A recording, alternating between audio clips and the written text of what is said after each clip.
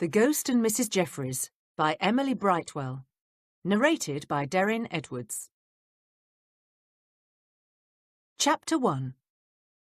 Abigail Hodges slammed the door so hard the gold-leaf mirror rattled dangerously against the foyer wall. She paused long enough to fling the door key and her silver-beaded purse onto a mahogany table before stalking across the polished oak floor to the bottom of the curving stairway. "Mrs. Trotter!" she bellowed for her housekeeper. "Come here at once! At once! Do you hear me?" There was no answer. "Mrs. Trotter!" she shouted again. "Thomasina! Thomasina! Where are you? What's going on here? Where is everybody?" Impatiently, her toe tapped against the floor. Where was the confounded woman? They'd pay for this. Abigail fumed. She'd teach the servants to ignore her summons. She'd teach them to play about while the mistress of the house stood waiting for service. Her toe stopped tapping against the floor as she realised how very silent the house was. Ominously silent, almost as though it was empty. A slow chill climbed her spine as she remembered the medium's parting words. Darkness, death, despair, the woman had intoned portentously. Abigail took a deep breath and resolutely brushed Esme Popejoy's warning aside. What nonsense the woman had spouted. She'd been absolutely right to tell that so-called medium precisely what she thought of such silly twaddle. She'd certainly had the last word on that matter. It was a deeply held principle that Abigail Hodges always had the last word. But where was everybody? The house was deathly quiet. Too quiet, Abigail thought. She listened for the faint noises that indicated the presence of those well-trained servants whose duty it was to wait up for the mistress of the house. But she heard nothing. "Hello? Is anyone here?" After a moment she snorted indelicately. She wasn't going to stand here all night like some frightened ninny. "Could that wretched husband of mine possibly have given the servants the night off?" she finally muttered, pushing the medium's theatrical warning to the back of her mind. She started slowly up the stairs, her steps encumbered by the heavy skirts of her evening dress. "No doubt he thinks it was wrong of me to keep them all in last Sunday.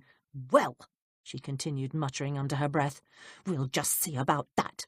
Coddling servants. When Leonard finally decides to bring himself home, I'll give him the task of sacking everyone. That'll put him in his place. That'll teach him to try to undermine my authority." Abigail reached the top of the stairs and paused to take a deep breath. She glanced back over her shoulder, hoping to hear the tapping footsteps of a running maid or Mrs. Trotter's breathless apologies for not being on duty to receive her. She heard nothing. Despite her brave words and utter fury, Abigail was frightened. She didn't like the feeling. It was unfamiliar to her, and it made her even angrier than she'd been when Leonard had announced his intention of escorting that silly Mrs. Popejoy to the train station. And after everything that had happened. Oh, she'd make him pay for this. She'd make him really pay. Esme Popejoy, that stupid woman. She'd never go to her for a reading again. Just because Mrs. Popejoy was the current rage and supposedly the best medium in the city didn't mean she had any genuine talent. Why, just look at tonight's fiasco. 7 people had paid good money to try to contact their dear departed loved ones, and they'd got nothing but some melodramatic claptrap. Darkness, death, and despair, indeed. Abigail's temper flared again. Why was she the one to have been singled out for a warning? She asked herself. Absolute rubbish, and that despicable Leonard. Instead of bringing her home and giving her comfort, her own husband had cavalierly agreed to escort that charlatan of a medium to the station. Tonight was the first time Leonard had ever openly defied her wishes. The experience left a nasty taste in her mouth. Abigail wasn't used to anyone defying her wishes. She wasn't about to let it go unpunished either. She smiled slightly, thinking of the conversation she'd have when her husband finally had the good sense to come home. She'd have the last word about that too, she promised herself. From below, she heard a loud creak. It sounded like a footstep. Abigail's heavy brows drew together. "Who's there?" But no one answered her. Instead of calling out again, she stomped down the hall to her room, bravado desperately trying to ward off an unwelcome curl of fear. Abigail frowned thoughtfully as she noticed all the lamps in the hallway had been lit. They'd been on in the drawing room as well, she remembered. Flinging open the door, she marched inside, noticing that every lamp in her room was blazing too. She wondered if Mrs. Trotter had done that before she'd taken herself off tonight. Usually that kind of wastefulness annoyed Abigail, but tonight she was almost grateful for the brightness. It helped keep the fear away. There was another creak. Abigail froze. The sound had come from the staircase. For some reason, though, she couldn't bring herself to call out again. Tilting her head towards the door, she listened hard for the noise to repeat itself, but there was nothing but silence. After a few moments had passed, she decided she was merely being fanciful, imagining things. This was an old house. Old houses groaned and creaked all the time. She had just never noticed it before. Abigail walked over and stood in front of her dressing table. Lifting her arm, she started undoing the buttons on the sleeve of her dress. "There is nothing outside the door," she told herself firmly. She finished the buttons on the sleeves and then reached behind her. Her fingers couldn't quite reach the tiny ornate buttons on the back of the dress.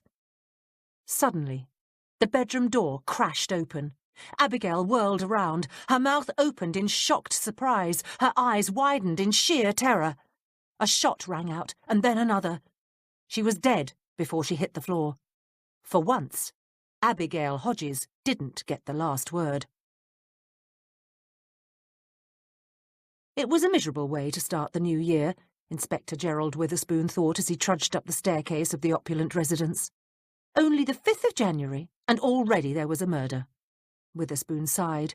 He'd so hoped that 1887 would be a good year, one that didn't have people murdering one another every time one turned around.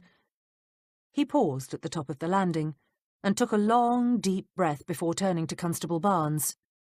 "Now, tell me again, Constable, who found the body?" Actually, he had no need to ask Barnes to repeat any information. He was merely trying to delay the moment when he had to examine the body. Nasty things, corpses. Witherspoon didn't much care for them. "Her husband, sir," Barnes replied. "He found her early this morning when she didn't appear for breakfast.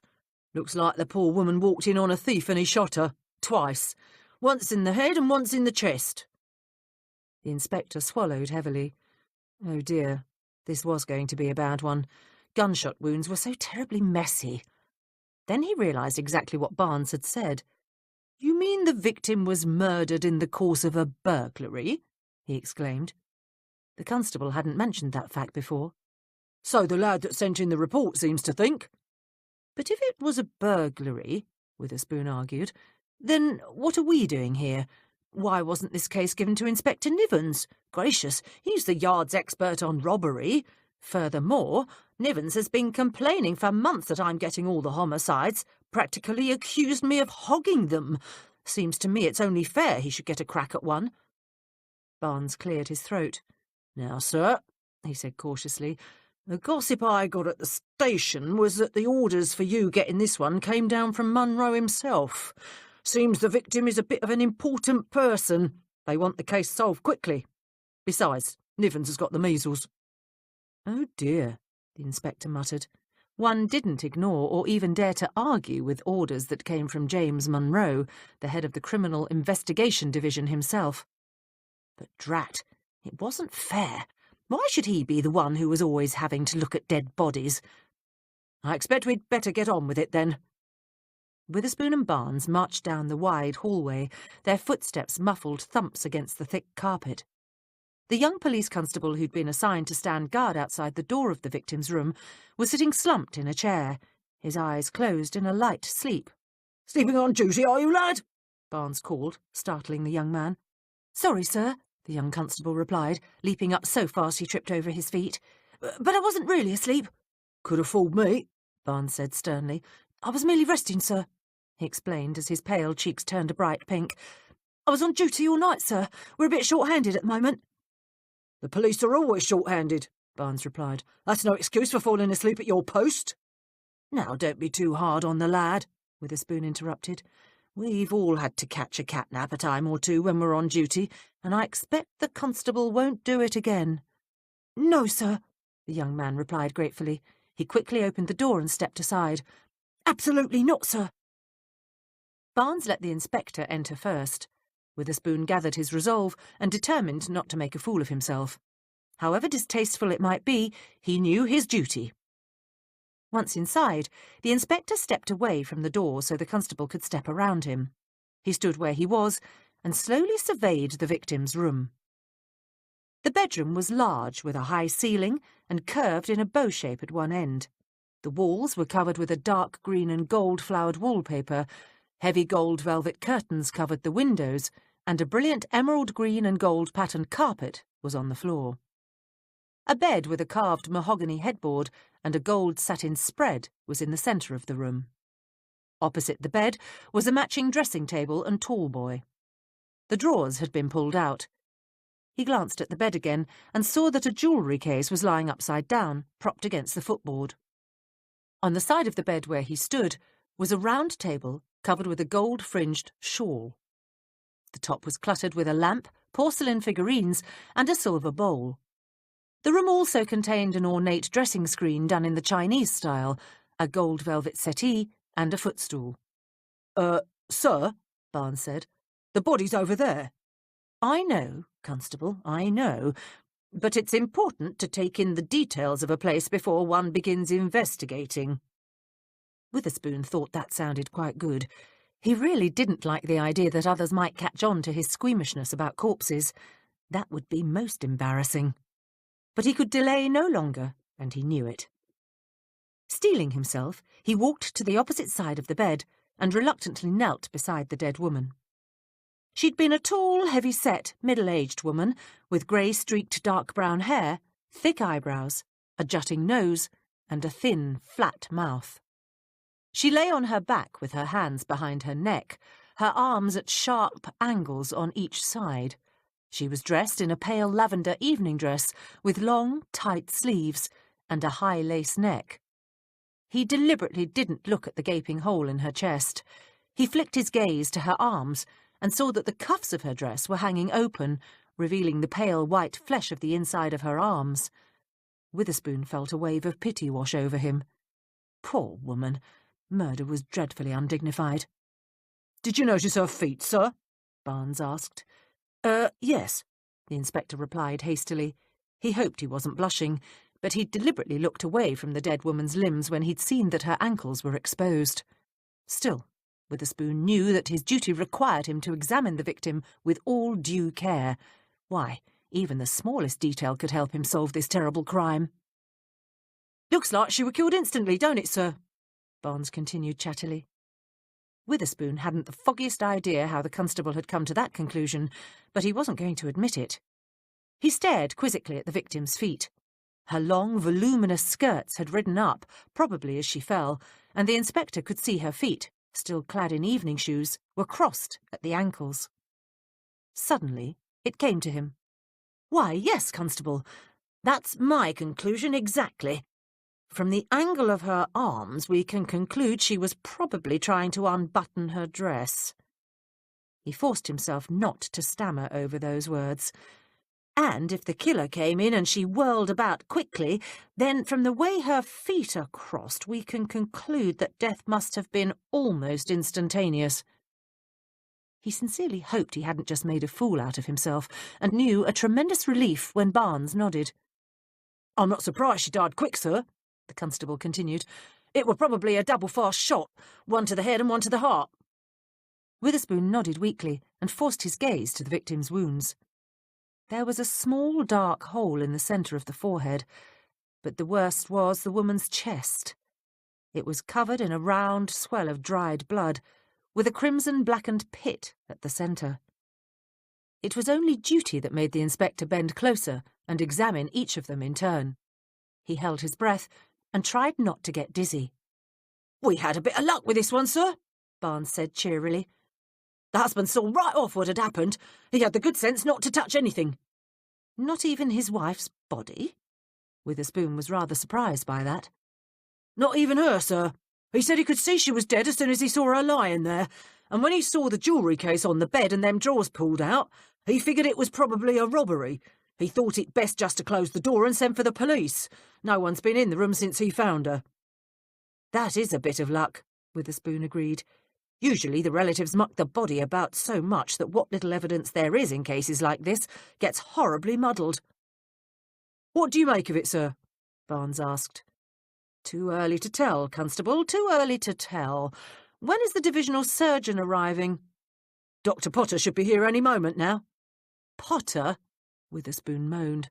"Oh dear, hasn't he retired yet? I'm sure I heard someone say he was going off to Bournemouth to grow roses." The constable sighed. "Not yet, sir." Neither man held the divisional surgeon in high esteem. "I suppose I'd better go and talk to the husband," the inspector said. He'd learnt what he could from staring at this poor woman. There was no point in prolonging this distasteful task. For the life of him, Witherspoon couldn't understand what one was supposed to learn from studying a corpse. It wasn't like they were ever going to speak up and tell you who'd done the foul deed. "What's his name?" "Hodges, sir. Leonard Hodges. The victim is Abigail Hodges." "Drat!" Witherspoon thought. "I should have asked the identity of the victim before I examined the body." He wasn't sure why he should have done that, but he felt like he'd missed the boat.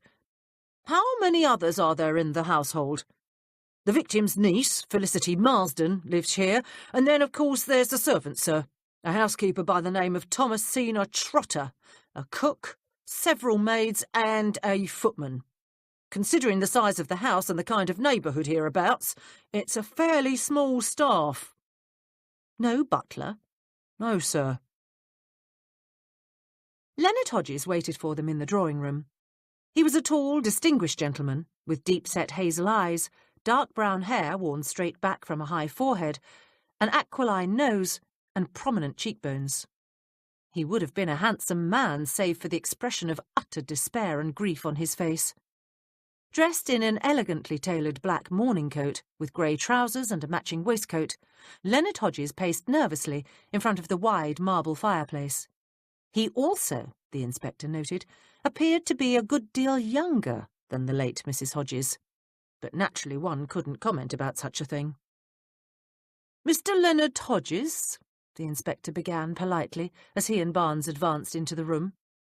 "Yes." Hodges started violently. Seeing the constable's uniform, he smiled weakly. "I take it you're the police?" "I'm Inspector Witherspoon, and this is Constable Barnes."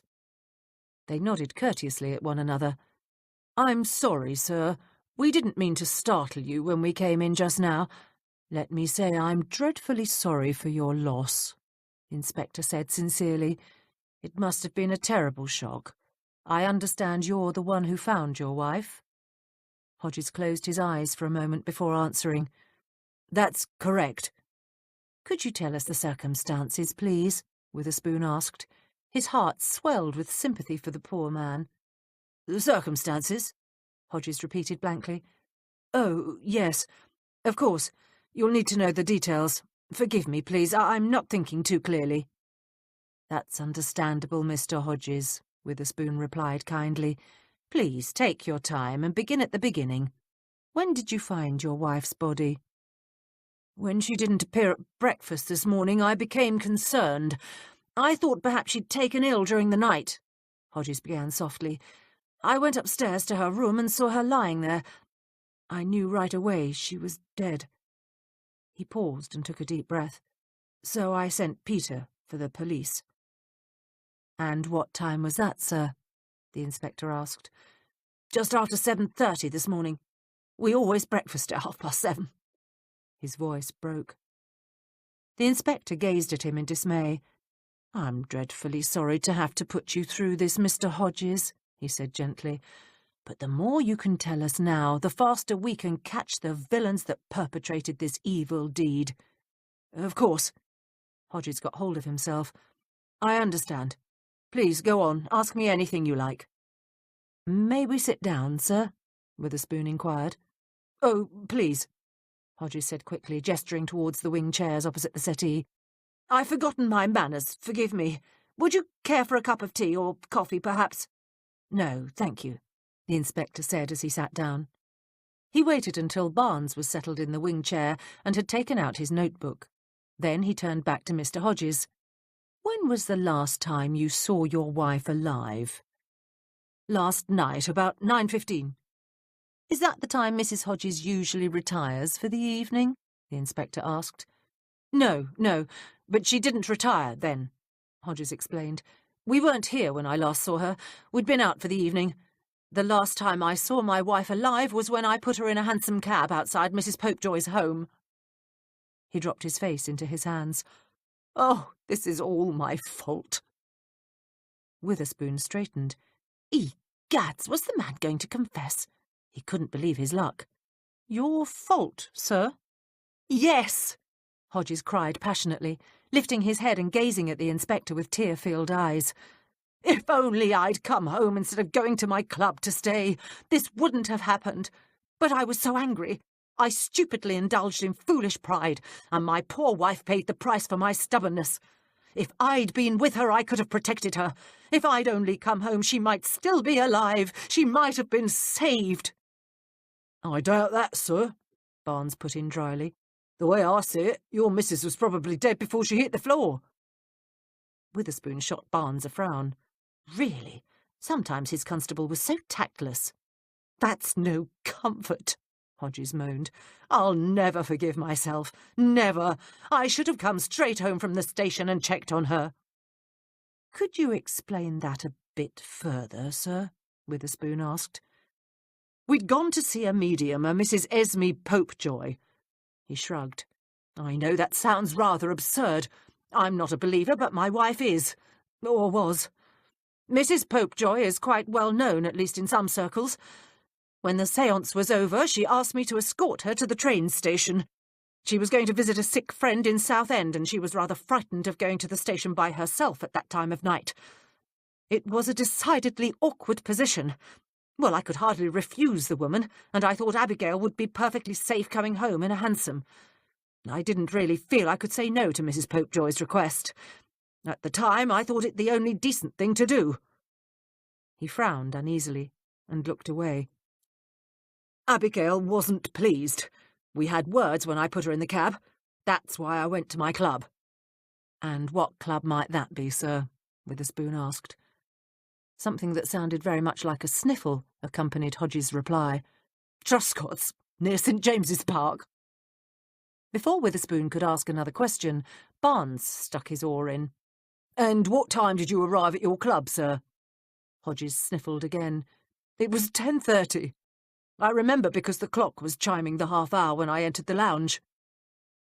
Suddenly his shoulders slumped, and he lifted his hands to cover his face. Soft, quiet sobs racked him. Witherspoon and Barnes stared helplessly at one another. Obviously the poor man was so overcome by grief he couldn't answer any more questions.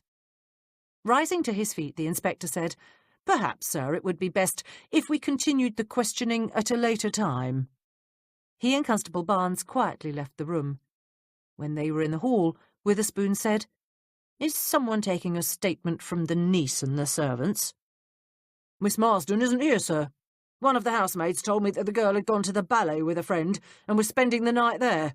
We've sent a constable round to fetch her, and as for the servants, Barnes snorted, one of the lads has already told me we won't get much out of them today. The housekeeper is the only one on the premises that isn't having hysterics. Do you want to talk to her now? The inspector sighed. I supposed we'd better. Should I have the lads start a house-to-house? Wait until after Potter's seen the body, Witherspoon replied. Perhaps he'll be able to at least estimate the time of death. Asking questions is always so much easier when you can pinpoint the likely time the crime took place. Barnes looked doubtful. But what if Potter can't or won't estimate the time? You know how he is. He won't want to say a word before he does the autopsy. And you know as well as I, sir, that the longer we wait before questioning the neighbours, the worse everyone's memory gets. True, Witherspoon admitted. Then go ahead with the house-to-house now. Have our lads ask the neighbours if they saw anything suspicious last night. Anything at all. Do you think the inspector would be home on time for his dinner? Mrs. Goodge asked. The cook cast a worried glance at the oven, where a nice bit of lamb was roasting. "I expect so," Mrs Jeffries, the housekeeper, replied. The servants at Upper Edmonton Gardens, home of Inspector Gerald Witherspoon, had just finished their evening meal.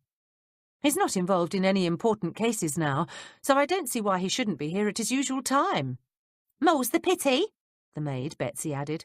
"He hasn't had a good case since November. I tell you, it's right boring." "I don't think it's boring," Wiggins the footman said. A wide, cheerful grin spread across his round face. "I think it's nice. Restful like. Gives a body time for other things in life." Betsy said. "You're just happy the inspector's not on a murder, so you don't have to give up none of your courting time. Not that it's done you much good. That Sarah Trippett still ain't giving you the time of day." Now, Betsy," Mrs Jeffries admonished. "Let's not tease Wiggins. He's got a right to privacy." She smiled to take the sting out of the words. "I wonder where Smythe is this evening. He's late." Smythe, the inspector's coachman, for all his independent ways, might be late for a meal, but he rarely missed one completely.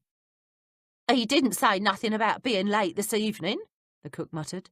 She shoved her empty plate to one side, rested her plump arms on the table, and gazed thoughtfully at Betsy. "But then again, he were a bit miffed when he left this morning. I could hear the two of you having a go at each other. What were that all about?" Everyone looked at Betsy. She stared fixedly at her lap as a bright blush spread over her cheeks. Mrs Jeffries sighed. Really, this was becoming tiresome. For the past few months, Betsy and Smythe seemed to be at odds every time one turned around. "Oh dear, did you and Smythe have words again this morning?" Betsy raised her chin and tossed her head, sending one long blonde curl over her shoulder. Her blue eyes flashed defiantly. "It weren't my fault this time," she said. "I don't know what's got into that man. He walks around here with a long face, snarling and snapping at people and sticking his nose into where it don't belong. Well, this morning I got fed up and told him to mind his own blooming business." "Admittedly, Smythe hasn't been in the best of moods lately," Mrs Jeffries agreed thoughtfully. She'd assumed that Smythe, like the rest of them, had a bad case of the winter doldrums. The weather hadn't been very good, the excitement of Christmas was over, and, even worse, the inspector hadn't had a good case for them to snoop about in since November. But as she gazed at Betsy's stubborn expression, she wondered if perhaps there might be more to Smythe's bad temper than a prolonged case of boredom. "But I am surprised he actually missed his meal. He must be very annoyed with you, Betsy. Would you like to tell us why? Perhaps we can help." Betsy sighed. "Oh, all right. Smythe's got a flea in his ear over me going to that spiritualist tomorrow night with Lucy Bell." Mrs Goodge snorted. "I don't think it's Lucy Bell that he objects to," she said. "More like that young man who's escorting the two of you." "And who might that be?" Mrs Jeffries was curious. Though most households made young female servants account for every moment of their free time, she'd always made it a policy not to interfere. Betsy went back to staring at her lap. "Edmund Kessler," she mumbled. She raised her chin. "But it's all quite respectable. Luty's going too. It's not like I'm going out and about with him on my own. Edmund's just a friend." Wiggins snickered. Mrs Goodge snorted again, and even Mrs Jeffries raised an eyebrow. Edmund Kessler had been hanging about now for 2 months. No wonder Smythe was annoyed, the housekeeper thought. Every time one turned around, Edmund was underfoot. Ever since they'd met the young man 2 months ago at a music hall. Luty Bell Cruikshank, a rather elderly, wealthy and eccentric American, had taken them all on the outing in gratitude for the help they'd given her in finding a young friend of hers who'd gone missing. During the course of that investigation, the servants of Upper Edmonton Gardens had also helped solve a rather nasty double murder. Not that one ever let on to anyone that one did such things, Mrs Jeffries thought. Save for a few trusted friends who were privy to their investigations on the inspector's behalf, it was a decidedly well-kept secret. Their dear employer, whom they all liked and admired tremendously, was completely in the dark about their activities, and they were committed to keeping him in the dark as well. But unfortunately, one of the results of their lovely outing to the music hall had been that Mr. Edmund Kessler, bank clerk, had become smitten with their Betsy. He'd also become a bit of a nuisance. Edmund had contrived excuse after excuse for seeing the girl. He brought Mrs. Goodge recipes, he kept them apprised of where the best bargains for household linens were to be had, and he'd even gone so far as to help Wiggins wash the front windows. But Mrs. Jeffries knew that the girl wasn't really interested in the poor lad. Why, she was actually quite surprised that Betsy had even agreed to go to a séance with him. It wasn't like the maid to lead the boy on. Betsy must really want to go to that séance. "Well," Mrs. Jeffries said, "I expect Smythe is over his bad temper now. He'll come home in his own good time." The words were no sooner out of her mouth than they heard the back door opening, and the subject of their conversation stepped inside. Smythe was a tall, powerfully built, dark-haired man, with heavy, almost brutal features, usually softened by a generous smile, and a pair of twinkling, deep brown eyes, fringed with long lashes. He was not smiling tonight, nor was there a cocky grin on his face. "It's blooming cold out there," he said, shrugging off his overcoat and hanging it on the oak coat rack. "Almost as bad as last year." He walked to the table, his big body moving almost silently, despite his being such a large man. Under his arm he carried a folded-up newspaper. Smythe's heavy dark brows came together in a scowl when his gaze fell on Betsy. She refrained from looking at him. Instead, as he tossed the evening paper down at his place at the table, she snatched it up and opened it. "Sorry I'm late," he mumbled, easing himself into a chair and ignoring the fact that Betsy had pinched his newspaper. "That's quite all right, Smythe," Mrs. Jeffries assured him. "We've already eaten, but Mrs. Goodge has your supper warming in the oven." The cook started to heave her considerable bulk to her feet, but the coachman stopped her. "Don't trouble yourself getting up," he told her. "I can wait a bit for me dinner, and I can get it myself." "We were having a nice natter about Betsy going to that spiritualist," Wiggins said innocently. Smythe's scowl deepened, but he said nothing. The footman didn't appear to notice. "I'm only going because it might be interesting," Betsy said. She put the paper down.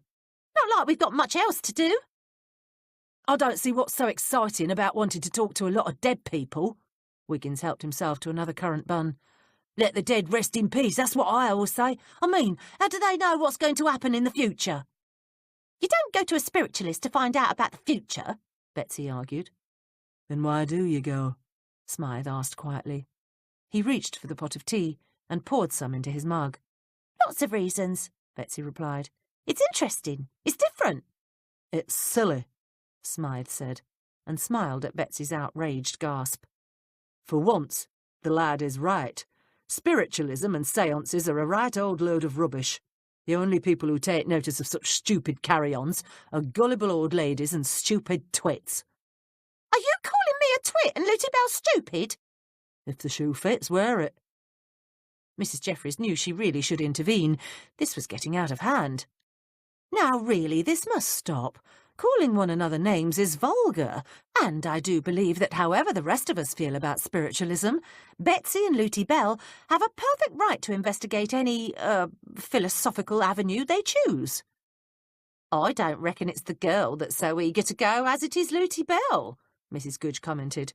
"Frightening though it is, I'm forced to agree with Wiggins. Let the dead stay dead and buried. Seems to me if you keep bothering 'em with a lot of tomfool questions, they'll get right annoyed. Probably tell a packet of lies just so you'll leave 'em be."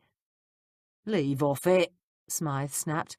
"You're all talking about it like it were real. Spiritualists are nothing but a bunch of thieves taking hard-earned money off the likes of gullible girls like Betsy and old women like Looty." Mrs. Jeffries gave up. She might as well let them argue. "Fat lot you know about it," Betsy responded. "You've never been to one." "And I've got too much sense to go to one too." Oh, well, Mrs. Jeffries thought as the debate raged around the table, there was nothing wrong with a free exchange of ideas and opinions. Her gaze fell on the newspaper. She scanned the page quickly, and a small article at the bottom of the front page caught her eye. She snatched the paper up and hurriedly read it. "You've just got a closed mind," she heard Betsy snap. "And I intend to keep it closed to bloomin' rubbish like that," Smythe shot back. "Why does anyone think the dead wants anyone talking to 'em?" Wiggins asked. "This is quite an interesting article," Mrs. Jeffries began. Everyone ignored her. "You can get advice from him," Betsy said heatedly. They're on the other side. They can keep you from making terrible mistakes, help you with your investments and such. Investments? Mrs. Goodge was outraged. What do they know about investments? That's a bit risky if you ask me. I don't see that just 'cause someone dies he gets any smarter. Just look at old Mr. Trundle. He was the half-wit that lived over on Faverhill Road. Could you imagine the likes of him telling you what to do or where to invest your money? I really think you ought to listen to this, Mrs. Jeffries tried again. It may be very important. They took no notice of her. Exasperated, she shouted, "There's been a murder!" The word was magic. Silence descended as everyone stopped talking and turned to her. A murder? Mrs. Goodge took her elbows off the table and sat straight up. Where? Betsy's blue eyes widened. Who? Smythe leant forward, his expression serious and intense. Is it in the inspector's district? Wiggins' mouth turned down in a dismal frown. Oh, no, he moaned. Not again. Chapter 2. Get on with you, boy, Mrs. Goodge snapped. Stop your moaning. What does it say, then? She nodded at the newspaper in Mrs. Jeffries' hand. The housekeeper cleared her throat. Woman found murdered, she began. This morning, the body of Mrs. Abigail Hodges of No. 8 Camden Street was discovered by her husband, Mr. Leonard Hodges. The police were notified, and the deceased was taken to a mortuary. The police would only confirm that the victim had died of gunshot wounds. Reliable sources, however, have said the deceased may have been murdered in the course of a robbery. An inquest will be held tomorrow. Is Camden Street on our inspector's patch, then? Betsy asked hopefully. Should be. I think it's one of them posh streets near the Royal Crescent, Smythe replied. He grinned slowly. Looks like the inspector's got himself another one. Not necessarily, Mrs. Jeffries said. She shook her head, dislodging a dark auburn tendril from her well-kept bun. This case could very well be given to Inspector Nivens. Inspector Nivens? Smythe yelped. His grin disappeared. That ferret-faced little toff. Bloomin' Ada! That one couldn't find a horse at a racecourse, let alone a murderer. Mrs. Jeffries smiled at the coachman's colourful description of Inspector Nivens's ability. She didn't think highly of the man herself. I couldn't agree more, she said. The odious man is constantly interfering in Inspector Witherspoon's cases, or at least trying to, but disliking him won't change the facts. If this article is correct and the murder was committed during a robbery, I expect the case will go to him. Inspector Nivens is the Yard's resident expert on burglary. He's far more experienced with that sort of crime than our own Inspector Witherspoon. Well, isn't that just the worst luck? Betsy complained. We finally comes across a decent murder and we're not going to get it. It's not fair. What's so unfair about it? Wiggins asked. He brushed a lock of light brown hair off his forehead. Seems to me our inspector gets more than his share of murders. Maybe this Inspector Nivens wants a turn too. Mrs. Jeffries gazed down the length of the table. Except for Wiggins, everyone else looked as glum as an undertaker. She raised her eyes and stared blankly at the opposite end of the kitchen, to the set of windows that faced onto the street. This floor of the house was built below ground level, so the melancholy music of the drizzling rain was louder, more intense. The miserable weather now matched their moods. Mrs. Jeffries sighed. She wished she had kept quiet about that article. There was nothing worse than raising false hopes, and there was nothing she could say to cheer anyone up. It would be terribly wrong to wish for another murder merely because the household of Upper Edmonton Gardens was bored. She turned her head slightly as she heard the clip-clop of horses' hooves stop on the pavement outside the house. A moment later, there were pounding footsteps. There's the inspector now, she said, getting to her feet. Not to worry, then. There's always the chance that this case has been given to him, and if so, I shall find out all the details I can. Should we meet back here for cocoa after he's gone up? The cook called. She gazed at the housekeeper hopefully. Just on the off chance he did get it. That'll be fine, Mrs. Goodge, Mrs. Jeffries said as she hurried up the stairs. Cocoa at 10 o'clock. Good evening, sir, Mrs. Jeffries called out cheerfully as the inspector stepped through the front door and into the hall. A gust of cold January rain came in with him, sprinkling water on the brand-new oriental rug. The housekeeper hurried forward. "Gracious, sir, what a dreadful evening!" "Yes, it is rather," Witherspoon replied morosely as he took off his hat and coat. A cascade of water dripped off the rim of his bowler. The inspector didn't seem to notice. Mrs Jeffries watched him carefully as he hung up his wet things. His bony, angular face was set in lines of despair. There were deep creases around his clear, grey-blue eyes, and when he'd taken his hat off, the thinning dark brown hair on the top of his head was standing on end, as though he'd spent hours running his fingers through it. "It may be wet outside, sir," she said, "but we'll soon have you warm and dry." She hid her delight behind a sympathetic smile as she turned and led the way to the dining room. From his expression, she'd bet 6 months' housekeeping money that he'd got the Camden Street murder. "Mrs Gooch has a lovely dinner waiting for you. That'll soon fix you right up." I say," the inspector hesitated at the door of the drawing-room, "I've no wish to inconvenience the cook, but do we have time for a spot of sherry? I dare say on a day like this that'll warm me up even faster than one of Mrs Gooch's superb meals." "Of course, sir," Mrs Jeffries agreed, stepping back smoothly and entering the drawing-room. She walked to the walnut table upon which the sherry decanter and a set of glasses rested, and poured 2 glasses of amber liquid. They frequently had a glass of sherry together before Witherspoon's evening meal. The inspector had started the custom soon after Mrs Jeffries had arrived in his household. He'd claimed that drinking alone wasn't a healthy habit. Mrs Jeffries agreed, but she also knew that he really liked these little chats together so he could unburden himself. People had been unburdening themselves to her for as long as she could remember. She was not only used to it, she encouraged it. For she knew that one of her greatest assets in life was her ability to listen. With her plump, motherly face and dark brown eyes, she inspired confidence in those who desperately needed someone to confide in. This ability had stood her in good stead over the years, and she'd developed a 6th sense, an almost uncanny talent for getting information out of people, even when they didn't want to say a word. "Here you are, sir," she said, placing his glass on the table next to the inspector's favourite chair, and then sitting down on the settee.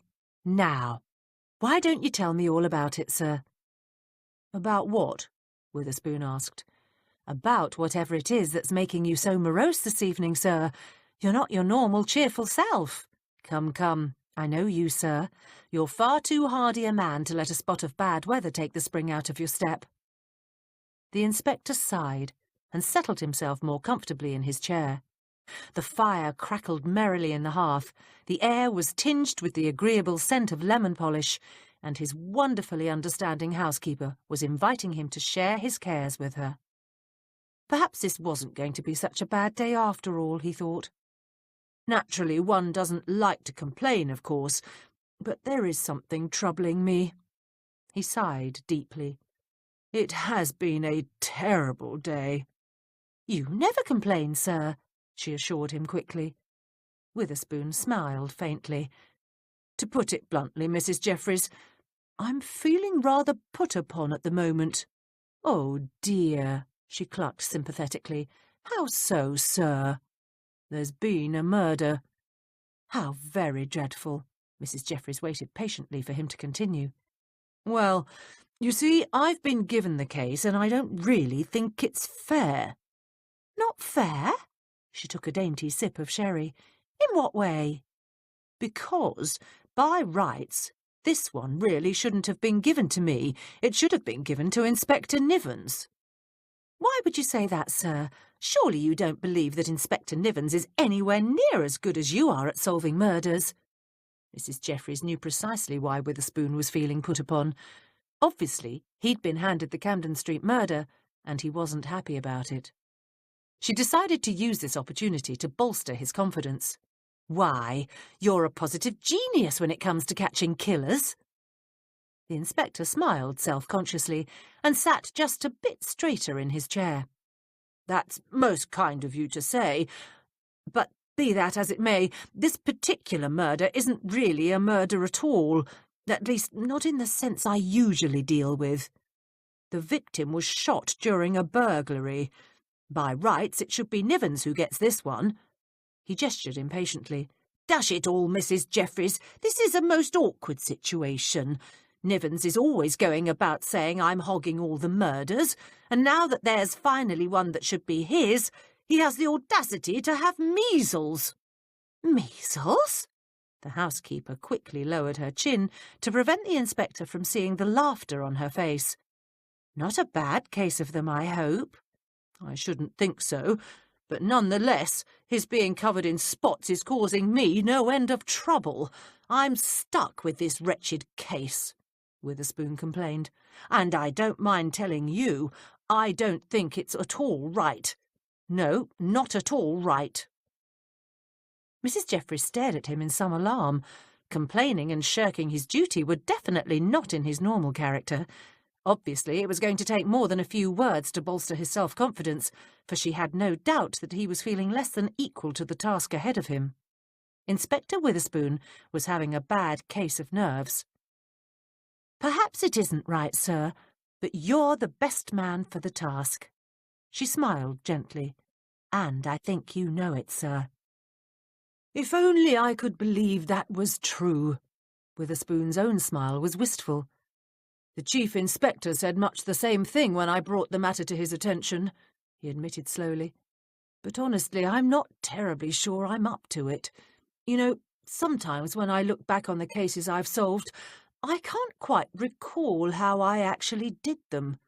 And today, when I was standing over that poor woman's body, I kept thinking that perhaps I'd only been lucky in the past. Perhaps I'd fail this time and never catch the beast that had taken her life. It was a most depressing thought, Mrs. Jeffries, most depressing. Mrs. Jeffries' heart went out to him. Of course he couldn't recall how he'd solved those cases, she thought. If he could, it would be obvious he'd had help, and that would never do. Now, sir, don't be absurd.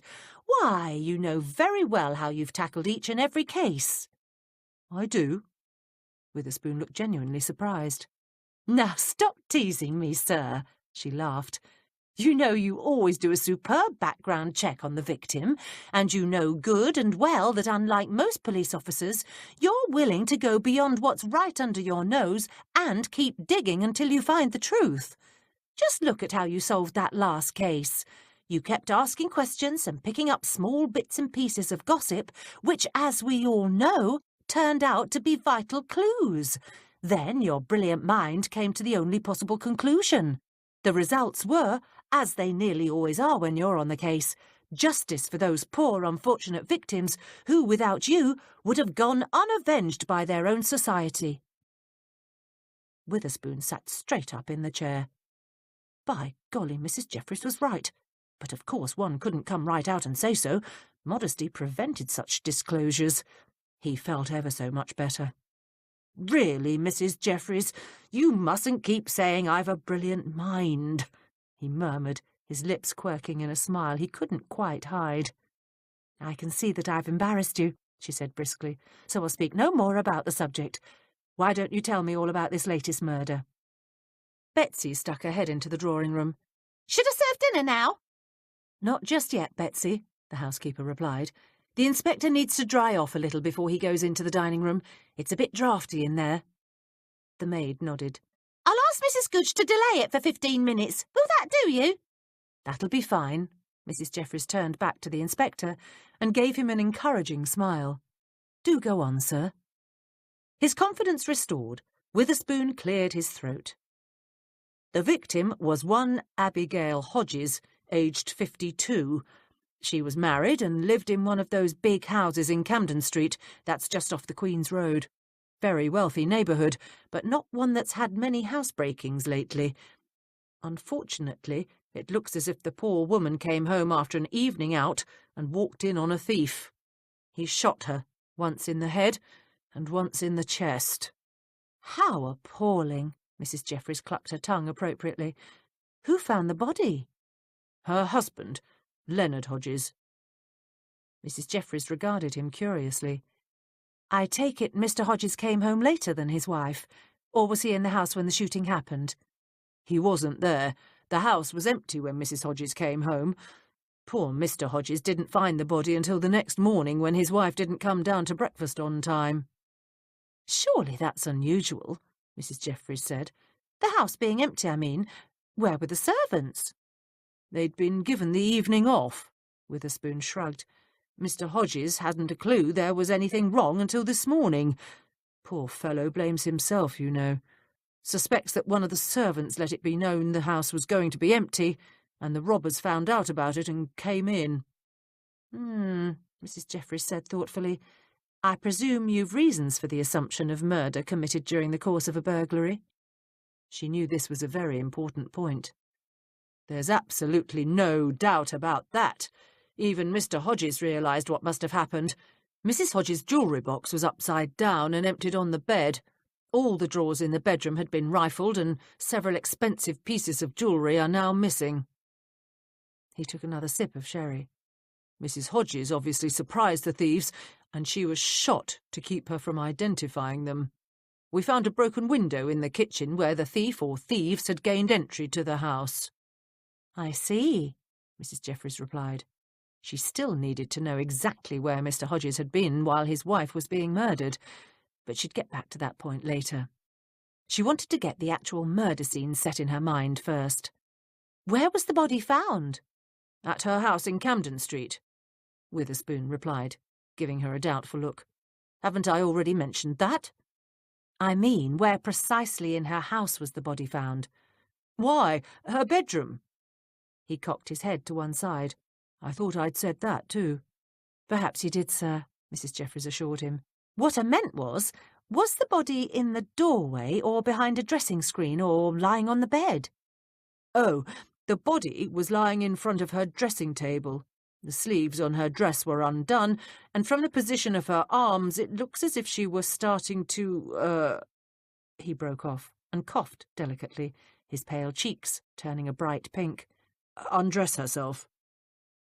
Mrs. Jeffries' eyebrows drew together. Really, sir? Now that is peculiar. Let me make sure that I understand. Mrs. Hodges was standing in front of her dressing table getting ready for bed, correct? Yes.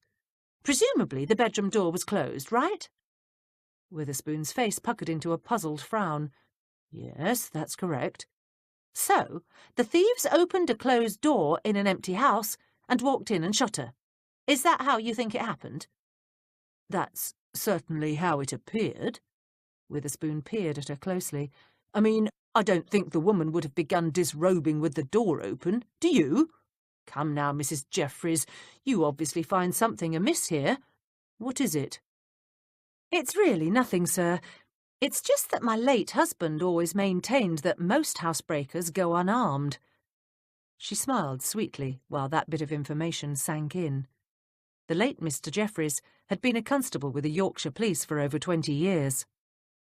Well, yes, I quite understand that, but what's that got to do with the bedroom door being closed? Simple, sir. If Mrs. Hodges were inside her bedroom, why didn't the burglars leave? Why commit murder when they could have slunk out the front door? Even if Mrs. Hodges had become aware of their presence, surely any burglar worth his salt could move faster than a 52-year-old woman. But if they'd done that, they wouldn't have got the jewellery, he explained. And that obviously was why they were in the Hodges house in the first place. Now, even I know it's unusual for burglars to carry firearms, but these villains are obviously more ruthless than most. They came to steal, and they were willing to murder anyone who got in their way. For the moment, the inspector's mind was made up. Mrs. Jeffries knew that at this stage of the investigation it would be useless to attempt to get him to consider another point of view. But she knew how to bide her time. He was only sticking like a burr to this burglary notion because he was still unsure of his own abilities. "How are you going to approach this case, sir?" she asked. "Naturally, we're going to try to trace the jewellery." "What jewels were actually stolen?" "A string of pearls, an opal ring and a garnet brooch." Mrs. Jeffries stared at him in surprise. "That's all? Pearls, an opal ring and a garnet pin? None of that sounds particularly valuable. Not valuable enough to commit murder over, anyway." Witherspoon gave her a pitying look. dear Mrs. Jeffries, you're so very innocent. Why, there are places in this city where a thief would cut your throat for 2 shillings. But surely a wealthy house off the Queen's Road isn't one of them. She smiled briefly. Did the thief empty the jewellery box? No. Witherspoon had been puzzled over that himself. There were several pieces he didn't take, a gold necklace and a couple of rings, but Mr. Hodges assured us that those things were merely baubles. Most of Mrs. Hodges' really good jewellery is kept in a bank vault. Mrs. Jeffries replied. Where did you say the husband was last night? He was at his club. Witherspoon didn't like the doubts Mrs. Jeffries had raised about the subject of burglars, but he comforted himself with the knowledge that there was a first time for everything, including a housebreaker arming himself. And where had Mr. and Mrs. Hodges gone before the murder? To visit a medium, a Mrs. Esme Popejoy. Witherspoon gave her his man-of-the-world smile. It seems Mrs. Hodges was a devotee of spiritualism and séances. I dare say it's quite shocking what nonsense otherwise respectable people get up to, isn't it?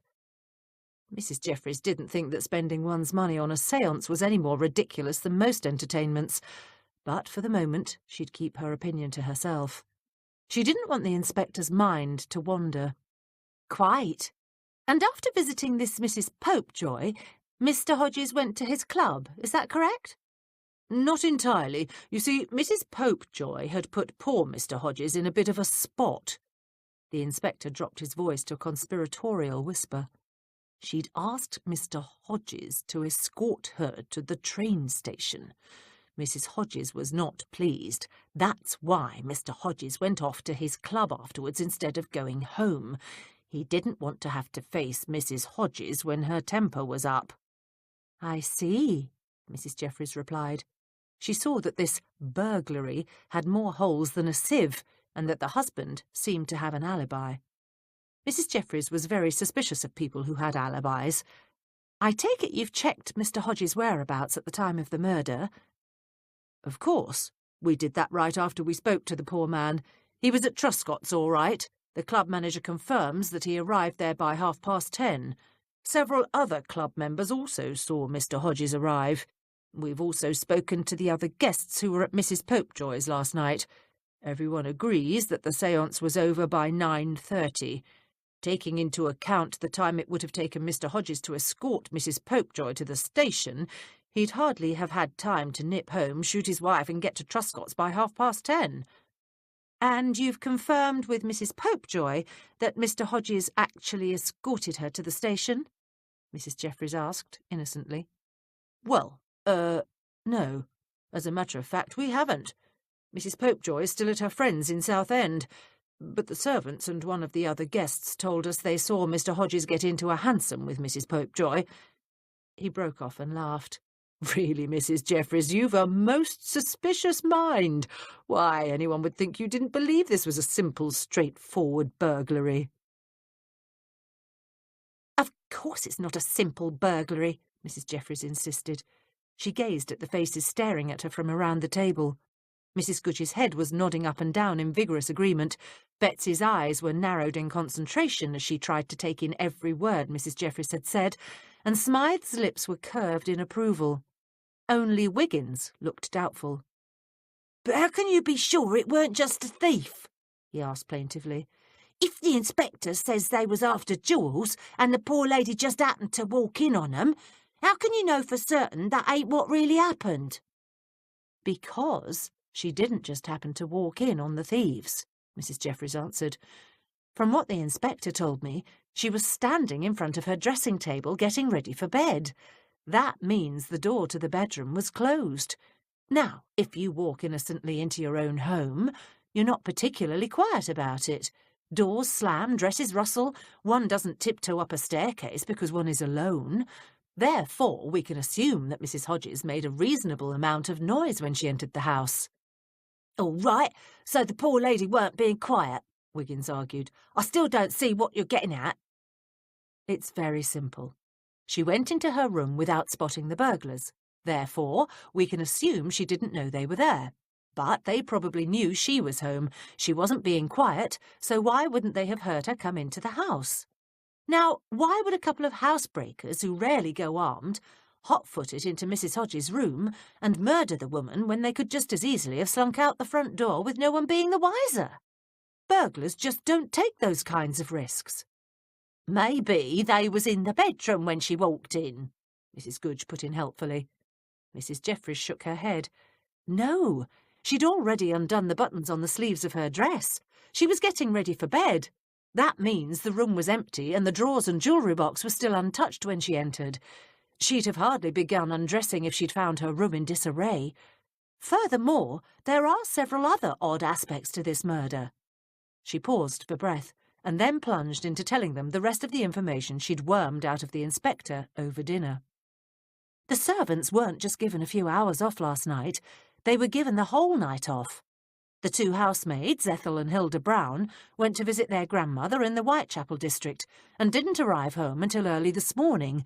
The footman, Peter, spent the night in Brixton with his father, and the housekeeper, Thomasina Trotter, visited her old nanny who lives in Fulham.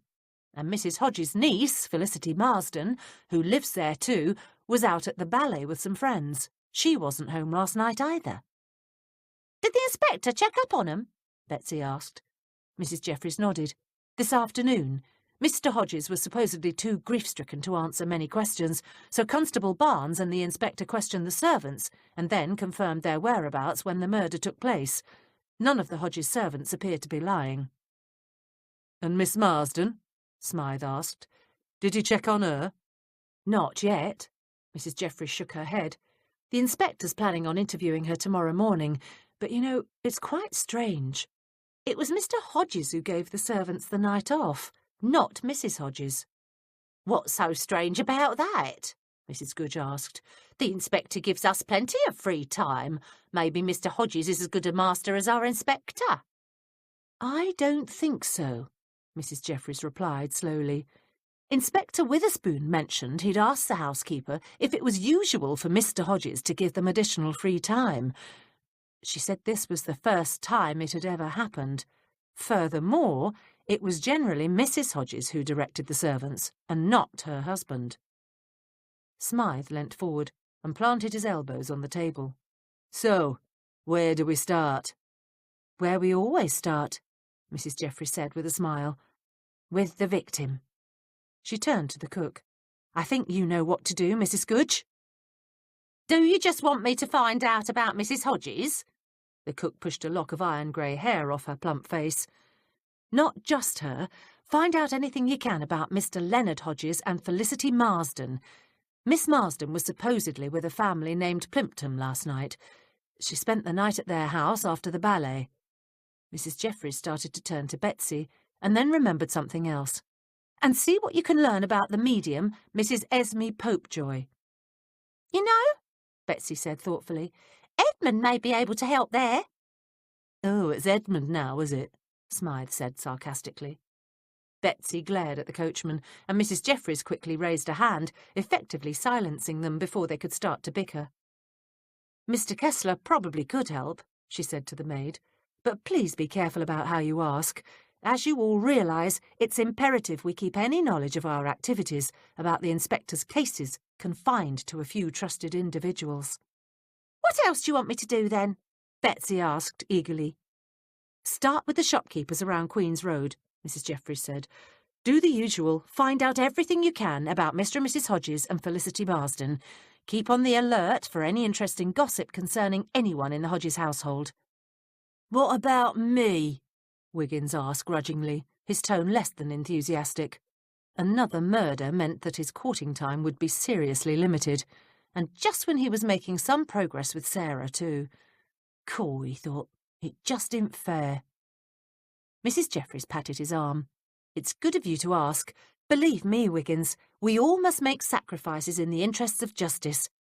I want you to try to make contact with the footman from the Hodges household. The inspector said young Peter has been in service there for several years. He'll probably know many useful things about the Hodgeses. Try to find him. See if you can loosen his tongue a bit." She sat back in her chair. "Also, Keep in mind that the inspector said that Mr. Hodges appeared to be a good deal younger than his wife. Mrs. Goodge snorted. He's probably married her for her money, then. That's rather a cynical attitude, Mrs. Jeffries said, but possibly true. Inspector Witherspoon didn't actually say so, but I got the impression that it's Mrs. Hodges who had the money and not Mr. Hodges. Additionally, and getting this tidbit out of the inspector took some doing, believe me, I also got the impression that Mrs. Hodges wasn't a particularly attractive woman, either in appearance or character. Is there anything else? Betsy stifled a yawn. Let me see. Mrs. Jeffries frowned thoughtfully. She'd given them all the information she'd got out of the inspector at dinner. It wasn't much in the way of facts, but it was a start. She lifted her chin until she met Smythe's gaze. But before she could give him any instructions, he rose to his feet and gave them all a cheeky grin. No need to tell me, Mrs. J. I'm on my way. Lots of good pubs round the Queen's Road. I should be able to come up with something for you by tomorrow morning. Tomorrow morning? Betsy yelped. That's not fair. I can't even get to them shopkeepers till 9:30. What are you carping about? Mrs. Goodge snapped. We're not getting any deliveries tomorrow at all. I'll have to sit at the back window all day and snatch whoever walks by before I can start asking my questions. Mrs. Goodge was the only one of the household who managed to obtain her information without even leaving the kitchen. The cook had a well-developed network of delivery people, rag-and-bone men, chimney sweeps, washerwomen and tramps whom she regularly paraded through the Witherspoon kitchen. With this ragtag band, whom she fed and plied with dozens of cups of hot tea, she obtained every single morsel of gossip about everyone of importance in London. Now, this isn't a competition, Mrs. Jeffries interjected. Really, a bit of healthy competitiveness was fine, but they were beginning to carry things a bit far. Remember why we're doing this? It's to help the inspector. And also because they were all born snoops. Solving murders was far more exciting than counting bed linen and polishing silver. We're not forgetting the inspector, Betsy said, her expression sober. We all owe him too much. Immediately, Mrs. Jeffries' annoyance faded as she looked at the sombre expressions surrounding her. She knew that despite their natural love for detecting, the real reason they all worked so hard on the inspector's cases was because they all wanted to. It was a way of paying him back, without his knowledge, of course, for what he'd done for each and every one of them. Betsy had been a half-starved waif on the inspector's doorstep when he hired her. Wiggins and Smythe had both worked for the inspector's late Aunt Euphemia, but Wiggins was no more trained as a real footman than a dancing bear, and the inspector needed a coachman and horses about as much as he needed a hole in his head. But rather than toss them both out onto the street to fend for themselves as best they could, he'd kept them on. And her. She sighed deeply. Mrs. Jeffries knew that she'd been in need of a brood to mother, and an outlet for her own intellectual curiosity when he'd hired her as his housekeeper. When she'd realised that he could and did need someone to talk his cases over with, she'd been so delighted she'd almost convinced herself that fate had deliberately brought the two of them together. The only fly in the ointment, as far as she could tell, was that Inspector Witherspoon wasn't married. She knew the dear man was lonely. He was also notoriously shy, why, one could almost call him backward, with the fair sex. But Mrs. Jeffries wasn't giving up. She knew that with a bit of help and a few gentle nudges, she could eventually find her inspector just the right woman. Betsy's voice broke into her thoughts. But it ain't fair that he, the maid pointed at the grinning coachman, should get such a head start. Mrs. Jeffries noticed that Betsy was so annoyed she was dropping her H's again. Smythe is not getting a head start, she repeated firmly. It's merely that it is easier for him to pursue his inquiries at night than it is during the day. Her voice trailed off as she suddenly remembered something else the inspector had told her. She turned from Betsy to look at the coachman. Smythe, Mrs. Hodges was sent home in a hansom, and from what the inspector said, Mr. Hodges and Mrs. Popejoy took a hansom to the train station as well. It might be a good idea to try to track the drivers down. Smythe's cocky grin faded. He'd much rather hang about in pubs than pound the streets looking for cab drivers. Bloomin' Ada, Mrs. J. That's a tall order. Remember the last time you had me tracking down cab drivers? It might take days." "I remember the last time quite well," she replied calmly. "And if you'll recall, we learnt a substantial amount of information about that case from all your hard work." She smiled softly. "I know it's asking a lot, but I really think it might be useful." "All right," he said, his tone filled with grudging respect. "Where does this Mrs. Popejoy live? I might as well start checking the cabbies in that area first. And what station was she leaving from?" "Number 7, Eddinger Place. It's less than half a mile from the Strand. The inspector hasn't been there yet. He was merely repeating what Constable Barnes had found out. Mrs. Popejoy's friend lives in Southend." "Southend?" Smythe yelped. "Blimey, that's the T&S line. Them stations is clear over to the East End. It'll take me half the night to track down that cabby." "Yes, I know it's inconvenient, but the sooner we get started, the sooner we'll have some real facts to sink our teeth into." "Is this Mrs. Popejoy still in Southend?" Mrs. Goodge asked. "As far as I know," Mrs. Jeffries replied. "Inspector Witherspoon is planning on speaking with the lady tomorrow afternoon." "Why not tomorrow morning?" Smythe asked, his dark eyes narrowed thoughtfully. "Tomorrow morning is the inquest. The inspector says he wants to hear Mrs. Popejoy's evidence at the inquest before he questions her." Chapter 3. "What did you think of Mrs. Popejoy, sir?" Constable Barnes asked as he and the inspector hurried down Camden Street to the Hodges house. "Not one for hiding her light under a bushel, is she?" "No," the inspector agreed. "She isn't." He was only half listening to the constable. His mind was preoccupied with other matters. They'd just come from the inquest. Witherspoon knew he should be feeling far happier than he was. The ruling had been as expected. Mrs. Abigail Hodges had been murdered. Dr. Potter's evidence, along with the evidence of the burglary, left no doubt that the death had occurred during the commission of a crime. Well, obviously, the woman was killed during a robbery, the inspector told himself sternly as they approached the victim's house. Everything pointed to that. He absolutely refused to allow himself to be sidetracked into thinking this crime was a complicated murder plot when everything, including the coroner's inquest, clearly showed it to be a simple robbery with very tragic results. Yet despite his resolve, he couldn't quite shake the suspicion that there might be more to this case than he'd first anticipated. He kept remembering his housekeeper's comments. "Housebreakers rarely go armed," she'd said, and then she'd pointed out the matter of the bedroom door being closed, and why didn't the thieves simply slip out the front door? Witherspoon sighed. Something else was bothering him as well. Something Constable Barnes had mentioned yesterday when they'd been examining the broken window in the Hodges' kitchen. The window the thief or thieves had used to gain entry to the house. The inspector came to a dead stop and turned to face Barnes. "What did you say about all that glass yesterday?" The constable's craggy face went blank for a moment, and then cleared. "You mean the broken window in the kitchen?" The inspector nodded. "All I said was the glass fragments looked a mite peculiar." "I remember that," Witherspoon said earnestly, "but we were interrupted and I never got a chance to ask you what you meant by that remark.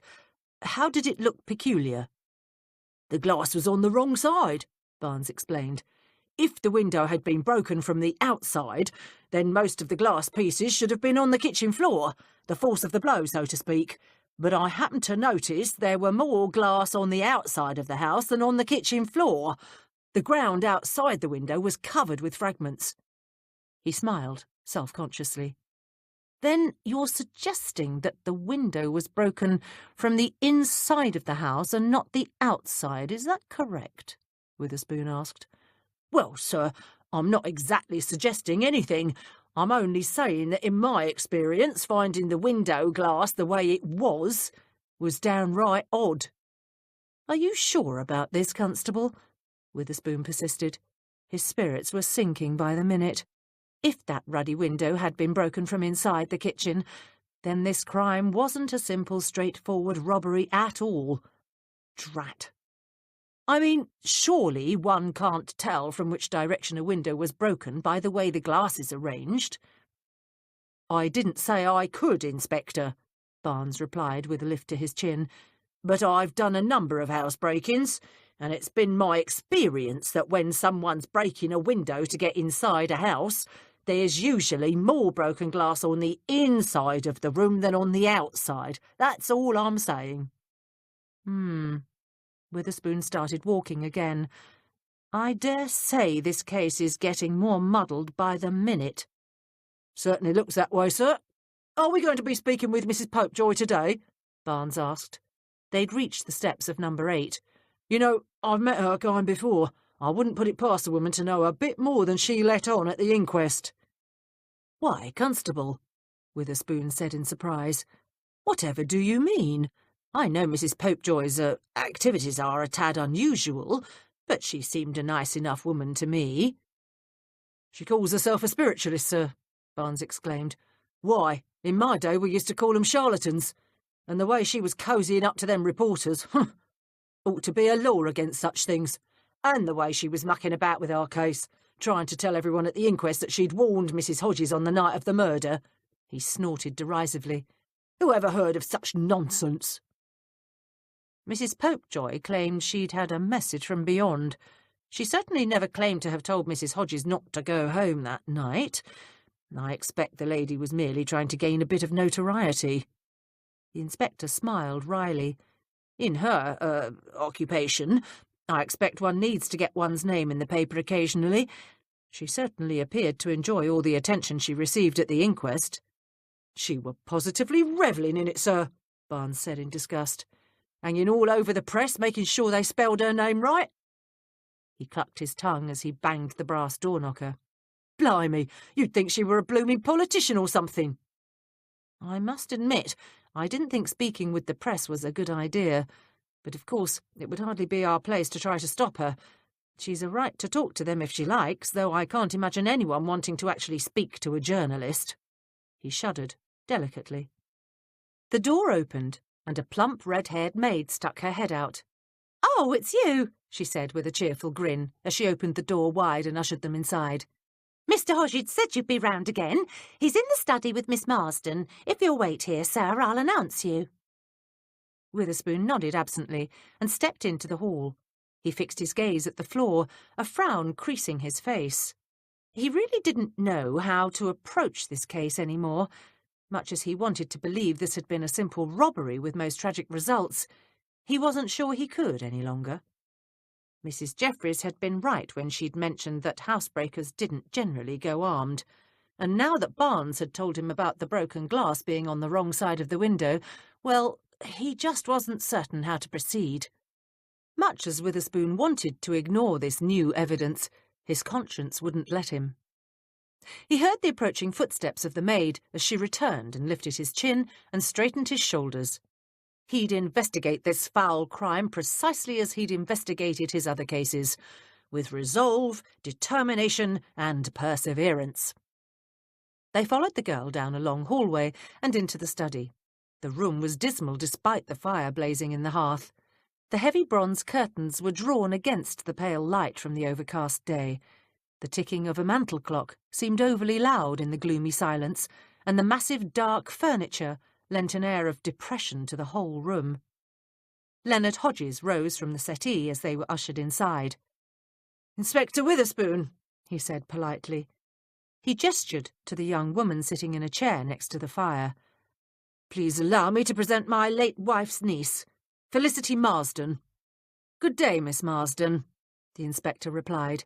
He introduced Constable Barnes. Felicity Marsden smiled nervously. "Good day, gentlemen," she murmured. The inspector gazed at the young woman, seeing in her a distinct resemblance to her late aunt. She had the same dark hair, but in her case the curls were soft and drawn back with a ribbon at the nape of her neck. Her skin was a pale ivory, and her nose strong without being large. Her face was more refined, more delicate than Abigail Hodges.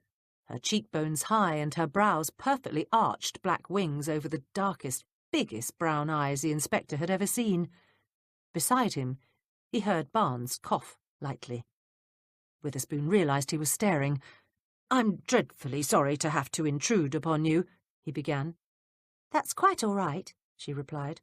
"I realise it's necessary." "We've a few questions that need to be asked," The inspector deliberately tried to make his tone kind and gentle, "and I assure you we'll do our very best to make them as brief as possible." "Thank you." She clasped her hands together in her lap.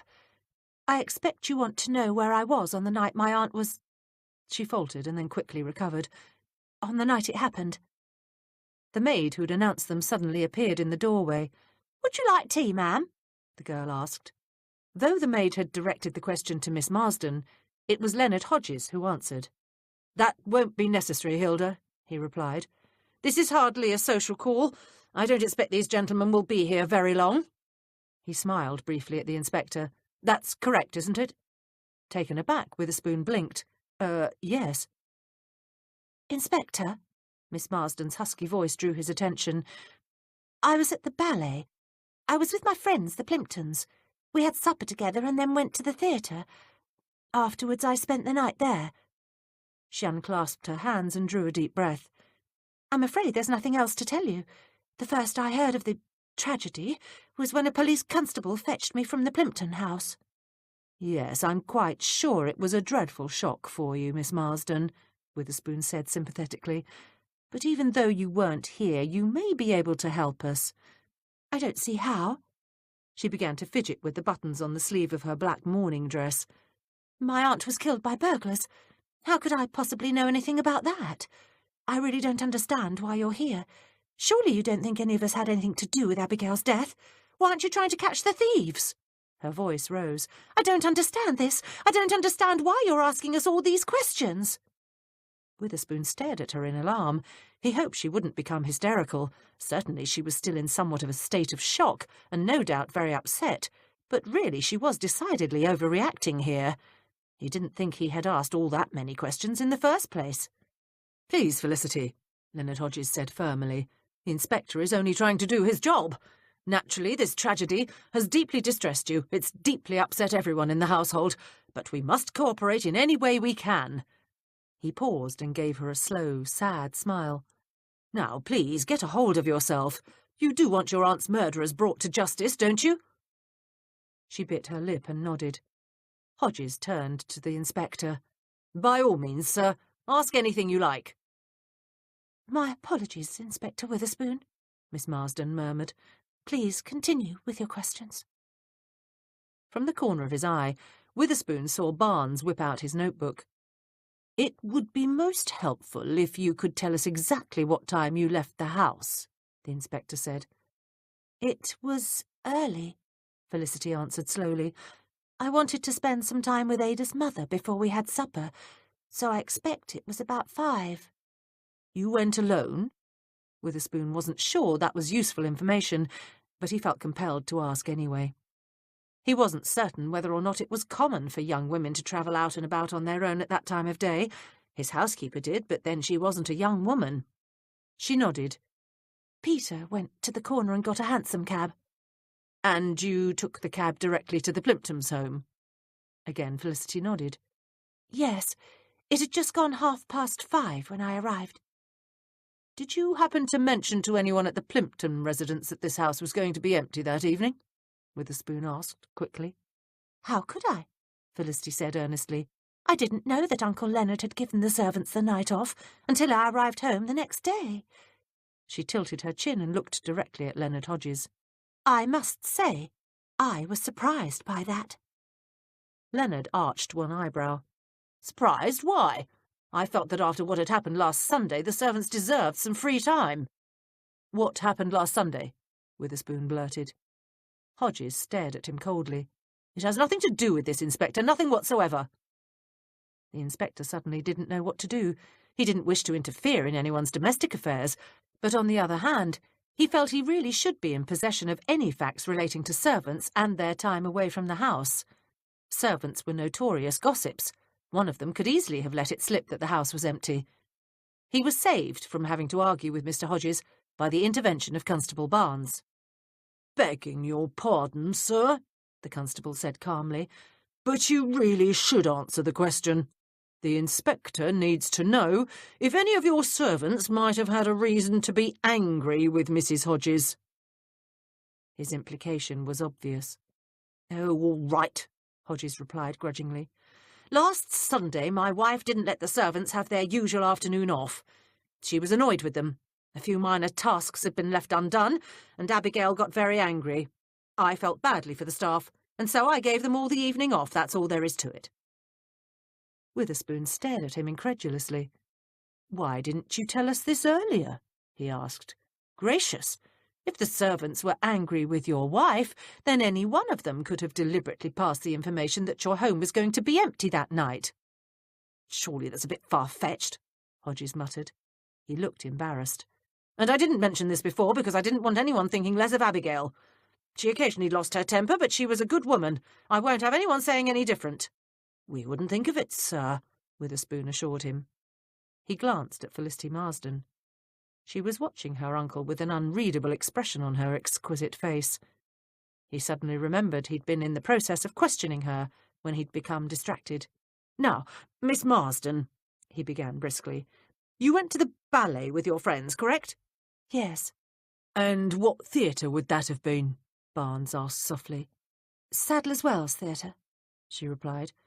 "And you were with the Plimpton family the whole time?" Witherspoon asked. He saw a blotchy red colour bloom in the woman's cheeks. "Of course I was," she replied. "They've a box at the theatre. We were together the whole time." "Oh, come now, Felicity," Leonard Hodges interjected.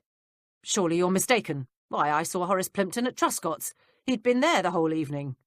"I meant Mrs. Georgiana Plimpton and Ada and I were together." "Mrs. Georgiana Plimpton is Ada Plimpton's grandmother," Hodges explained to the policeman. "So it was only the three of you ladies who went to the ballet? Ada didn't have a gentleman in tow to act as escort?" "Mr. Plimpton sent the footman with the carriage," Felicity replied defensively. "Don't be so old-fashioned, Uncle. The evening was quite respectable." Witherspoon was getting confused, but he struggled not to let it show.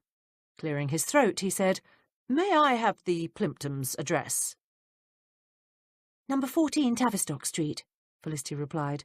She suddenly got to her feet. She was small and slim, and very delicate-looking in the heavy black mourning dress. The inspector felt such pity for the poor girl. Her aunt's death had been a terrible shock. Why, merely talking about the night it had happened had caused her to go completely pale. He noticed her hands were trembling as well. She looked at him with a dazed, stricken expression of pain. "Inspector, if you don't mind, I must retire. This has all been a dreadful experience. I must go and rest. If you've any more questions, you'll have to ask them later." With that, she hurried to the door and disappeared. "I say," Hodges said, "I'm most dreadfully sorry. Felicity isn't herself today." "No apologies are needed," the inspector said quickly. "I can see that your niece is terribly upset. Sometimes one forgets what delicate creatures women are." "Thank you for being so understanding," Hodges said. "Now, if you've no more questions for me, I really must be going. The vicar is waiting for me." "Ah, yes, the funeral arrangements." Witherspoon knew there were one or two more questions he should ask, but he couldn't think just what they were.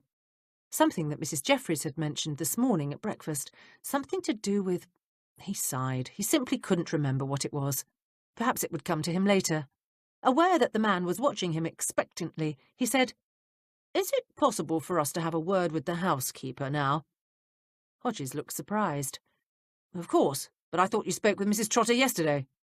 "We've a few more questions, sir," Barnes said firmly. "Mrs. Trotter wasn't in the best of states yesterday." Thomasina Trotter had completely recovered. Tall, grim-faced, grey-haired, and ramrod thin, she walked imperiously into the servants' hall and stared at the two policemen, with the same suspicious expression she reserved for tradesmen and shopkeepers trying to cheat her. "You wanted to see me?" The inspector swallowed. This woman definitely didn't have the deferential manner one associated with a servant. As a matter of fact, with her regal bearing and distinct upper-class accent, he found her somewhat intimidating. "Yes, Mrs. Trotter, we did. We're hoping you can help us." "If you're referring to the robbery and murder of Mrs. Hodges, then I'm afraid you're wasting both of our time. As I told your man yesterday, I wasn't even here. As you know, Mr. Hodges gave us the night off. From 6 o'clock onwards, I was in Fulham." Witherspoon refused to be cowed. He was serving the interests of justice here. "Visiting your old nanny, I understand, a Miss Adelaide Bush. Is that correct?" As I told the police yesterday, that is correct. Did you by any chance happen to mention to anyone that the house was going to be empty? Witherspoon asked. Perhaps you may have mentioned it to someone on your way to Fulham, someone on the tram or the train. I'm hardly in the habit of confiding in complete strangers, Mrs. Trotter said. Furthermore, though I may be forced by circumstances to use common public conveyances, I certainly don't speak to anyone. Witherspoon was suddenly curious. Thomasina Trotter had definitely known better days. How long have you worked for Mr. and Mrs. Hodges? Mrs. Trotter's thin eyebrows rose. The terms and conditions of my employment in the Hodges household haven't anything to do with this crime. Therefore, it is hardly the business of the police. The inspector tried to think of a reasonable reply. He was saved again by Constable Barnes. We are asking, ma'am, Barnes said quietly, because if you've been here a while and you know the neighbourhood, you just might be able to tell us if you saw any strangers hanging about afore you left. I see. She smiled slightly. Well, in that case, I shall answer the question. I've worked for Mrs. Hodges for 20 years, and as it happens, I did see a stranger in the neighbourhood on the night she died. Before you go into that, Witherspoon interrupted. He'd suddenly remembered there were several basic questions concerning this household that he hadn't asked. Could you please tell us precisely what everyone in the household was doing prior to being given the evening off? He was quite proud of himself for thinking of that line of inquiry. Surprised, Mrs. Trotter stared at him. How on earth is knowing our movements going to help? She shrugged. But I assume you should know your business. She made it clear from her tone that she didn't believe this for 1 minute.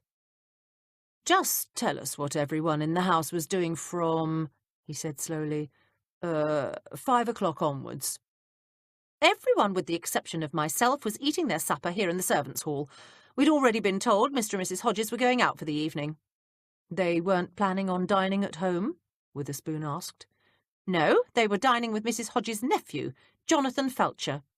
He'd offered to take them out to dinner and they'd accepted. She laughed harshly. They were so stunned to actually receive an invitation from him. He's usually around here cadging meals off them, but that's neither here nor there. At 5:30, the maids cleared up the dishes and cleaned the hall. Cook left to visit her half-sister in Notting Hill. So you knew by this time that Mr. Hodges was giving you the evening off?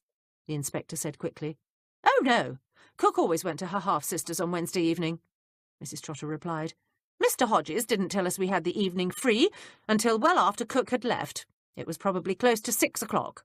The maids, their sisters, immediately left to catch the late train. Peter, the footman, disappeared, probably to go to his father's, and I gathered my things and went to visit my old nanny in Fulham. The inspector's head was spinning. He took a deep breath and tried to think of the next reasonable question. May we have the lady's name and address?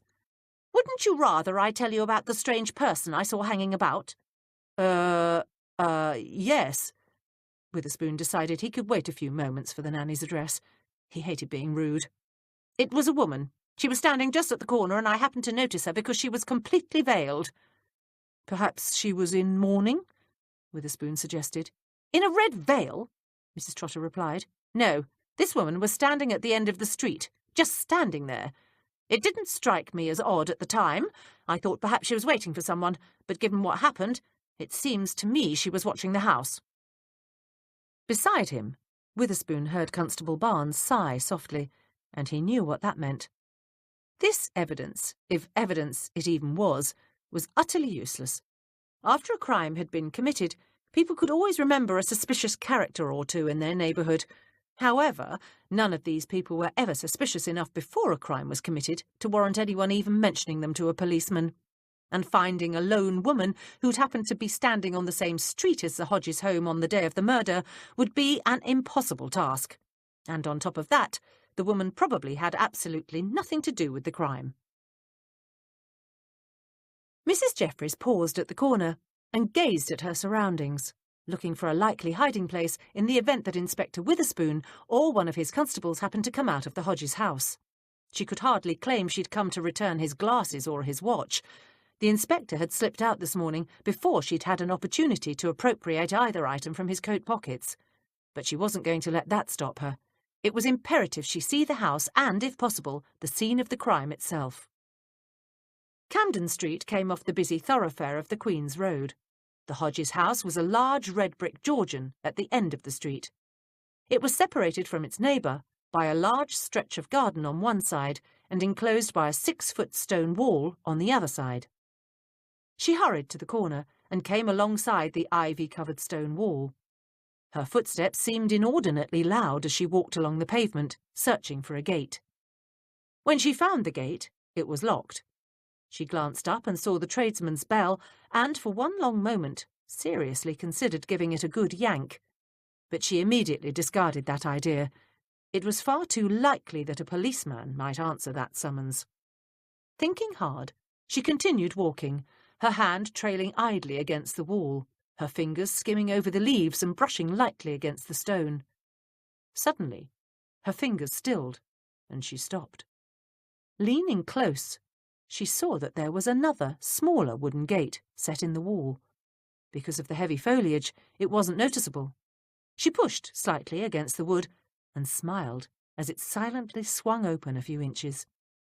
Peeking inside, she saw that the latch was gone and the gate had been held shut merely by the connecting strands of ivy.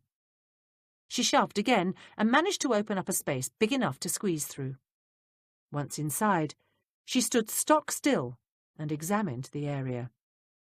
The ivy extended for a distance of about 8 feet. Mrs. Jeffries could see that only inches from where she stood, the plants had been trampled. A vague but direct line of trampled vines led from the gate to the grass. She suspected she knew now how the killer had made his escape. Turning, she looked at the gate again and shook her head. If her fingers hadn't been brushing that wall as she passed, she'd have missed it completely.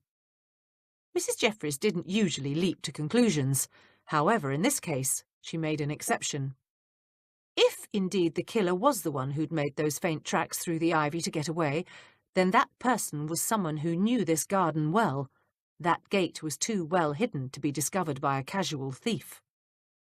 Mrs. Jeffries wasted no time.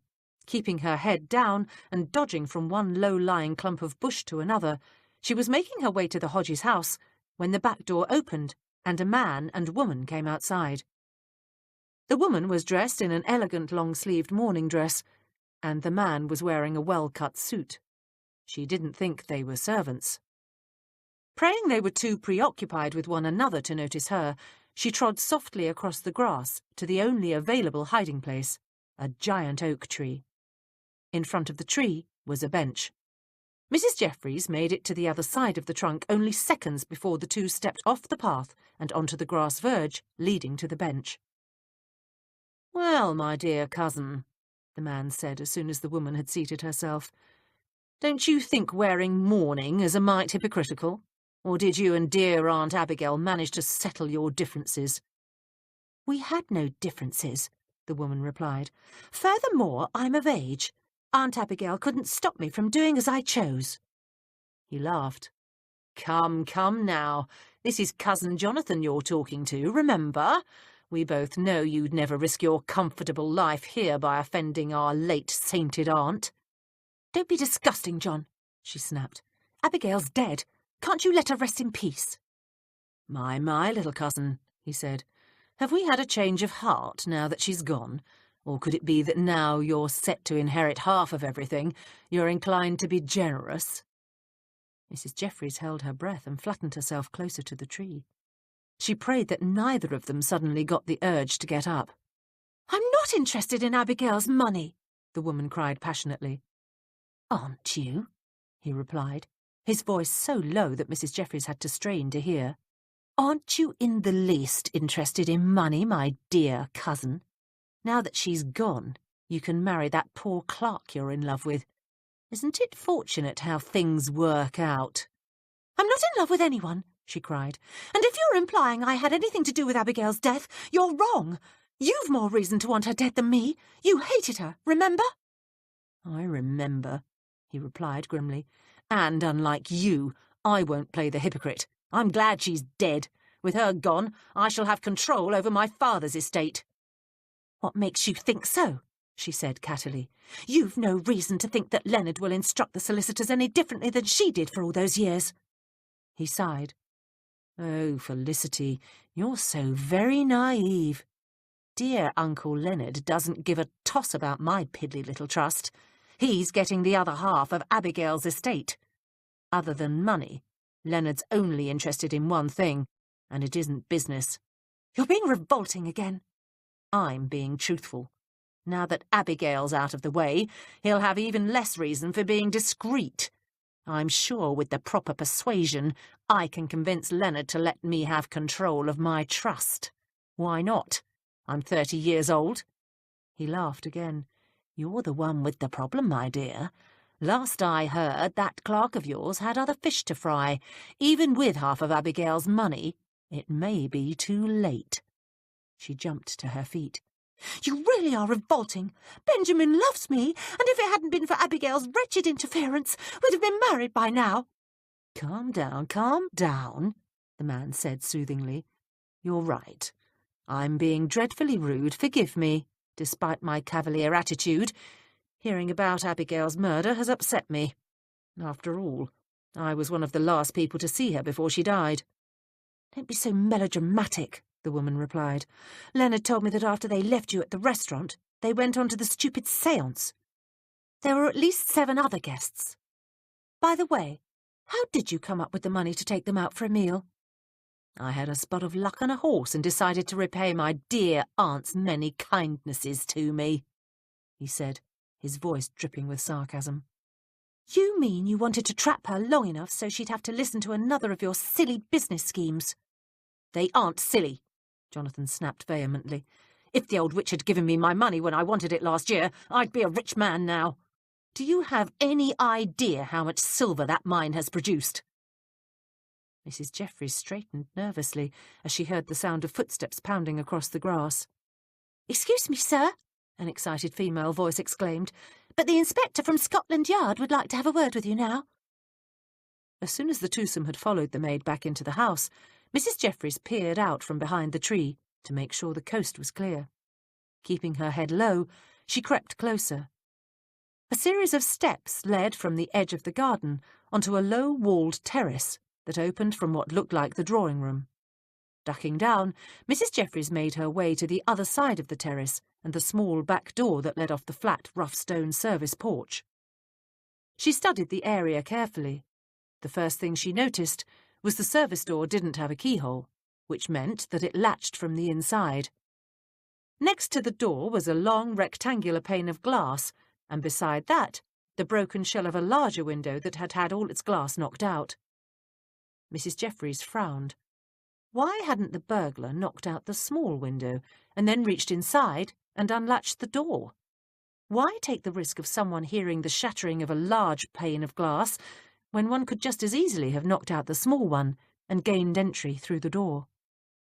Suddenly, she heard the inspector's voice from deep inside the house. She quickly crept back behind the wall surrounding the terrace and hurried back the way she'd come. As she walked towards the Queen's Road, Mrs. Jeffries realised she'd learnt an enormous amount of information. Now she had to think of a way to ensure that Inspector Witherspoon learnt it as well. But there were 2 very important facts that were uppermost in her mind. First, Abigail Hodges had not been much loved, and second, whoever killed her was either the worst kind of bungling burglar or a very clever murderer. Chapter 4. Inspector Witherspoon waited patiently for Jonathan Felcher to sit down. He'd been waiting now for a good 2 minutes. The fellow couldn't seem to find a place to settle. He'd paced between the fireplace and the settee 6 times. Finally, the young man stopped in front of a leather-wing chair, smiled at the inspector, and sat. He gazed at Witherspoon out of a pair of wary hazel eyes and casually flicked a lock of wavy brown hair off his forehead. "All right, Inspector," Felcher said as he began stroking his beard. "Go ahead and ask your questions, though I must say I don't think you're going to learn anything useful. I certainly don't know a thing about who robbed and murdered Abigail." "I understand you took your aunt and uncle out to dinner on the night of the murder," Witherspoon began. The moment the words were out of his mouth, he wanted to bite his tongue. He really must refer to this crime as a robbery. Blast it, this wasn't a murder plot, was it? He wasn't sure anymore, just as he wasn't sure what this fidgety young man could possibly tell him. But dash it all, he had to keep trying. Nothing else about this case was going right. Despite a massive effort by the uniformed lads, they hadn't heard hide nor hair about the missing jewellery. It hadn't turned up in any pawn shops or any of the usual places stolen goods frequently appeared. That's true. They've had me round for meals so many times I felt I really ought to return their hospitality. Felcher smiled slightly. It's difficult, though. I live in lodgings, so I had to take them to a restaurant. We went to Clutter's. It's a nice little place near Covent Garden. Do you know it? No. What time did you finish your meal? The inspector asked. He knew this line of inquiry would probably lead nowhere, but he felt he must do a thorough job of interviewing everyone. Felcher plucked a piece of lint off the lapel of his brown jacket. It was rather early, actually. Abigail and Leonard had another appointment, so it must have been 7:30 or so when I saw them off in a hansom. Did your aunt tell you where they were going? Really, the inspector thought, the man acted as if he were bored. Wasn't he in the least concerned with helping to catch his aunt's killer? Felcher gave a condescending smile. No, but Leonard did. Abigail had the good sense to be embarrassed by her foolishness, but her dear husband isn't anywhere near as discreet. He let the cat out of the bag. He broke off and laughed. I don't know who she thought she was fooling. Everyone knew she was always trotting off to mediums and spiritualists or whatever it is those people call themselves. So you knew she had an appointment with Mrs. Popejoy? But of course. Madame Esme Popejoy is the newest rage in some circles. Once Abigail heard of her, she didn't rest until she'd badgered Leonard into wangling an introduction. Why did your aunt have such an interest in spiritualism? Witherspoon asked, curiously. My late aunt was obsessed with communicating with the spirit of her son. He yawned exaggeratedly. A rather pointless exercise, if you ask me. The boy died when he was 5. The lad could hardly be expected to have much to say. Witherspoon stifled a sigh. This was getting him nowhere. What could Mrs. Hodges' interest in spiritualism have to do with her murder? Yes, I'm sure that's probably quite true, the inspector muttered. He searched his mind for another pertinent question. Did Mr. Hodges happen to mention to you that he'd given the servants the evening off? Felcher's eyebrows shot up. Certainly not. Why would he tell me? I'm hardly likely to care one way or another. That is as it may be, the inspector replied, refusing to give up. But there is always the possibility that he did mention it to you, and you inadvertently mentioned that fact to the wrong person. The wrong person? Felcher snapped, half rising from his chair. Now see here, I'm not sure I like your implications, sir. I'm implying nothing, Mr. Felcher. I'm merely trying to determine how the miscreants that robbed and murdered your aunt could have known the house was going to be unattended that evening. Felcher relaxed back into his seat, his bluster dying as quickly as it had come. Well, no one heard that information from me. I didn't even know about it. I'm hardly privy to my aunt's domestic arrangements. After you and the Hodgeses had finished your meal, Witherspoon asked, what did you do for the rest of the evening? What did I do? Felcher stared at Witherspoon incredulously. That's hardly any of the police's concern. Look here, I thought my aunt was murdered by a burglar. What's that got to do with me? What's that got to do with how I spent my evening? Calm yourself, Mr. Felcher, Witherspoon said firmly. Our questions are merely routine. You mustn't read anything sinister into them. We're asking everyone who saw Mrs. Hodges on the evening of her death the same thing. Felcher didn't look convinced, but he answered the question. As soon as I put Abigail and Leonard into the cab, I went back to my lodgings. I stayed there for the rest of the evening. My landlady can confirm that. It was mid-afternoon when Mrs. Jeffries arrived back at Upper Edmonton Gardens. The house was very quiet.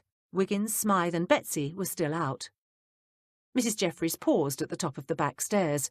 She heard the low murmur of voices. Quietly she tiptoed downstairs and peeked into the kitchen. She saw the cook sipping tea and chatting with the butcher's boy and a man from the gasworks. Obviously Mrs. Goodge had got busy.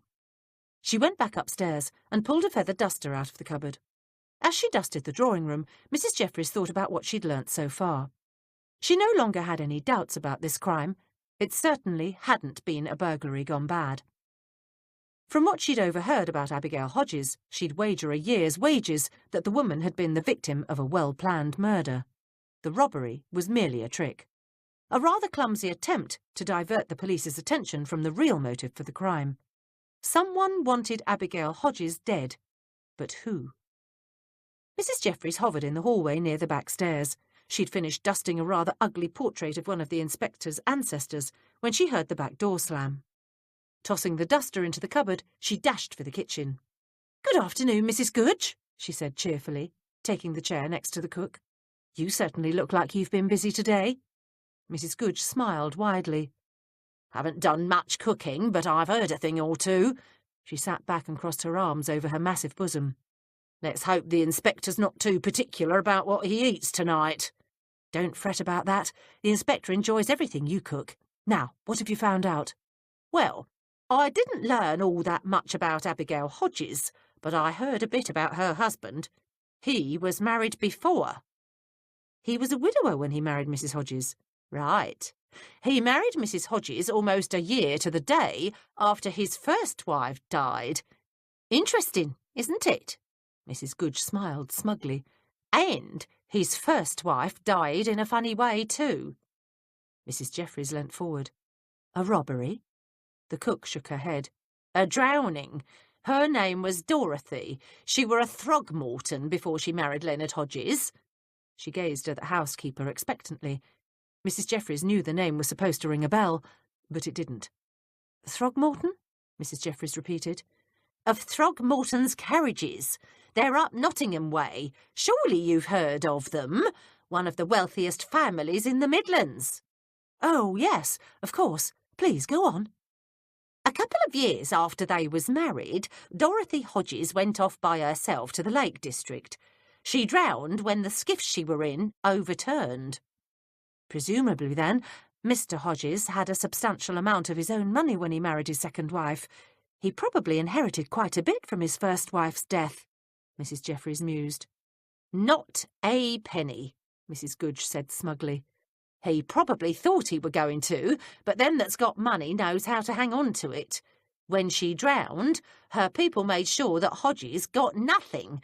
All of her money was tied up in trusts and such." "Were you able to find out where Leonard Hodges was when his first wife died?" "He was in Scotland. He worked for Dorothy's father. Old Mr. Throgmorton had sent Hodges to Edinburgh." Mrs. Gooch shrugged. "But peculiar as it is, I mean, Mr. Hodges losing both wives in strange ways and him not even 40 yet, there weren't no hints of foul play attached to Dorothy Hodges's death.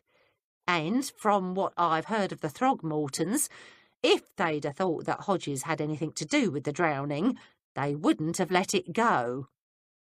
"Coincidences do happen," Mrs. Jeffries said thoughtfully. "Yoo-hoo!" shouted a familiar voice from the top of the stairs. "Anyone home?" "What's Looty doing here this time of day?" Mrs. Gooch asked as they waited for the elderly American woman to make her way down the stairs. "She and Betsy aren't going out until this evening." "Afternoon, Hepzibah, Mrs. Gooch," Looty Bell Crookshank said as she came into the kitchen. They both gaped.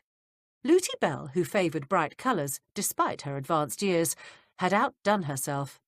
Today she wore an emerald green and white striped day dress with a heavily draped apron over a kilted skirt. A velvet hat with a bottle green feather was perched jauntily on her white hair. "Are you two gonna gape at me all day or ask me to sit down?" Looty asked with a grin. "Oh, please, sit down, Looty," Mrs. Jeffries said hastily. "You know you're always welcome here." "I come by to offer you some help," Looty said eagerly.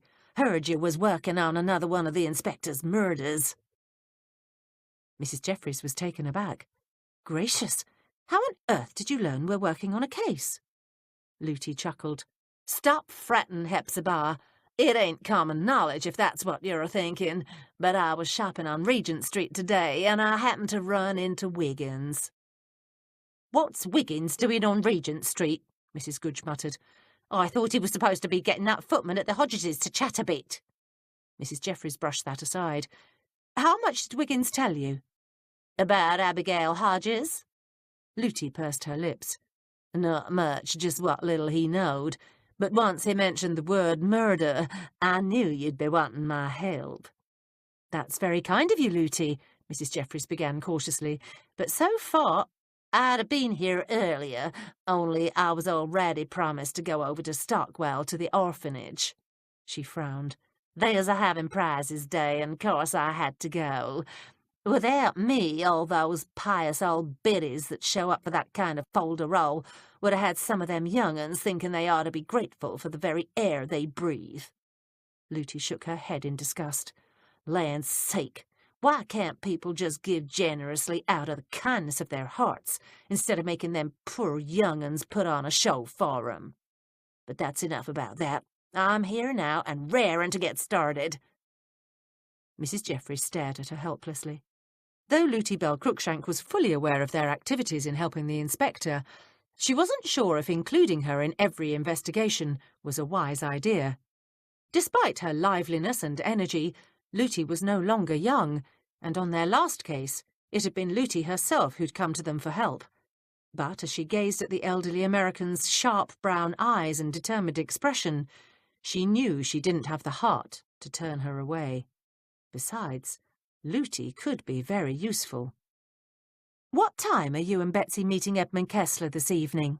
Mrs. Jeffries asked. 7. Why? Because the spiritualist Edmund is taking you to visit may know something about one of the other persons in this case. At Looty's puzzled frown, she broke off and smiled. "Let's get you a cup of tea while I explain everything we've learnt so far." Half an hour later, Mrs. Jeffries had finished telling Looty everything when the back door opened and Betsy stepped inside. The maid took off her coat and hat. Her mouth was curved in a dejected frown and her shoulders slumped. "I didn't learn nothing," she said disgustedly as she hung up her things on the coat rack. "You mean none of the shopkeepers would talk about the Hodges' household?" Mrs. Goodge asked in alarm. The very idea of such tight-lipped discretion filled her with horror. "Oh, they talked all right," Betsy muttered, "but none of them had anything worth hearing." She plopped down onto the nearest chair and accepted a cup of tea. "Now, I'm sure that's not true, Betsy," Mrs. Jeffries said soothingly. "Why don't you tell us what you've heard? As I've said before, at this stage of an investigation, it's very difficult to tell what will or will not be important." "All right," she sighed dramatically. "The grocer told me the Hodgeses pays the bills regular like and don't haggle none over the prices, though they was always ready to point out a mistake. I mean, they didn't complain about the prices, but if the bill was added wrong or they was charged for something they didn't get, they'd let the grocer know about it quick enough. The fishmonger and the butcher said the same, though the boy at the grocer's said that he didn't see how a household the size of the Hodgeses could be fed properly on the amount of food they bought." Now, you see, that's important. There's an indication that the household was stingy with food. They probably underfed the servants, Mrs. Jeffries said, though she wasn't sure she believed it. However, she didn't want Betsy to become discouraged. "Who was in charge of the accounts?" "The housekeeper, Mrs. Trotter, but sometimes Mrs. Hodges would come in and order things too," Betsy explained. "You'd think that rich people wouldn't be so careful with their money, wouldn't you, seeing as how they have plenty?" "That's how they got rich in the first place," Mrs. Goodge commented, "by watching their pennies." Mrs. Jeffries didn't think watching one's pennies had all that much to do with getting rich, but she wasn't going to pursue the point just now. "Betsy," she said thoughtfully, "what else makes you think that Mrs. Hodges was overly careful with her money?" "The girl at the dress shop did tell me that Mrs. Hodges was always complaining about the cost of her clothes. Not that the cost ever stopped her from buying, mind you. She even used to complain about the cost of her husband's clothes." Betsy shook her head. "Honestly, Mrs. Hodges were in there on the day she died to get an evening dress fitted, and she spent the whole time bending the poor shop girl's ear about what a fool of a husband she had." Looty snorted. "Women been complaining about that for a long time." "What precisely had annoyed Mrs. Hodges?" Mrs. Jeffries asked. "Oh, you know, he spent too much time at his club and he didn't pay enough attention to her. He spent too much money and then he didn't spend enough." She laughed. First she moaned about all the money he was spending at his club, and then she whined about him buying a ready-made coat and bowler from one of them cheap shops down the East End. I tell you, there's just no pleasing some people. Mrs. Jeffries hid her disappointment well. Betsy hadn't learned anything really useful. She'd picked up a few tidbits of marital gossip, but that was all. Were you able to learn anything about anyone else in the Hodges household? Not really, she replied dejectedly. She brightened suddenly. Excepting I did hear that Mrs. Hodges' niece just broke off her engagement a while back. That's something, isn't it? Of course it is. Mrs. Jeffries forced an enthusiastic smile to her lips. She'd have to find a way to break it gently to the girl that she'd already picked up that particular item from the conversation she'd overheard at the Hodges house. Addie, Betsy continued excitedly. That's the girl at the dress shop, said that a couple of months ago, Felicity Marsden came in and cancelled an order for some clothes she'd ordered for her trousseau. Addie was right annoyed about it too. Addie didn't by any chance know the name of Felicity's fiancé, did she? Mrs. Jeffries asked eagerly. Thwarted love was sometimes a motive for murder, and the only name she'd overheard this morning had been Benjamin. A surname would be most useful. She didn't know his name, Betsy admitted reluctantly. But she did say that ever since then she hadn't seen hide nor hair of Felicity. But that don't do us any good. An engagement that ended 2 months ago isn't going to help us find Abigail Hodges' killer. She slumped in her chair. Sorry, I didn't learn much today, did I? You did well, Betsy, Mrs. Jeffries assured her. I don't know. Smythe has probably already tracked down both them cabbies. Mrs. Jeffries pursed her lips. No, he hasn't. He popped in early this morning. So far, he's found nothing. Well, one of us better come up with something, Betsy exclaimed. I've got a feeling this case is going to be real difficult. Looty Bell reached across the table and patted Betsy's hand. It ain't going to be any more difficult than any of the other cases. Now, stop fretting, girl. It's early days yet. It's a rather sordid story, Inspector, and not one that I'd care to repeat. Esme Popejoy smiled sadly as she handed Witherspoon his cup of tea. But I do understand that you're investigating a terrible crime, and therefore you need to know. Actually, all I wanted to know was whether or not Mr. or Mrs. Hodges had mentioned their house being unattended, Witherspoon sputtered. Really, this interview wasn't going well at all. He knew he should have taken Barnes's advice and gone on home, leaving the interviewing of Mrs. Esme Popejoy until tomorrow.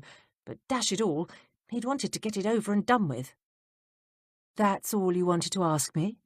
But surely you don't believe Mrs. Hodges was killed in a robbery? Mrs. Popejoy exclaimed. Surely you can see that she was murdered. You're not having much success tracing the jewellery, are you? Inspector Witherspoon was so startled, his hand jerked, slopping tea into his saucer and rattling the cup. Oh dear, he groaned. How on earth do you know that? He caught himself abruptly, realising he really shouldn't be admitting such a thing to one of the principals in this case. Really, Mrs. Popejoy, I've no idea what you're talking about. This, his last interview of the day, was turning out to be his worst. Women like Esme Popejoy made him fidgety. With her delicate features, slim womanly figure, dark auburn hair and lovely blue eyes, she made him nervous. Very nervous indeed. He was never precisely sure how to talk to such creatures. They were so very different from men. When they smiled and laughed and raised their perfectly shaped eyebrows, well, a fellow practically became tongue-tied. Embarrassed by his thoughts, the inspector quickly looked away and focused his attention on his surroundings. He stared fixedly at the voluminous folds of the elegant blue silk drapes before dropping his eyes to the royal blue carpet.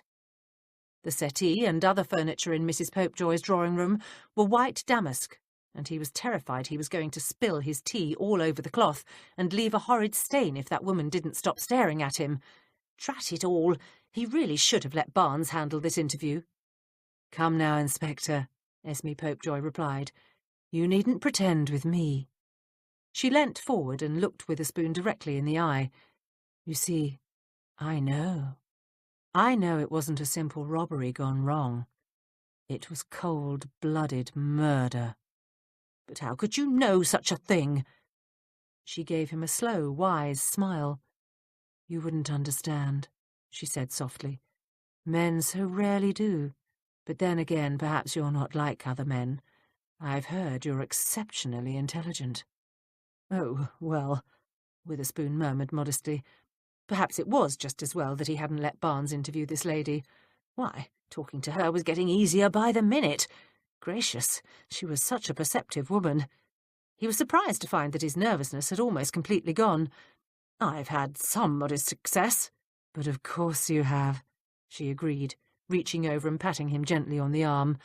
"And it's because you're so brilliant, so much more broad-minded than the average person, that I'm willing to speak so openly with you. You see, I know it was murder, because Lady Lucia warned Mrs. Hodges." "Lady Lucia?" Witherspoon repeated. "Who's she?" He felt a flutter of apprehension. "My spirit guide." Esme gave him another dazzling smile. "She almost didn't come that evening, you see. I'd told Mrs. Hodges that Lady Lucia really only likes to come at dusk, when one lights the gas lamps.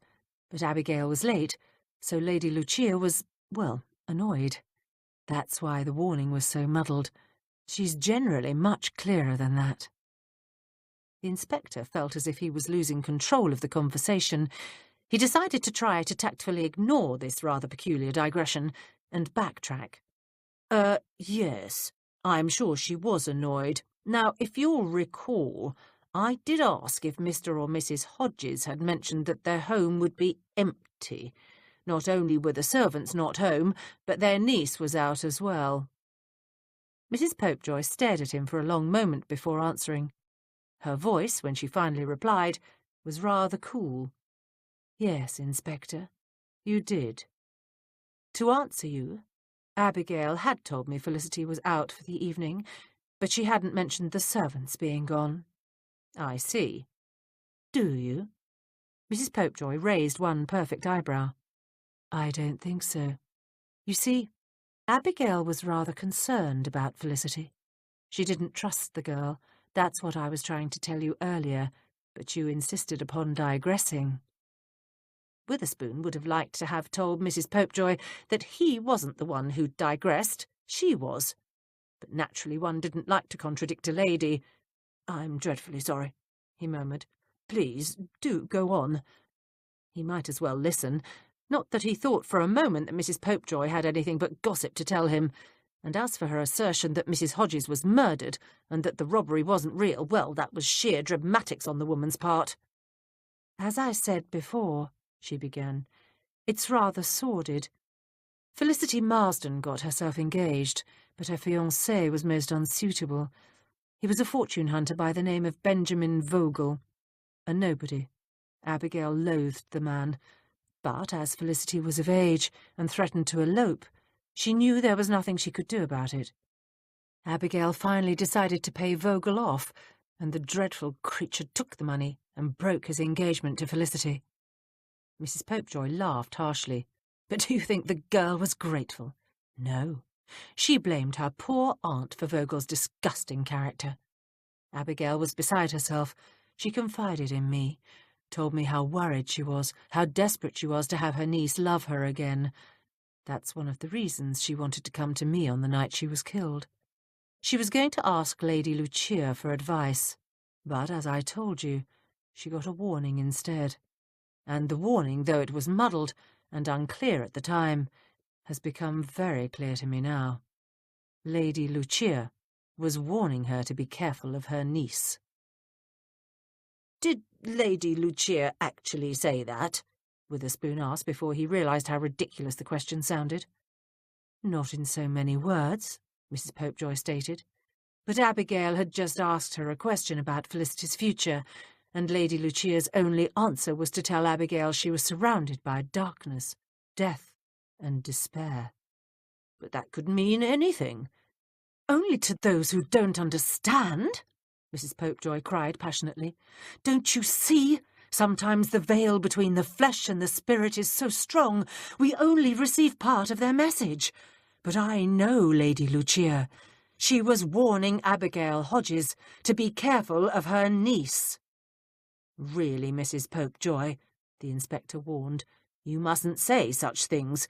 We've accounted for Miss Marsden's whereabouts on the night of the robbery, and she couldn't possibly have done it. Furthermore, where would a young woman like that get hold of a firearm? From her former fiancé, Benjamin Vogel. He had a gun. Why don't you ask him what he was doing that night? Mrs. Jeffries glanced at the clock, and then back at the impatient faces sitting around the kitchen table. They were waiting for Betsy and Looty Bell. Smythe was glaring at the floor, Mrs. Goodge was nursing a last cup of cocoa, and Wiggins was yawning. The inspector had finally gone to bed. He'd come home in an awful state, and Mrs. Jeffries had spent the evening listening to him recount every detail of his day. She'd learnt quite a bit. Now they seemed to have several suspects. Why, even the inspector was almost convinced that the robbery hadn't been genuine, though he'd been loath to admit it at first. "Cure, what's taking 'em so bloomin' long?" Smythe snarled as he scowled at the clock for the 20th time. "Don't that silly girl realise we've all got a lot to do tomorrow? We can't hang about all night waiting for her to get herself home." "It's not that late," Wiggins soothed. Just then they heard the rumble of carriage wheels and the clip-clops of horses' hooves as Looty Bell's coach pulled up at the front door. As Betsy had her own key, it took only a few moments before the two excited women came hurrying into the kitchen.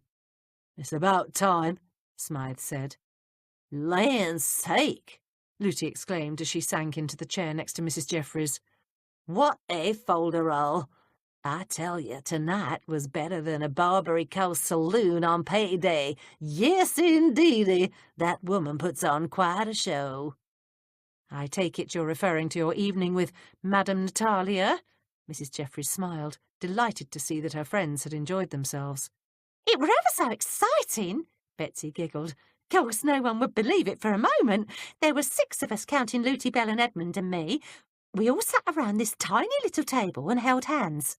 Madame Natalia went into a trance, sort of like being asleep, only you're really awake, and then she called up her guide. His name was Soaring Eagle."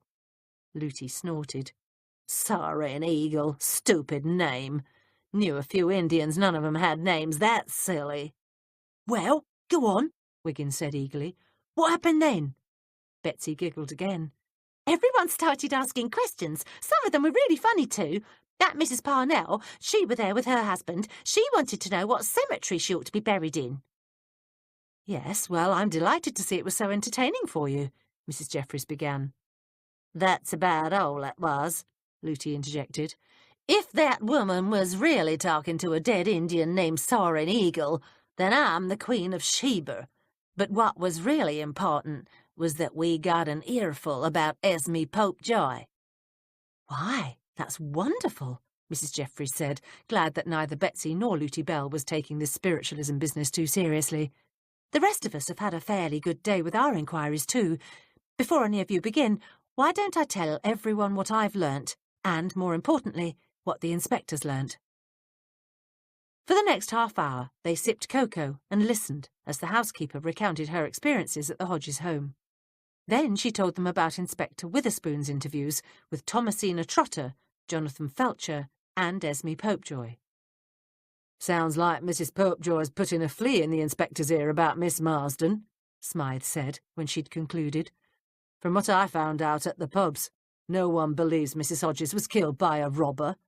For one thing, there ain't been no burglaries in that neighbourhood in months, and for another, one of the footmen from the house next door to the Hodgeses told me he were out on the street for half the evening, looking for the family cat he was, and he didn't see no one coming and going to the Hodges house.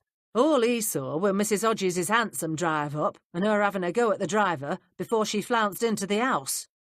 "What was she going on at the poor driver about?" Mrs. Goodge asked. Smythe shrugged. "I don't know. The footman was too far away to make out what she was saying. All he could tell was that she were madder than a crazy cat.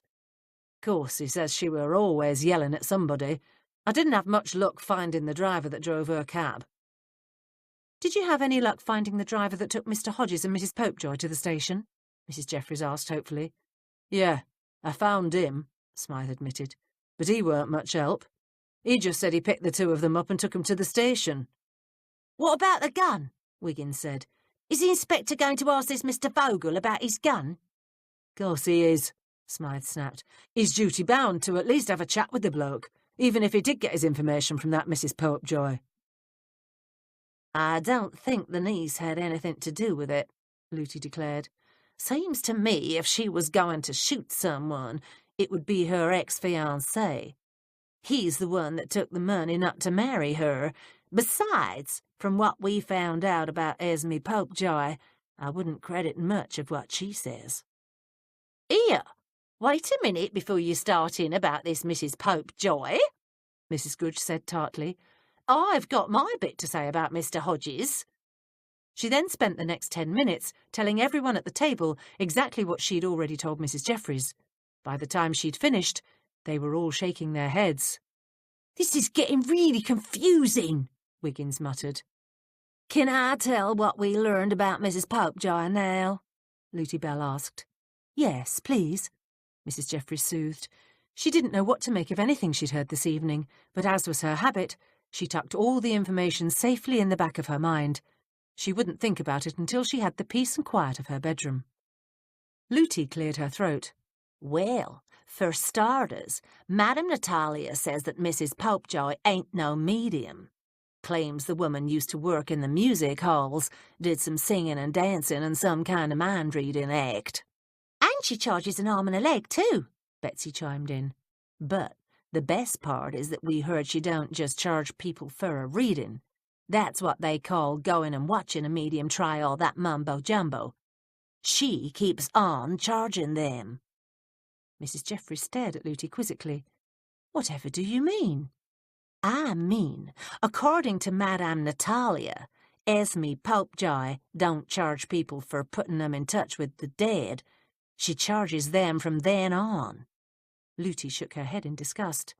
"After she gets her spirit guide to find someone's dear departed relative, she starts giving 'em warnings, pretending the warnings is from the great beyond, from a relative they loved and trusted. Then she tells them if they don't come back the next week to find out what's going to happen next, that she can't be responsible for what befalls them." Chapter 5. "What a perfectly appalling way to behave!" Mrs Jeffries exclaimed. "You don't mean to say that every time some poor unfortunate soul gets one of Mrs Popejoy's warnings, she then keeps them coming back in order to avoid disaster?"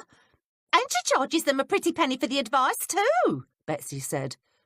"Doesn't this Madame Natalia charge, too?" Smythe asked. "Sure," Looty agreed, "but Madame Natalia gives you your money's worth. There ain't a bunch of spirits moaning gloom and doom at her seances. Soaring Eagle for what he's worth. Jot out more advice than a preacher on a rainy Sunday. You wouldn't have to go back to get your answers. And according to what Madame Natalia said, that's just what you'd have to do if Esme Popejoy got her hooks into you. Not only that, but this Popejoy woman won't sit for just anyone, no siree. You gotta be well off before she'll even let you through the door. You gotta be recommended by someone." "Sounds to me like Mrs Popejoy isn't much more than a refined sharper," said Smythe, referring to the class of professional tricksters that induced unwary innocents into card games or skittles for money, and then cheated them ruthlessly before disappearing. "Or maybe the Madame," Smythe continued thoughtfully, "may just be trying to cut out the competition. How do we know she's not making up tales? I don't expect this Natalia woman likes losing customers to Mrs Popejoy, especially if Mrs Popejoy's getting all the people with fat purses." "You may have a point there, Smythe," Mrs Jeffries said earnestly, "and there's something else we need to consider. Mrs Popejoy was on her way to the station or on a train to Southend when the murder was committed. She may well be an unprincipled person or a trickster, but if what Madame Natalia told us is true, she'd be the last person to want Abigail Hodges dead. One can't extort money from a corpse." No one had an answer to that. They sat silently, all of them trying to understand the separate pieces of the puzzle they'd each brought to the table. Looty finally said. "I was looking forward to having Edmund fix us up a séance with Mrs Popejoy. Be fun to let her try tricks on me. But you're right, Hepzibah. She wouldn't have no reason for wanting Abigail Hodges dead. So I expect we better concentrate on someone who would. Bird-like, she cocked her head to one side. Who's gonna get her money? Well, from the conversation I overheard this morning between Jonathan Felcher and Felicity Marsden, I think we can assume Mrs. Hodges' estate is going to be divided between her husband and her niece. I knows what you overheard, but just because someone thinks they're gonna inherit something don't make it a fact. I remember old Cyrus Plummer back home. He was always telling everyone he was gonna get his great-aunt Polly's farm, but when Polly died, she'd up and left the farm to Norman Heckler. Made old Cyrus madder than hell, but weren't nothing he could do about it. No one knows who's going to get what until the will is read. Mrs. Jeffries murmured. You may be right, but we won't know who stands to benefit financially from Mrs. Hodges' death unless the inspector speaks to her solicitor. And until the inspector determines that this case is murder and not robbery, I don't suppose he'll pursue that line of inquiry. You mean he's still thinking this was just a robbery? Smythe asked incredulously. Mrs. Jeffries sighed. I'm afraid so, even though they haven't had any success in tracing the stolen jewellery. She paused and drummed her fingers on the tabletop. You know, she finally said, addressing the group at large, the more I think about it, the more I realise Luty's right. It's imperative we find out who benefits from Abigail Hodges' will. How can we do that? Wiggins said as he stifled another yawn. Mrs. Hodges' solicitor ain't likely to tell us. But that shouldn't stop us from trying, Smythe argued. Seems to me if we start asking around, we can at least find out who was likely to inherit. Maybe it really is Mr. Hodges and Miss Marsden. That's precisely what I had in mind, Mrs. Jeffries said. From what I've heard of Mrs. Hodges' character, it wouldn't surprise me if she wasn't one of those persons who is quite vocal about the intended disbursement of her worldly goods. Wiggins frowned. Huh? She means the old woman might be one of them that's always threatening their nearest and dearest with being disinherited, Luty explained. Exactly, Mrs. Jeffries said. But that isn't all we must do. We've also got to ascertain if Jonathan Felcher, Felicity Marsden and Thomasina Trotter were where they said they were when Mrs. Hodges was murdered. Why the housekeeper? Betsy asked. Why not the rest of the servants too? Because none of them had gone to school with Mrs. Hodges. According to the inspector, Thomasina Trotter was once of the same social class as her employer. Then she ended up working for her. Something about that doesn't seem right. So it's very important we confirm her whereabouts, Mrs. Jeffries explained. She wasn't sure what she was after here, but she knew they still didn't have nearly enough information. Now, Wiggins, did you have any luck with Peter, the footman, today? Wiggins shook his head. No, I hung about the house for the better part of the day, but he didn't come out. You didn't happen to notice anything else interesting, did you? Mrs. Jeffries asked kindly. She didn't want him to feel as though he'd failed. I didn't see anything, Wiggins said eagerly, but I heard something that might be useful. One of the housemaids from across the road from Hodges' place told me the lights was lit at the Hodges' house. He leant forward eagerly, putting his elbows on the table. But the funny part is, and Nellie saw this with her own eyes, she's got a room on the top floor, and she could see right across the road to the house, that around 10 o'clock, all the lamps started going out, one by one. She watched it go from room to room, candles and lamps, and even the gas lights were put out. All right, Mrs. Goodge put in. So the killer turned off the lights. That doesn't tell us anything. Wiggins looked crestfallen. Mrs. Jeffries hastily intervened. Thank you, Wiggins. That particular fact may be very important eventually. She rather agreed with Mrs. Goodge, but she didn't want to say so. Are you up to more footwork tomorrow, lad? Course I am. What do you want me to do? I want you to keep an eye on Felicity Marsden tomorrow. Keep watch on the house, and if she leaves, be sure and follow her. Mrs. Jeffries thought that was a safe enough task for the boy. She'd send Betsy to have another go at talking with the Hodges' footman. Is she pretty? Wiggins asked hopefully. What difference does it make what she looks like? Smythe snapped. She might be a murderess, so make sure she don't spot you. The coachman looked at Mrs. Jeffries. Do you still want me to try and find the driver that brought Mrs. Hodges home that night? Yes. I'd like to know why she was so angry with him. Mrs. Jeffries cocked her head to one side. But I'd also like you to see if you can find out any information about Jonathan Felcher. Double-check his whereabouts the night of the murder and find out as much as you can about his character. Mrs. Jeffries turned her attention to Betsy and Luty Bell. Betsy, I think you need to try to make contact with someone from the Hodges household. A maid or a footman. Perhaps you can find that young boy Peter. Find out anything you can about Felicity Marsden's broken engagement, and also whether or not it's true that Mrs. Hodges paid Benjamin Vogel not to marry her niece. What about me? Luty asked. Mrs. Jeffries gazed at her helplessly. The others were young and strong and could easily take care of themselves, but she didn't want Luty Bell Crookshank lurking in passageways or trying to pry a few words out of servants. She was too old for that. Yet she couldn't come right out and say so. Luty would be mortally offended. Come now, Hepzibah, Luty said tartly. I ain't asking to follow anyone with some such foolishness as that. I knows what I'm capable of doing, but surely I can do something. Of course you can, Mrs. Jeffries assured her. You're a valuable asset to our inquiries.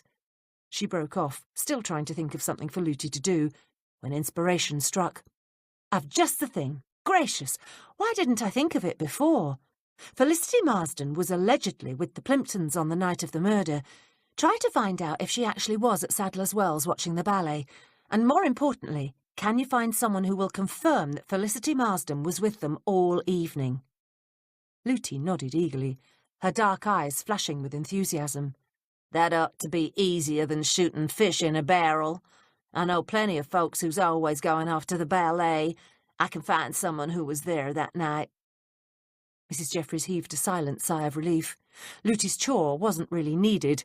The inspector had already confirmed that the Plimptons had taken Felicity out that evening, but it was important that she be made to feel wanted and useful. Now, I believe we'd all better get some rest. Mrs. Jeffries stood up. Tomorrow is going to be a very busy day. Benjamin Vogel lived in a ground-floor room in a run-down lodging house in Paddington. Inspector Witherspoon and Constable Barnes arrived before 9 in the morning, hoping to catch the young man before he left for his employment. Barnes rapped lightly on the door, and it was opened a moment later by a tall, blonde-haired young man dressed in a white shirt, tie and brown trousers. "Yes?" he asked cautiously, eyeing Barnes's police uniform warily. "What do you want?" Despite the man's careful diction, the inspector could faintly hear the flat nasal accent of East London working class. The young man might be respectably dressed and well-educated, but he wasn't all that many years out of Whitechapel. "Are you Mr. Benjamin Vogel?" the inspector asked. "I am. And who might you be?" "Inspector Witherspoon of Scotland Yard. This is Constable Barnes. We'd like to have a word with you, sir." Vogel opened the door wider and motioned for them to step inside. The room was small, ugly and crowded with mismatched furniture. There was a bed covered with a mustard-coloured bedspread, a wardrobe with 2 of the knobs missing from the bottom drawers, a threadbare green and brown carpet, and a pair of limp-looking dull brown curtains at the one dirty window.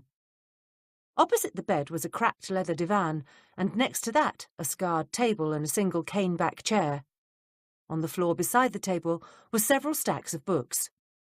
"Now, what's all this about, Inspector?" Vogel asked. He didn't invite either man to sit down. "I'm a bit short on time. I don't want to be late for work." Witherspoon could understand that. "We won't keep you long, Mr. Vogel.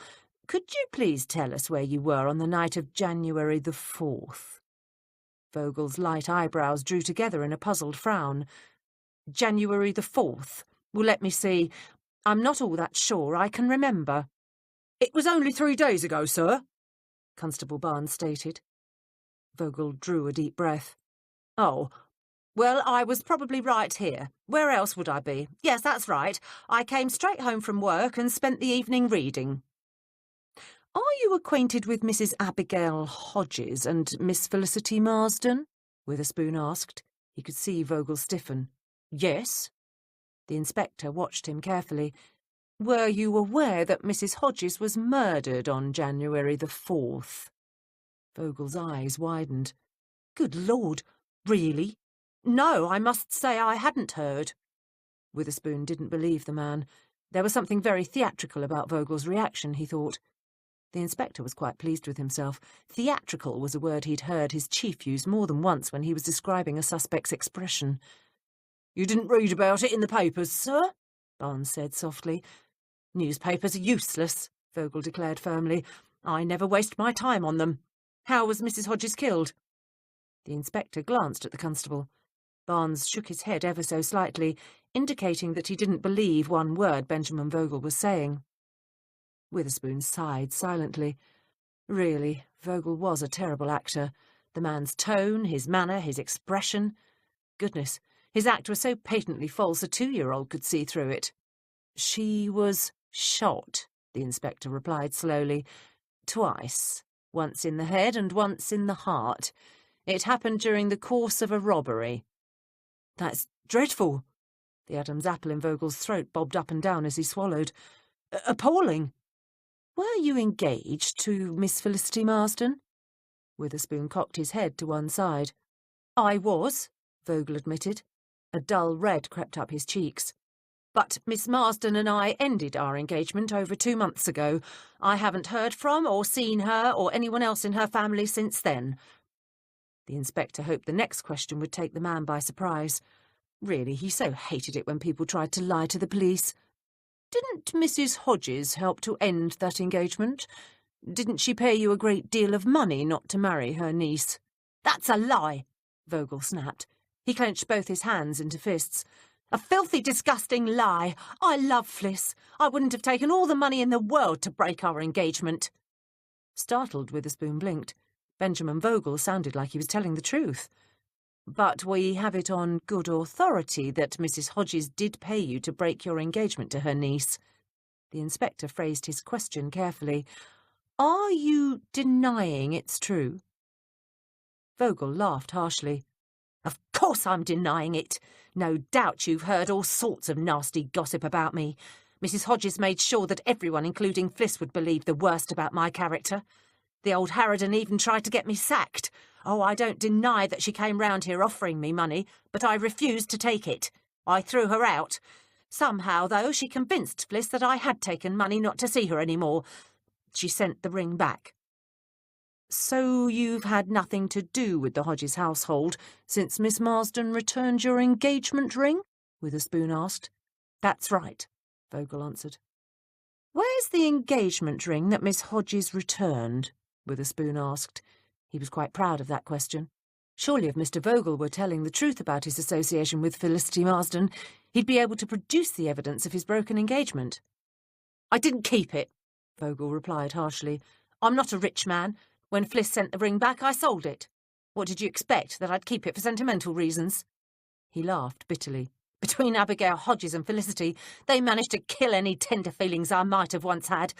If you want to see that ring, Inspector, you can take yourself down to Webster's on Kensington High Street and buy it yourself. The inspector was suddenly embarrassed. The anger and pain in Vogel's voice were real. I don't think that will be necessary. He would, however, send a constable to check Vogel's story. So you've had nothing to do with anyone in the Hodges household in 2 months? Barnes persisted. As I've already told you, no. Vogel sighed deeply. Now, if you don't mind, I'd like to finish dressing for work. Just one more thing, sir. The inspector had suddenly remembered Mrs. Popejoy's wild assertion. Naturally, he didn't believe much of what she'd told him. Certainly he didn't for one moment believe in gaslight spirits warning victims of their intended deaths, but he couldn't in good conscience ignore the one fact that might be of importance. Please, Inspector, Vogel replied, heading for the wardrobe. Do make it quick, I mustn't be late. Do you have a gun? Vogel stopped in his tracks and whirled around. A gun? Why on earth do you think I've a gun? Never mind why, sir, Constable Barnes interjected. Just answer the question. Vogel cleared his throat and cast one quick, nervous glance towards the wardrobe.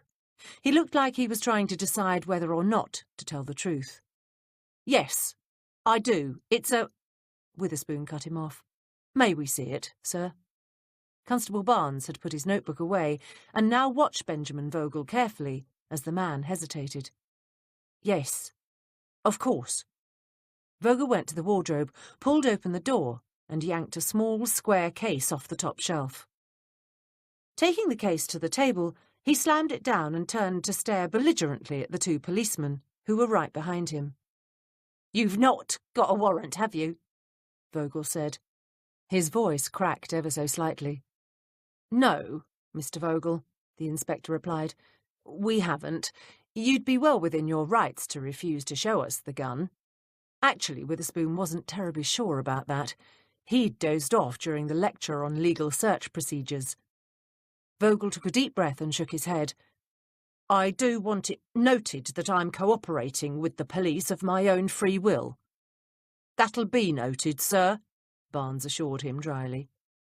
He unlatched the clasp and lifted the lid. "My God!" he exclaimed. "What on earth?" Witherspoon and Barnes looked into the case. The gun was gone. "But of course I was at the ballet," Miss Myrtle Buxton exclaimed. "Why, everyone was there that night." Lootie hid her satisfied smile by taking a sip of the fine Indian tea Miss Buxton had so thoughtfully provided. Myrtle Buxton, wealthy, single, and well past 60, lived across the road from Lootie's own Knightsbridge home. Myrtle wore a pale rose day dress that blended perfectly with the pink overstuffed settee and dark burgundy carpet. Her silver-grey hair was arranged in tight curls, her eyes were a vivid blue, and Lootie was sure the woman had on a bit of rouge. No one Myrtle's age had cheeks that bright. Not that Lootie cared. If she wanted to paint her face, it was her business. The important thing was, Myrtle devoted practically every waking moment to her social life. A notorious gossip, Myrtle Buxton had developed an eagle eye for noting who was where and with whom. Lootie knew she'd come to the right woman. "Too bad I missed going," Lootie replied, "but I've been kind of busy lately. Some friends of mine was there that night, though. The Plimptons. Did you happen to see 'em?" Myrtle waggled her ring-bedecked fingers coquettishly. "I saw everybody," she declared proudly. "Of course I saw the Plimptons. But I didn't know they were friends of yours. Gracious, I wouldn't have thought you'd know that family. They are a very stuffy bunch." I met 'em at a party last month," Lootie lied. "Rather conventional people," Myrtle mused. "Not your sort at all, Lootie. They've a box at the theatre, you know." "Was the whole family there?" "Goodness, no. Horace Plimpton wouldn't go near the ballet if his life depended on it, and Henrietta Plimpton's one of those women who continually fancy themselves as ill. No doubt she'd taken to her bed for the evening. It's old Mrs. Plimpton, Georgiana, who's the social one in that family. She, her granddaughter, and another young woman were in the box that night." She paused and shook her head. "Not that I understand why Georgiana bothers. She fell asleep the minute she sat down. Dreadful habit, falling asleep in public. Her mouth actually gaped open. It stayed that way through the whole performance. I must say she makes a spectacle of herself. Still, if it wasn't for Georgiana, I don't suppose poor Ada Plimpton would have any social life at all." Myrtle broke off and gazed at her friend curiously. "Why are you asking?" "No particular reason," Lootie replied with a casual shrug. "I just happened to hear they was all there that night, and I wondered how that could be. You see, I had an argument with a friend of mine who claimed that I was getting so old I couldn't see straight. I thought for sure I saw Miss Plimpton and another young woman leaving the theatre before the ballet even started. Well, Hepzibah, that's my friend, she claimed I was seeing things and that a decent young girl wouldn't be out on the streets at that time of night getting into hansom cabs." She paused and smiled apologetically. "I reckon she must be right. I couldn't have seen her if they was sitting in the Plimpton box. Guess I'll have to tell Hepzibah she was right. I tell you, Myrtle, it's hard getting old." She lowered her head and sniffled pathetically. "Nonsense." Myrtle was instantly sympathetic. She reached across and patted Lootie on the hand. You're not old at all, and you most certainly could have seen Miss Plimpton and another young lady outside the theatre, though I must agree with your friend, it isn't the sort of behaviour decent young women should indulge in. But that's becoming the way of the world these days. Women wanting the vote, wanting equality, and even going out to work. Shocking! Not at all like in my day. Looty bit her tongue to keep from telling Myrtle that she thought women should vote, work, and do anything else they danged well pleased. But I thought you just said you saw the girls sitting with Mrs. Plimpton. Only at the beginning, Myrtle explained. You see, I happened to notice that as soon as Georgiana Plimpton fell asleep, both young ladies slipped out of the box. Ada Plimpton came back a few minutes later, but the other girl didn't come back until the last curtain call. Looty tried to appear unconcerned. Reckon the girl must have gone and sat with someone else, she replied casually. She most certainly did not, Myrtle said archly. I looked. I tell you, that young woman left the theatre. She was gone for at least 2 hours. Remembering she was supposed to be playing a pitiful elderly lady, Looty pretended to be shocked. Goodness gracious! Where on earth do you think a young girl would be at that time of the evening? Myrtle snorted indelicately. Where do you think she'd be? She was probably off meeting some man. Get off with ya, Wiggins whispered. He stared in exasperation at the shaggy, skinny, long-haired brown and black dog, who gazed back at him with adoration. You've served your purpose, you silly hound, and I've given you a bit of bun, so scarper off. The dog sat down and rested his head on Wiggins's foot. Blimey, it seemed a good idea at the time, he muttered. Upon arriving at Camden Street, Wiggins had been dismayed to find the quiet residential road devoid of traffic, and he couldn't get to his usual hiding place because the butler from the house next door to the Hodgeses was standing outside his ruddy door. Wiggins hadn't known what to do. Then, out of nowhere, this silly mutt showed up. The animal was very friendly and took to the footman like a duck to water. He decided to pretend the dog was his. He'd spent the next 10 minutes walking up and down the road with the dog trotting obediently at his heels. He hadn't had the Hodges house out of his sight in all that time, either. Wiggins stamped his feet and pulled his coat tighter against the chill. The dog shivered. Wiggins sighed. Poor thing, you could see its ribs. When the butler finally disappeared, Wiggins had been able to dart into his usual hiding place, a narrow passageway between the two homes opposite the Hodges house.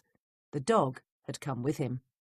Look, boy, he tried again, squatting down and patting the animal's head. Run along home now. I've got to keep watch and I don't have any more currant buns. The dog whined and nudged his nose against Wiggins's coat pocket.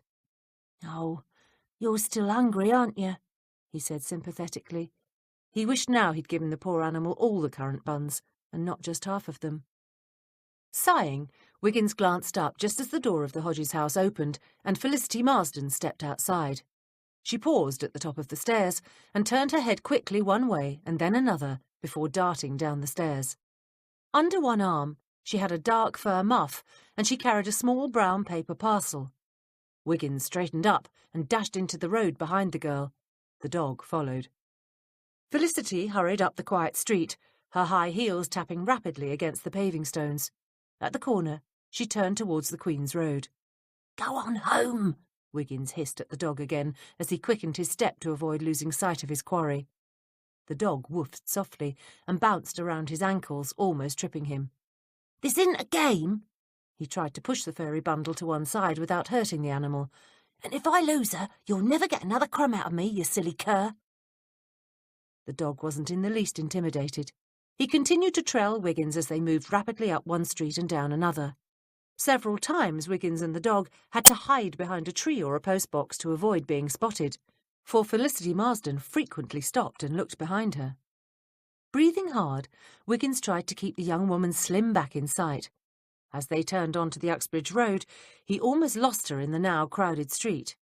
Then he spotted her crossing to the opposite corner, in front of the Uxbridge Road station. Darting in front of an omnibus, Wiggins spared a worried glance at the dog and was relieved to see it keeping pace with him. Felicity Marsden had turned onto Holland Road. Wiggins and friend followed. He wasn't worried about getting lost. He knew this area well.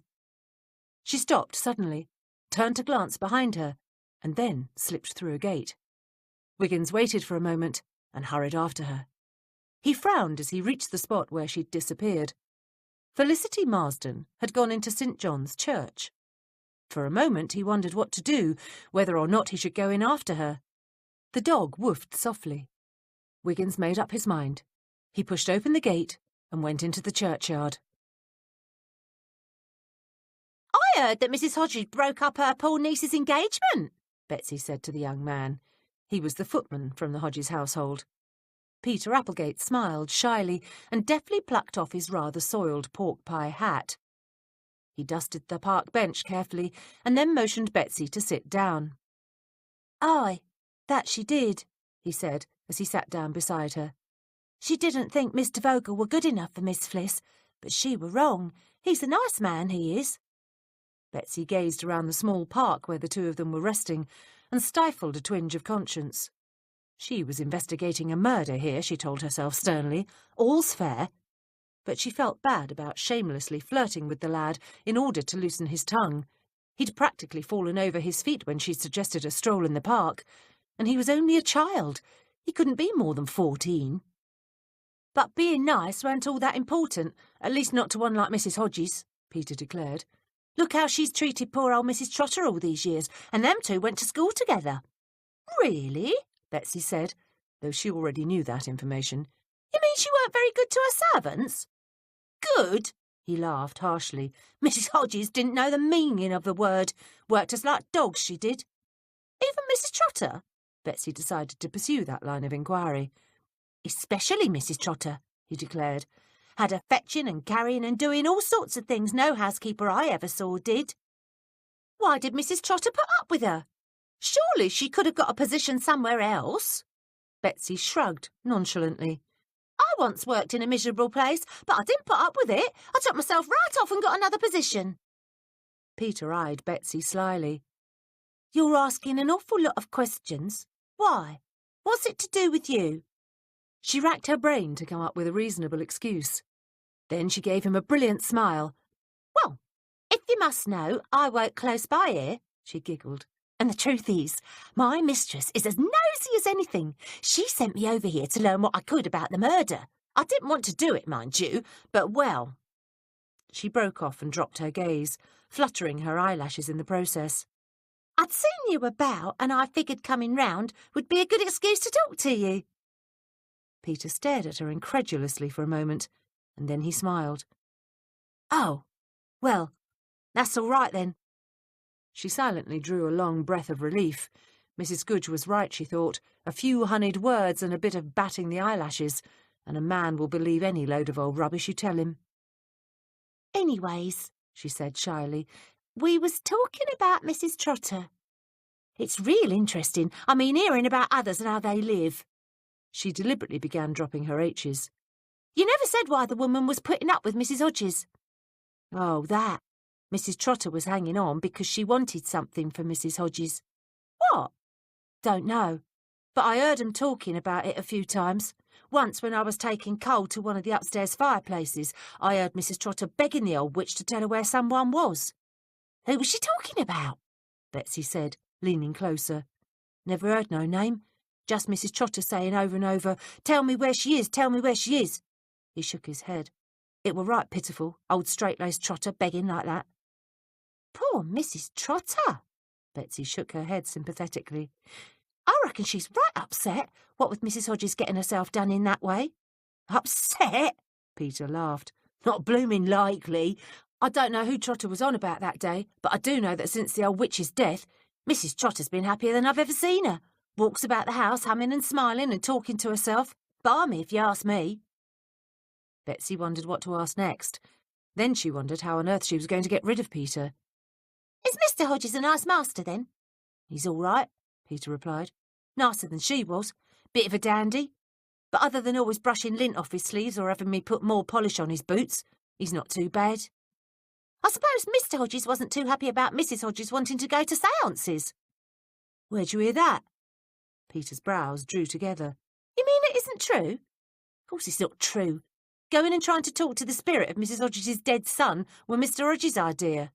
He started talking about it right after he and Mrs. Hodges got married. Mind you, that caused a bit of a stir. Are you saying it were Mr. Hodges that believes in spiritualism, then? Betsy asked, just to be sure she understood him correctly. Course it were him. Mrs. Hodges didn't believe in all that silly stuff. How did Mrs. Hodges meet up with Mrs. Popejoy, then? Betsy asked. Peter stared at her suspiciously, and she quickly added, I read about her in the papers. Caught me eye, it did. I'm interested in spiritualism myself. You never know, do you? Could be there's lots the dead could tell us. And that Mrs. Popejoy did claim some spirit tried to warn poor Mrs. Hodges to be careful. Yeah, he muttered. She did say that, didn't she? But I don't believe a word of it. Well, Mrs. Hodges must have. She kept going to see the woman. Only because Mr. Hodges wanted her to, Peter declared. Mr. Hodges claimed it would give Mrs. Hodges a bit of peace. You never answered me question. How did Mrs. Hodges meet up with Mrs. Popejoy? Betsy asked quickly, now that she'd finally loosened Peter's tongue again. The boy gave her a slow, sly grin. It were Mr. Hodges that introduced them. Fact of the matter is, I reckons Mr. Hodges knows Mrs. Popejoy from way back. They was old friends. Good friends, too, if you get my meaning. Chapter 6. Mrs. Jeffries spent the afternoon sorting linens. The task freed her mind to concentrate on the case. She was convinced that the death of Abigail Hodges wasn't a simple robbery gone wrong. It was murder, premeditated murder. She could feel it in her bones. But there were still far too many unanswered questions for her to make any assumptions as to the identity of the killer. Picking up an armload of tablecloths and napkins, she made her way downstairs to the kitchen. "Hello, Mrs. Gudge," she said brightly as she opened the door to the cupboard and slipped the linens inside. "Good afternoon. Miserable day out, isn't it?" The cook was standing at the table next to a large earthenware bowl filled with ground meat.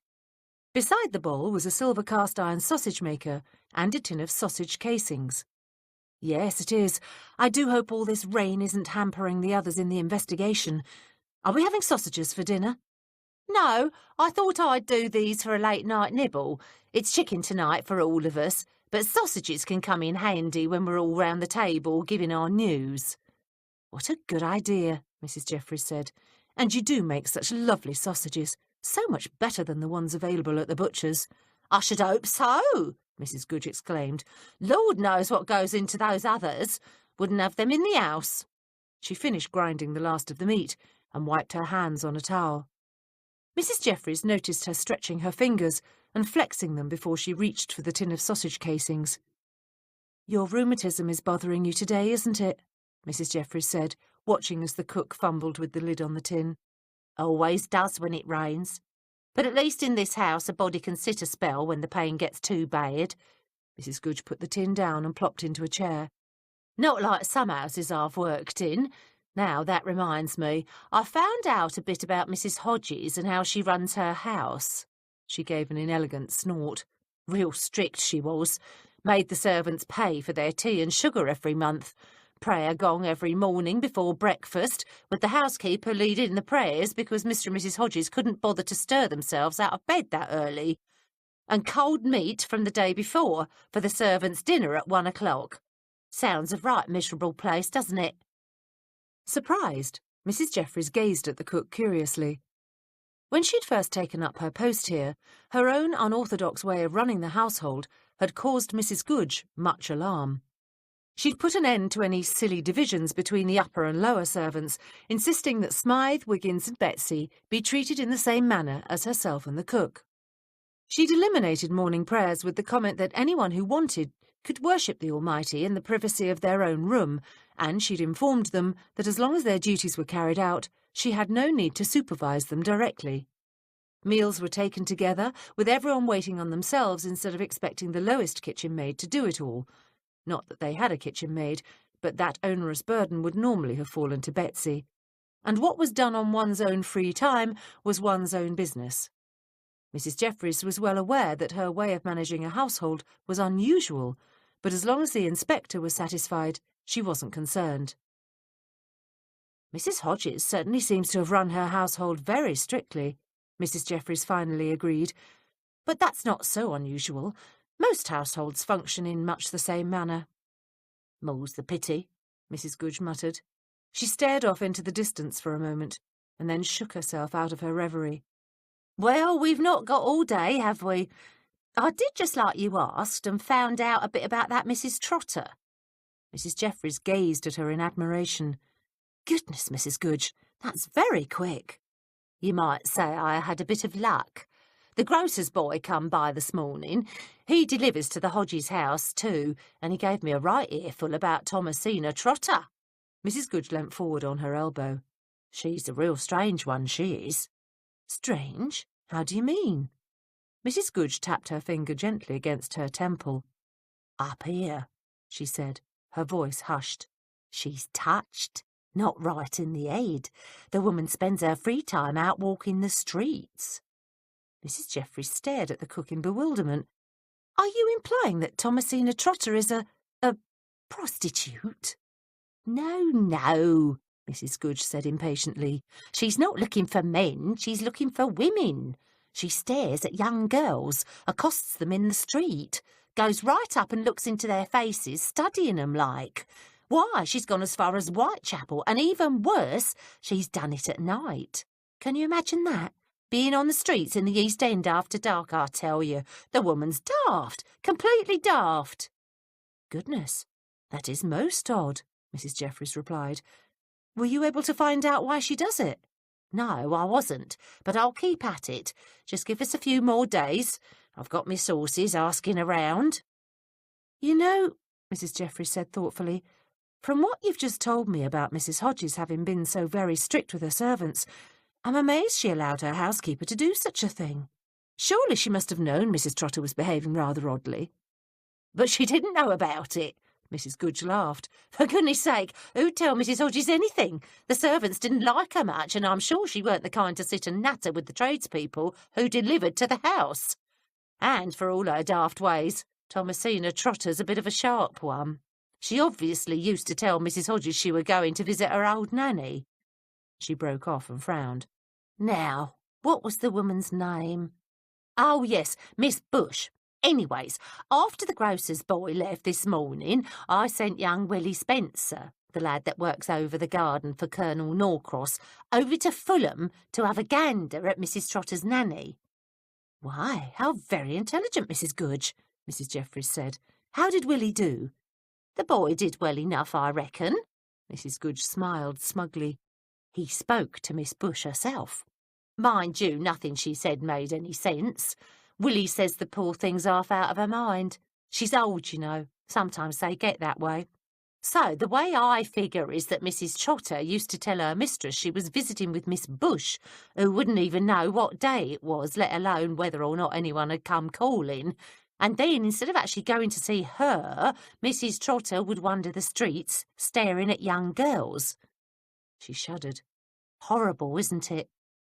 If you're right, Mrs. Jeffries mused, and there's no reason to believe you aren't, then that means Thomasina Trotter doesn't have an alibi for the time of the murder.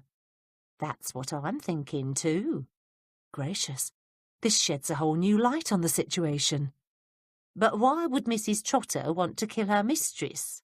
Mrs. Goodge shook her head. That's the part I can't understand. The woman might be a bit daft, but a murderess? We don't know that she did kill Mrs. Hodges, but then again, we don't know that she didn't, Mrs. Jeffries murmured thoughtfully. After a moment, she smiled at the cook. Keep digging, Mrs. Goodge. I think we might be onto something here. Tell the others we'll meet back here after the inspector's gone to bed this evening. Perhaps we'll have even more pieces to add to this puzzle. As Mrs. Jeffries went back up the stairs to finish her linens, she made a mental note to urge the inspector to double-check Thomasina Trotter's alibi. And just to make sure, she thought, I'll send Betsy or Smythe around to talk to Miss Bush and her neighbours. Now, Constable Barnes, Inspector Witherspoon said patiently, We didn't really have any grounds to arrest Mr. Vogel. A missing gun isn't reason enough to take him down to the station to help us with our inquiries." Barnes pulled the door of the hansom shut. "Ladbroke Road Police Station," he called to the driver before turning to the inspector. "Yes, sir, I know that. But what about his landlady? She claims she never saw him come in that night." "Yes, but she also told us she doesn't see him come in most evenings. Her rooms are at the back of the house," the inspector replied, tiredly. "Furthermore, we've no idea if his gun has anything at all to do with Mrs. Hodges." "She was shot with a revolver," Barnes insisted, "and his revolver's missing. We know he needs money, and we know he hated Abigail Hodges for interfering in his relationship with Miss Marsden. He knew the layout of the house. He could have found out that the Hodgeses was going to be out that evening, and he could have broke in just planning on robbing them when Mrs. Hodges surprised him. That would explain why she was shot. Vogel knew she could identify him." "Then where is the jewellery?" Witherspoon asked. "As far as we know, it hasn't turned up at any of the usual places, and we know it wasn't in his room. Mr. Vogel was quite within his rights to refuse to let us search, but he didn't, and the jewellery wasn't there." "He could have hidden it somewhere," Barnes suggested, but he didn't sound very sure of himself. "I expect you're right, sir. We didn't have all that much evidence against the man." "Vogel's not the only man in London who owns a revolver," the inspector said. "True, but most of them that owns guns can probably produce them," Barnes muttered. "Still, I'm sure you know what you're doing, sir." Witherspoon hoped the constable was right. At this point, he wasn't all that sure he did know what he was doing. Perhaps he should have brought Mr. Vogel in, but then again he hated making an arrest unless he was absolutely certain. "But it's still hard for me to believe it was professionals that broke into the Hodges house and killed that poor woman," Barnes continued thoughtfully. "It just didn't have the right feel, if you know what I mean, sir." "I do indeed, Constable. As a matter of fact, I've recently come to the same conclusion myself," Witherspoon admitted. "There are simply too many peculiar circumstances in this case. I think we'll just have to keep at it. Did the lads come up with anything useful from the neighbours?" "Not really, sir." Barnes reached for the door latch as the hansom pulled up in front of the station. As soon as the horses stopped, he opened the door and leapt out. The rain, which had started out as a drizzle when they'd left Vogel's rooms in Paddington, was now a downpour. "Better make a run for it, Inspector," Barnes called as he took care of the driver. The Ladbroke Road police station was a large brick building with a paved yard in front. The larger and more conspicuous of the two doors led into the front office with its constables behind the counter and the charge room, while the other smaller door led to a main staircase, which in turn led to offices and the canteen. It was this smaller door that Witherspoon made a dash for. Inside, he stopped and shook the water off his bowler. He was reaching for his spectacles when a uniformed constable appeared at the top of the staircase. "Good afternoon, sir," the young policeman called down. "The station officer would like to see you. He says it's urgent. He's in the charge room if you'd care to go in." Witherspoon, who'd hoped to get a cup of tea, stifled a sigh. He went through the connecting door into the front office. After nodding politely at the constable on duty behind the counter, he entered the charge room. Witherspoon grimaced as he stepped inside. He hated this bleak place. There were no windows and the walls were painted a dull, ugly green. The hardwood floor was scarred and stained from years of heavy, weary feet. There was a plain wooden bench alongside one wall for the prisoners to sit on, a wooden table for them to turn out their usually meagre personal effects, and a tall desk for the station officer to sit at as he listed the charges against the prisoners in the crime book. At the end of the room was another door, which led to the detention room. All in all, Witherspoon found the whole place dreadfully depressing. Not at all like the records room at CID headquarters at Scotland Yard. He sighed wistfully at the thought of his former position, and then straightened his shoulders, remembering his duty. The door from the detention room opened, and the station officer stepped inside. "Oh, good day, sir. I see you got my message. Sorry I wasn't here," he said politely, "but we've had a busy day. 2 in lock-up in the last hour." "That's quite all right, Constable, Kent, sir, Constable Kent. I was on my way in today when I was stopped by Constable Griffith. He's got a message for you about the Hodges case. They found the stolen jewellery." "Really?" Witherspoon was genuinely surprised. He'd never expected those jewels to turn up. "Yes, sir. Constable Griffith wanted me to make sure you stayed here until he arrived. He should be here any time now." Kent hurried over and stuck his head out of the door. "Can't imagine what's keeping him." Goodness, did he say where the jewels were found? Witherspoon fervently hoped the stolen items had been found at one of the shops in Shoreditch or St Giles that the police knew solicited stolen merchandise. "No, sir, he didn't," Kent said. "But here he is now, sir." "Griffith," he called across the front office. "Inspector Witherspoon's in here." The inspector would have liked to have left this miserable room for the front office, or better yet, for the canteen, but he didn't get the opportunity. Constable Griffith, all 6 feet 2 inches of him, was already inside the charge room. Barnes was right behind him. "Sir," Griffith explained, "we found the jewels."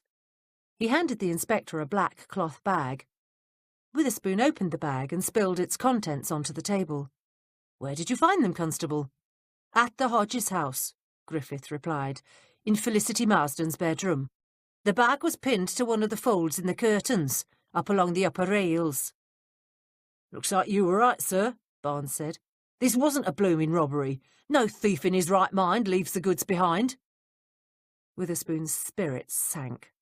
Drat! The murderer was far too clever for his liking.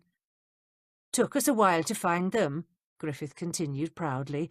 "I almost missed them too, but then I noticed one of the curtain rings was angled crooked, and there was a funny bulge in the fabric right below it." Witherspoon dragged his gaze from the jewels and stared at Constable Griffith. "Why on earth did you search Miss Marsden's bedroom?" he asked. Constable Griffith's bright smile faded. "But, sir, you told me to. At least you sent me a note." "I most certainly did not," the inspector protested. He thought back on everything he'd done that day, and he was absolutely sure he hadn't sent Constable Griffith a message to search the Hodges home. Witherspoon knew perfectly well that he occasionally got a bit muddled, but even he'd remember writing a note. "But, sir," Griffiths pleaded. He stared at his superior in panic.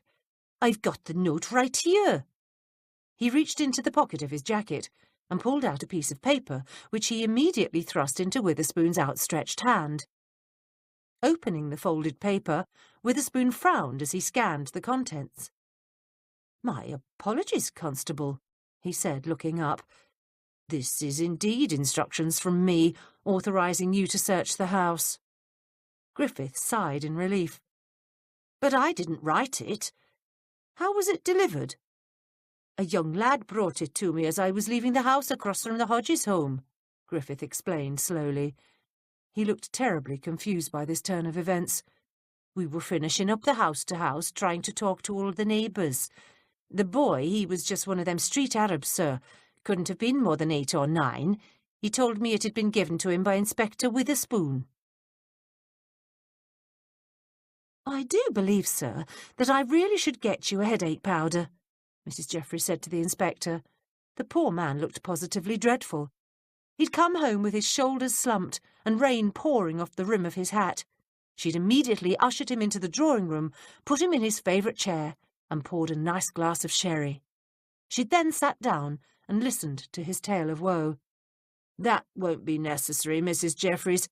As soon as I've had a bite to eat, I'm sure I'll feel much better." He took another sip of his drink. "It's just, well, one gets embarrassed when one's been made to look a fool." "Now, sir, don't be ridiculous. How could you possibly have been made to look foolish?" She clucked her tongue. "It's hardly your fault that someone forged your signature onto a note." "It's good of you to say so, but that's not the only reason I feel badly," he confessed. He stared morosely at his sherry. "I think perhaps I should have listened to Constable Barnes. He wanted to bring Mr Vogel into the station for questioning, and I didn't think we had sufficient evidence." Mrs Jeffries clucked her tongue again. Now, sir, I'm sure you made the right decision. Why don't you tell me everything that happened today? It'll do you good to get it off your chest." She straightened as she heard a harsh, muffled rumble that sounded like it was coming from below stairs. The inspector heard it too. "I say, did you hear that?" he asked. Yes, it was probably something falling off the back of a cart. She didn't care what the sound was. Unless the house was on fire, she wanted nothing to distract the inspector from telling her what had transpired that day. "It sounded like a dog," he murmured. Then he took a deep breath and told his dear housekeeper all about his utterly dreadful day. Mrs. Jeffries listened very carefully. The inspector retired early that night. Mrs. Jeffries waited until he'd disappeared up the stairs, and she heard his bedroom door close before she hurried down to the kitchen. For once, everyone was there. Even Looty Bell had managed to come. "Hatchet said he'll be back for me in an hour," Looty said, referring to her butler. "His nose is out of joint on account of having to go out in the wet, but he'll get over it. I couldn't wait till tomorrow. I found out some information that's going to set your hair on fire." There was another muffled rumble sound, and everyone started in surprise. "What was that?" Betsy asked. "Sounded like a dog," Mrs. Goodge replied. "I heard the same sound a while ago," Mrs. Jeffries said. "It's thunder," Wiggins put in. "Thunder?" Smythe exclaimed. "It weren't a bit like thunder. You'd better get the muck out your ears, boy." "And I'd better get them sausages," Mrs. Goodge said as she stood up and bustled down the hallway towards the cooling pantry. "Don't anyone start until I get back." They all waited patiently, sipping at the cocoa the cook had put in a pot on the table. Mrs. Jeffries could tell from their faces that each of them had something to report. "Ah!" Mrs. Goodge screamed. Despite her rheumatism, she fairly flew down the hall, clutching an empty platter in her hands. Alarmed, Mrs. Jeffries and Smythe both jumped to their feet. Betsy scooted back from the table to get a better view. Wiggins sank into his chair, and Looty pulled a pistol out of her fur muff. "For goodness sake, Looty," Mrs. Jeffries cried when she saw the gun. "Put that thing away before you shoot someone." "I'll put this away when I know why Mrs. Goodge is howling her head off," Looty retorted. "Me sausages!" the cook yelped. She slammed the empty platter onto the table. "They're gone!" "Is that what all the shouting's about?" Smythe said in disgust. "For pity's sake, Mrs. Goodge, someone probably ate them." "But they was there less than 10 minutes ago," Mrs. Goodge insisted, "and I've been hearing strange noises all evening. I tell you, something's in the house." Another rumble exploded from the back of the hall. "Now I know that weren't thunder," Looty said. She aimed the pistol at the dimly lit passage and got to her feet. Wiggins leapt up. "Don't shoot," he shouted. "He's only a puppy." He threw himself in front of Looty. "Please put that gun away. He was hungry. He followed me home, and I didn't have the heart to turn him out. He's a good dog, Fred is." Wiggins turned and rushed down the hallway towards a small, rarely used storage room. A few moments later, he returned with the dog in tow. "Fred's sorry he ate the sausages," Wiggins said apologetically to Mrs. Goodge. The animal looked at Mrs. Goodge and licked his chops. "But it were an accident. The door to the cooling pantry was open when I was bringing him down the hall, and the poor mite was so hungry that when he smelled that meat, he couldn't help himself." Surprised by this turn of events, they all stared at the footman and the dog. Fred wagged his tail. Mrs. Jeffries cleared her throat. Smythe chuckled. Mrs. Goodge snorted. Betsy grinned, and Looty put her gun away. "Can he stay?" Wiggins asked, as he knelt by the animal and started stroking his rather mangy coat. "He's got nowheres to go, and we can't just turn him out. He'll starve." "But Wiggins," Mrs. Jeffries said gently, "what will the inspector say?" Still wagging his tail, Fred stepped closer to the table. Smythe tentatively put his hand out, and the dog licked it. Then he went to Betsy and nuzzled his head against her chair. "We could talk him into it," Wiggins insisted. "Our inspector's a kind-hearted gentleman. He wouldn't want to see the poor little pup turned out in the cold." "Let's have a go at it," the coachman put in.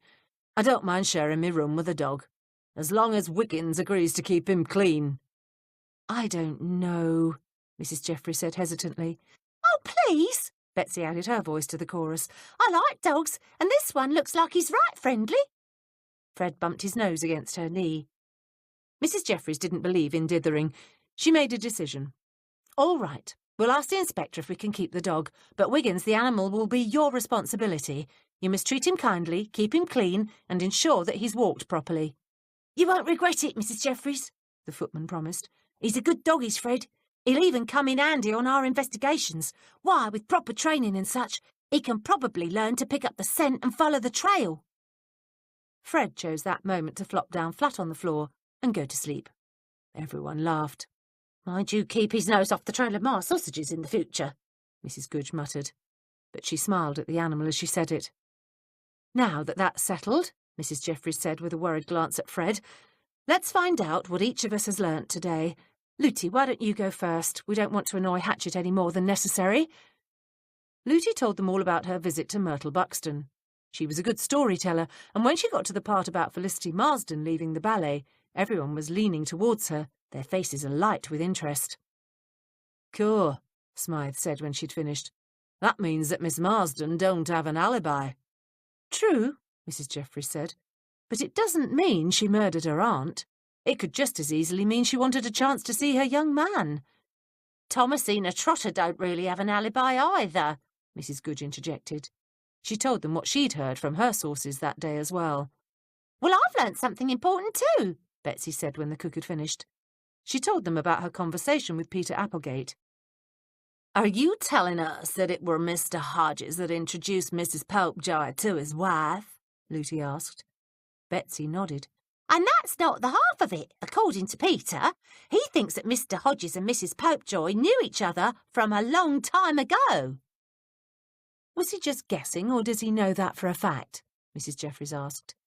"He weren't really sure," Betsy said cautiously, "but a couple of months back, right after Mrs Popejoy had been round the Hodges house for the first time, Peter claims he saw Mrs Popejoy and Mr Hodges together driving in a carriage down Oxford Street.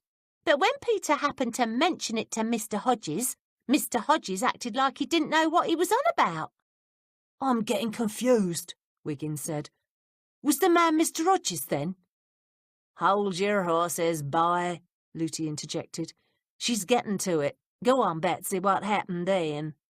"Peter says he didn't think much about it. He just thought he'd made a mistake. But the very next day, Mr Hodges left the house and forgot his walking stick.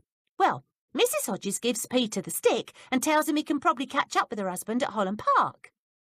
Betsy paused, dramatically. "But when Peter reached the park, he didn't just find Mr Hodges. He saw Mr Hodges and Mrs Popejoy together, and they was huddling under a tree. They didn't hear Peter come in, so they weren't careful with what they were saying to one another." "What did Peter hear?" Mrs Jeffries asked quickly. "He heard Mr Hodges saying that Mrs Popejoy had better be careful, that they wouldn't like it to be like the last time. Then he laughed like and said, 'Remember what happened 3 years ago?'" Wiggins shook his head. "I still don't get it." "Neither do I," mumbled Mrs Goodge. "Don't you see? If he's referring to something that happened 3 years ago, something they both knew about, that proves he knew Mrs Popejoy 3 years ago." Mrs Jeffries said. "Perhaps or perhaps not. Mr Hodges could have been referring to a social or political event that everyone knew about, something that was in the papers and was common knowledge, or he could have been chatting about something like last winter's weather. We've all commented that 1886 was the coldest winter anyone could remember. Mr Hodges could just as easily have been having a polite conversation with Mrs Popejoy." She shook her head. "Mr Hodges just isn't a reasonable suspect in this case. When Inspector Witherspoon was interviewing Mrs Popejoy yesterday, she mentioned a friend of hers, Harriet Traynor, was sitting in the ladies' waiting room when she arrived at the station with Mr Hodges. The inspector told me today that they'd confirmed Mrs Popejoy's story. Harriet Traynor positively identified Leonard Hodges as the man who accompanied Mrs Popejoy to the station, and several witnesses saw him at his club not long after." "So it doesn't matter if they knew each other or not before Mr Hodges married Mrs Hodges," Betsy said glumly. "And Peter were ever so sure they did. Said it wasn't just that incident in the park. It were other things too, like the way they look at each other." "Huh?" Wiggins scratched his head. "Like the way you look at Sarah Trippitt, lad," Smythe said, and Wiggins blushed. Mrs Jeffries tapped her fingers against the table. They'd learnt much so far. Felicity Marsden didn't have an alibi. Mrs. Popejoy may have known Mr. Hodges longer than anyone had thought, and he'd been the one to encourage his wife to go to a spiritualist, but she still didn't have enough information. She smiled at Smythe. "I believe it's your turn now." The coachman shrugged. "My news isn't all that interesting," he confessed, "but I did track down the hansom driver that brought Mrs. Hodges home. He claimed she were angry because he'd driven her home by way of the Strand instead of the quieter streets.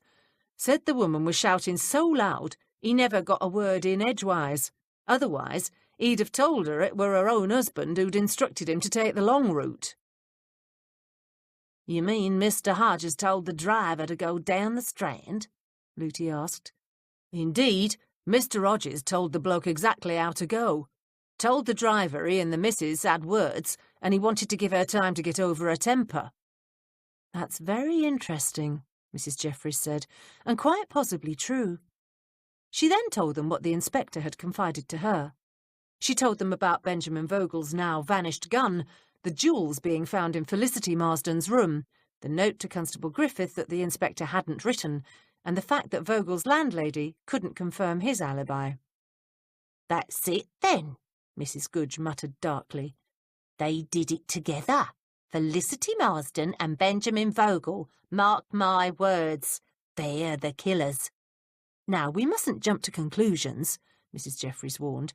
"We don't know that Mr. Vogel and Miss Marsden were even together that night, and even if they were, I hardly think that proves them guilty of murder." "But they've both got a motive. His gun's missing and the jewels was found in her room," Smythe protested. "Sounds to me like that's pretty good evidence." "On the surface it may well be," Mrs. Jeffries replied. "However, the inspector mentioned that he didn't think Mr. Vogel was stupid. Hiding jewels you've conspired to steal in one of the other conspirators' rooms strikes me as the mark of a very stupid man." "Maybe he's going to blame it on her," Looty suggested. "Wouldn't be the first time a man's taken advantage of a woman's love. I once knowed a woman, good woman too, right smart. She up and helped her fella rob a bank.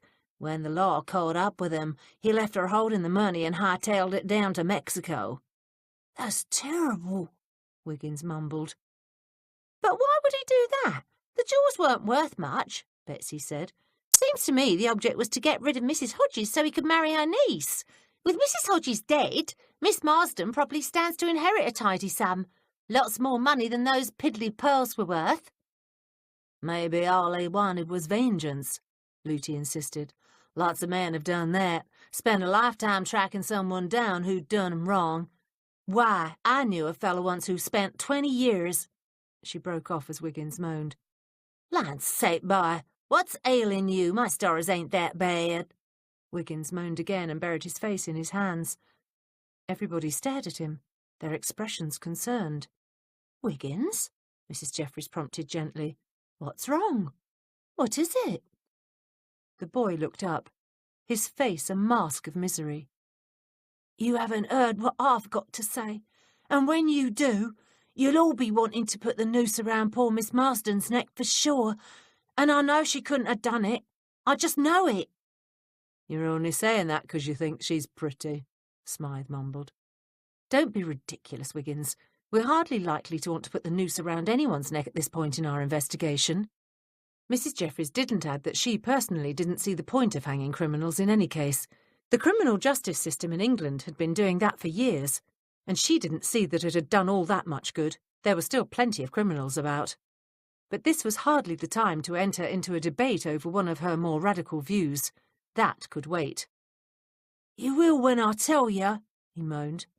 "Oh, go on and tell us, lad," Smythe snapped. "We're hardly likely to grab a rope and go get the woman to string her up tonight." "Please," Mrs. Jeffries said quietly, "tell us what you know." Wiggins nodded and told them about following Felicity Marsden to St. John's Church. "When I was standing in the churchyard, I saw the vicar come out the front door, so I nipped round the corner to the back, and what do you think I saw?" Looty rolled her eyes. "Hurry up, boy. Hatchet'll be here any minute. I want to hear this." "Miss Marsden.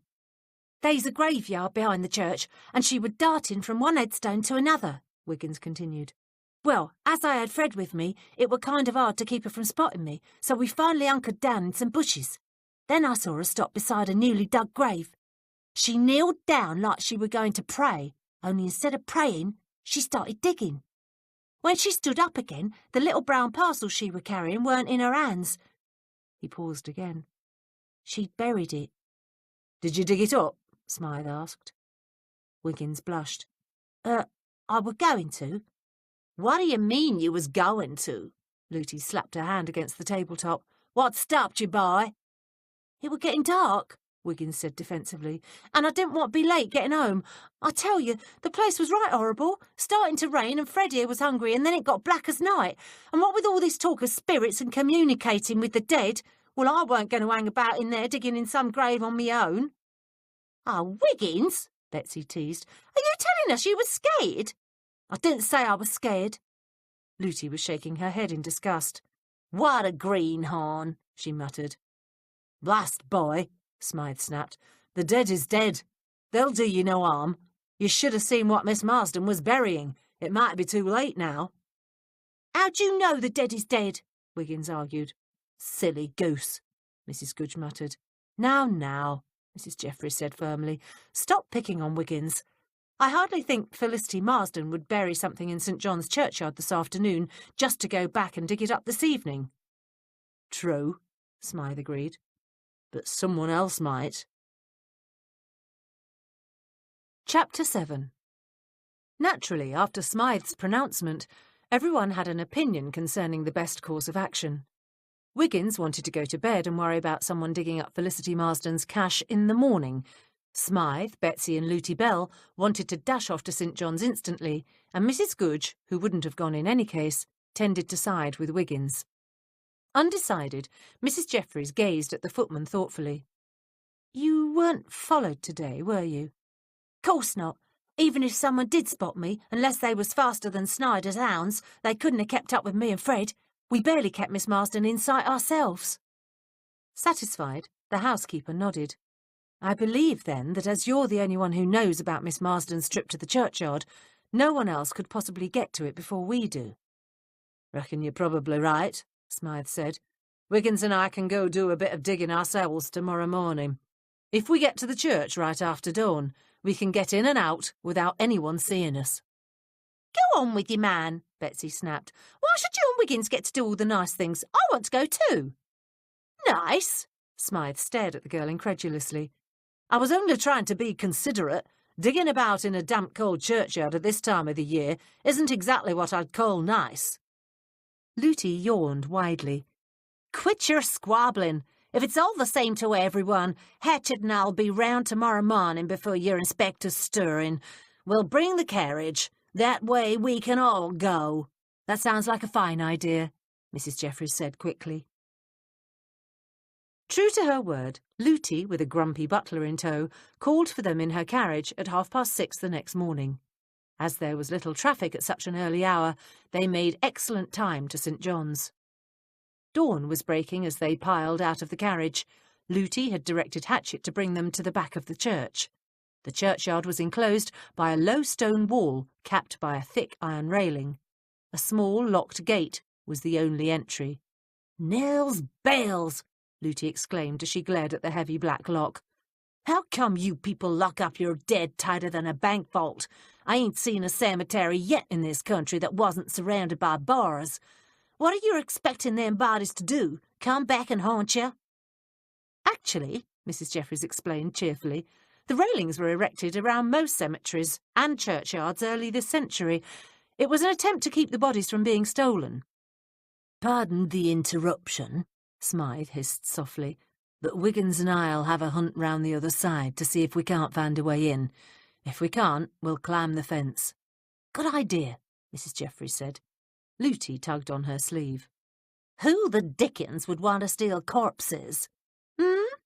Oh, professional body snatchers, Mrs. Jeffries replied absently as she anxiously watched Smythe and Wiggins disappear around the corner. Then she turned to gaze at the back entrance of the church. She wanted to be able to call out a warning in case a vicar or someone else came out into the yard.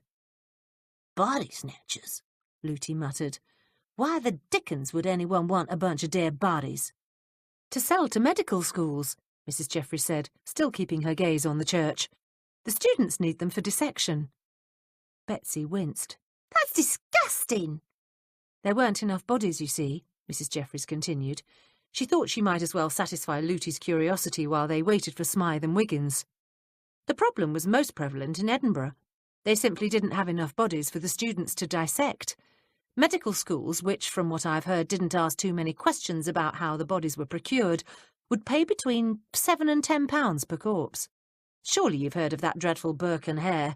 They actually used to murder their victims in order to keep the supply available. Well, with that kind of money in the offing, body snatchers began to prey upon recent burials.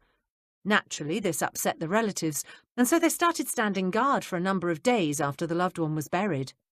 Giving the body time to rot, huh? Luty asked with relish. Betsy moaned softly. If you two are going to be so gruesome at this time of the morning, I'm going to sit with Hatchet. Luty looked offended. We're not being gruesome. Hepzibah's just telling me some of the more interesting bits about you English. She grinned at the housekeeper. How come they put up the gates, then, if relatives were standing guard? They wanted to be doubly sure. She pointed to the spiked points on top of the railings. The railings were designed to make it difficult to get a body over the gate, but the newest churchyards don't have them. Luty, who obviously found the subject fascinating, said, How come? After the passing of the Anatomy Act of 1832, it became much easier for medical schools to acquire bodies legally. That, of course, took the profit out of stealing from graves, and that particular crime has virtually died out. It was rather distasteful, I'll admit, but if you keep in mind the dreadful poverty so many people are forced to endure, you can understand why it happened. Smythe, with the panting Wiggins trailing him, appeared from around the corner. He waved them over. There's another gate on the side, he whispered. We've got it open, but we'd better be quick. There's a few lamps coming on across the road. Leaving Hatchet to keep watch for patrolling constables, they went into the yard. Wiggins led them to the spot where Miss Marsden had buried the parcel. It was just beneath the headstone of one Percival Pratt, who departed this world only a week ago. Sinking to his knees, Smythe took a trowel from beneath his coat and began to dig. I've hit something, he muttered, as he tossed the trowel to one side and brushed some dirt off the package with his fingers. He brought out the parcel and handed it to Mrs Jeffries. Everyone gathered closer as she carefully eased off the string and unwrapped the paper. Oh dear, she murmured softly. It's a gun. Probably the one that killed Mrs Hodges. Wiggins made a sound of distress. Poor Miss Marsden. This'll put a noose round her neck for sure. Not necessarily, Mrs Jeffries replied. Just because she buried the gun isn't evidence that she did the shooting. But who else could have done it? Betsy asked. And if it weren't Felicity Marsden, then why did she come all the way over here to get rid of the gun? That's a very interesting question, Mrs Jeffries answered quickly, and one we'd better discuss thoroughly before we take any action. She hastily re-wrapped the weapon. Here, Smythe, hold this while I retie the string. What are you doing that for? Luty asked. Ain't we going to take the gun to the inspector? No, we're going to put it back where we found it and go back to Upper Edmonton Gardens, Mrs Jeffries declared. We've much to discuss before we tell the inspector anything. Cool, Mrs J, Smythe said with a shake of his head. Are you sure? I mean, this is hiding evidence. It most certainly is not. Mrs Jeffries cast a quick glance to the back of the church. We're not hiding anything. We're replacing it, and we must hurry. It's getting late. I don't want to have to explain our presence here to the vicar. Now stop worrying, all of you, she said earnestly, as she looked from one concerned face to another. Believe me, I know what I'm doing. We're going to have another little chat with that Mr Vogel today, Inspector Witherspoon declared.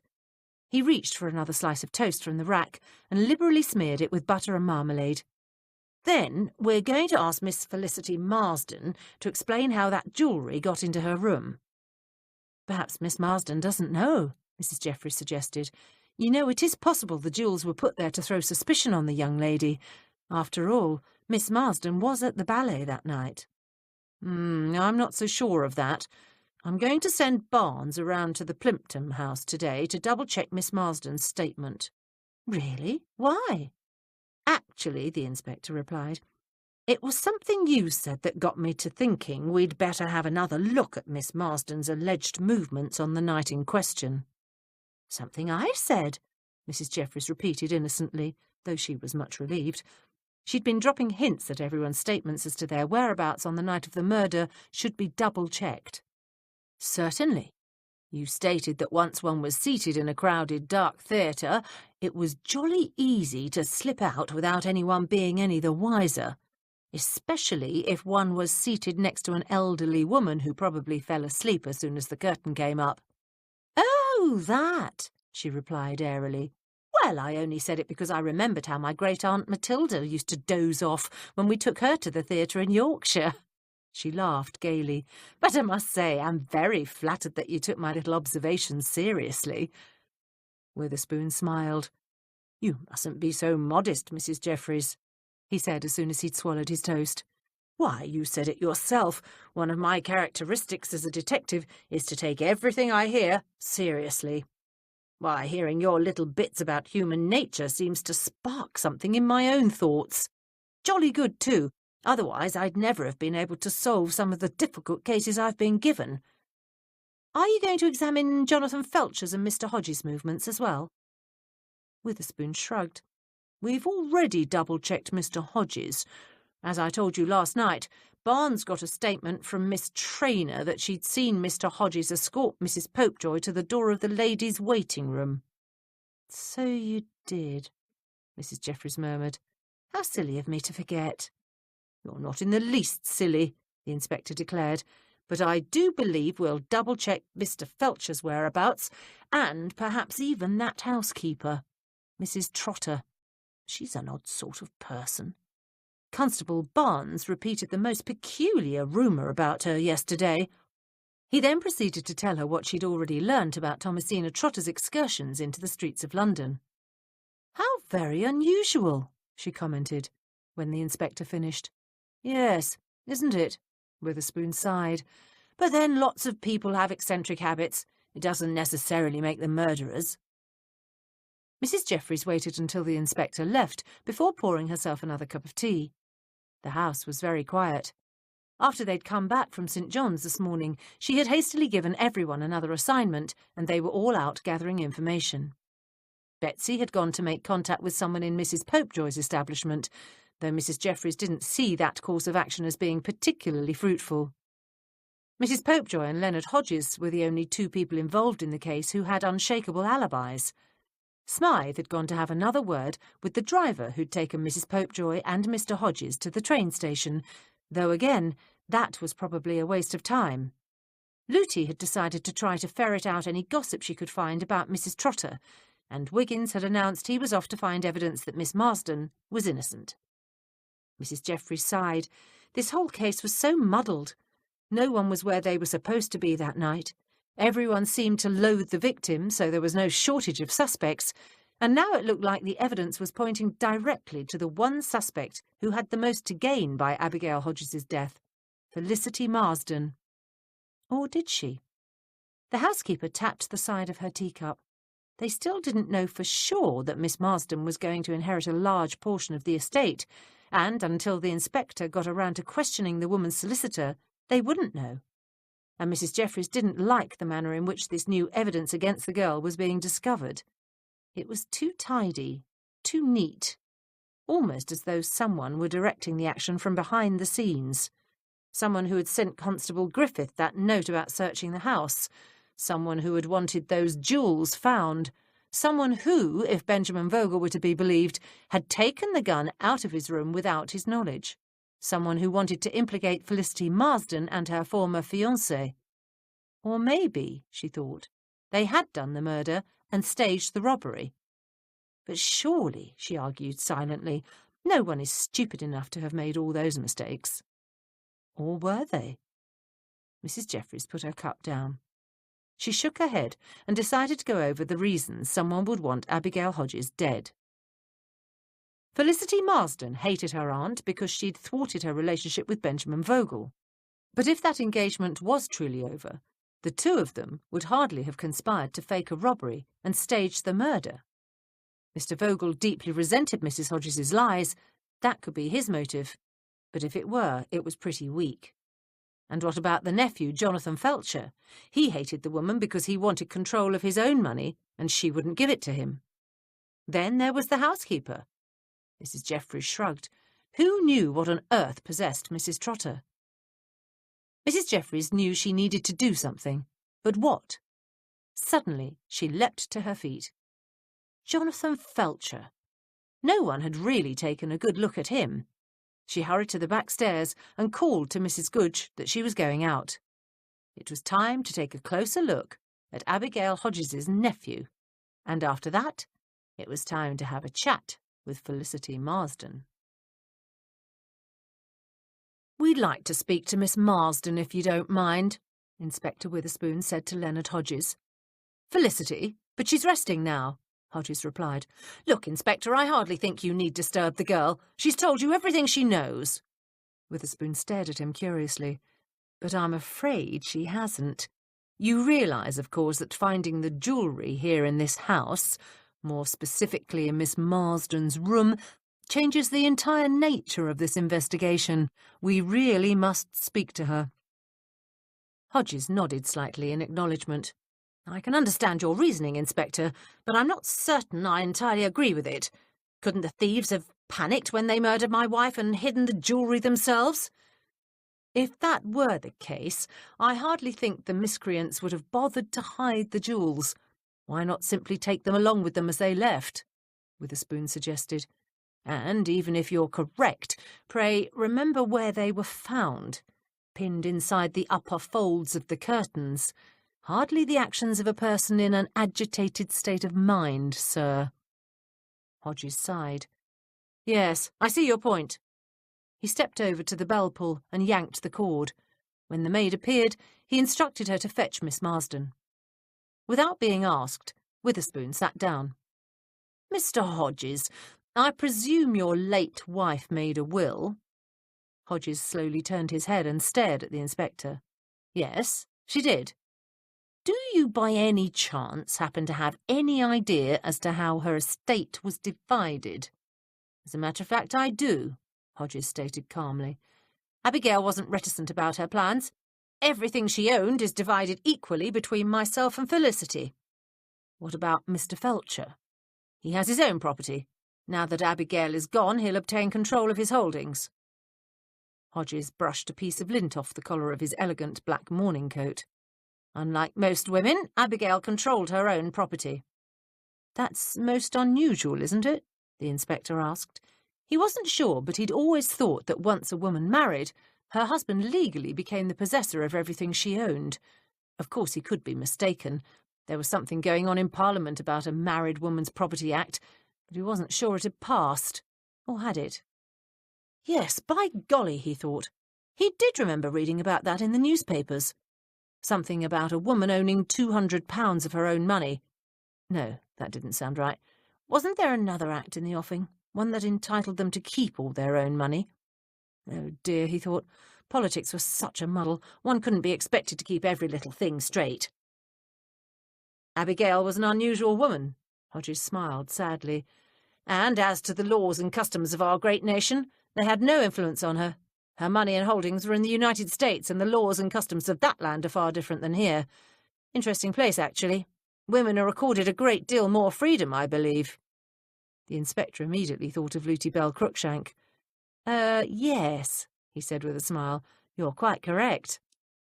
Abigail inherited substantial real estate holdings in both New York and Baltimore from her first husband, Hodges explained. The property is administered by an American law firm, and quarterly funds are drawn on bank drafts through the Bank of New York. The inspector wondered what was keeping Miss Marsden.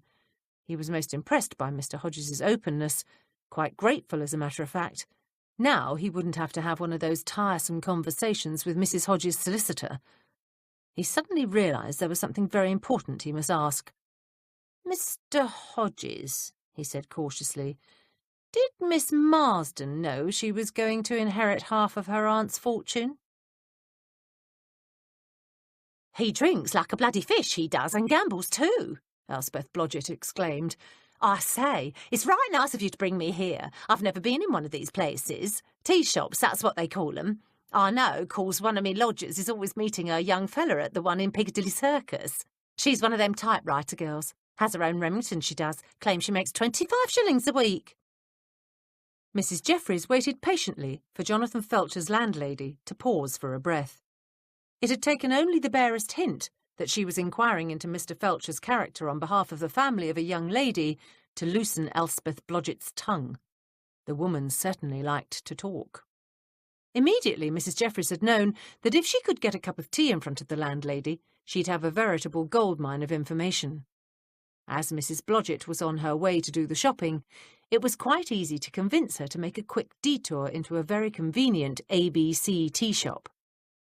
A waiter pushing a trolley topped with seed cake, currant buns, digestive biscuits and meringues stopped beside their table. Mrs. Blodgett broke off in mid-sentence. Her eyes narrowed and she licked her lips as she stared at the tray of sweets.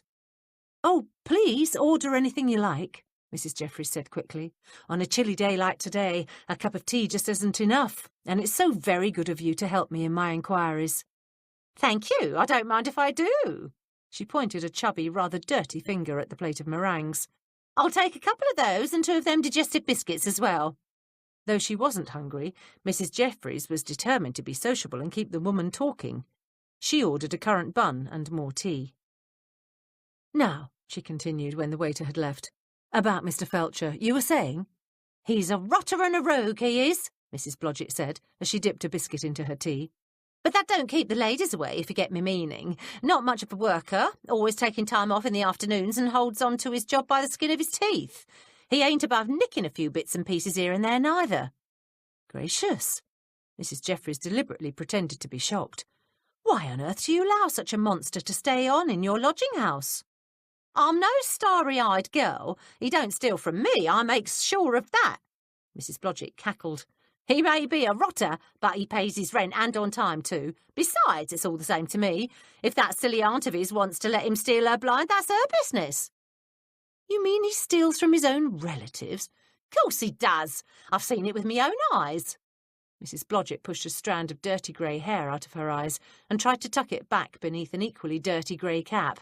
"I've seen him open her purse and help himself when she ain't looking." "How appalling!" Mrs. Jeffries exclaimed. Obviously, Mrs. Blodgett didn't think it unethical to spy on her lodgers. "How did you see Mr. Felcher steal? It's rather important. I mean, it's my duty to warn Elizabeth's family that the young man who has been paying court to their only daughter isn't to be trusted." "We've all got to do our duty," Mrs. Blodgett seconded. "Well, like I was saying, this here aunt of his used to come by occasionally and give Felcher a dressing down. Whenever she'd finish, she'd nip into the back room to put on her hat and coat. Felcher used to open her purse and help himself. Got right quick at it too. Her name was Abigail Hodges." "The woman who was murdered a few days ago?" "That's the one, all right. Had lots of money, she did. Felcher was always licking her boots and trying to get on her good side, but I reckon she had him sussed out well enough."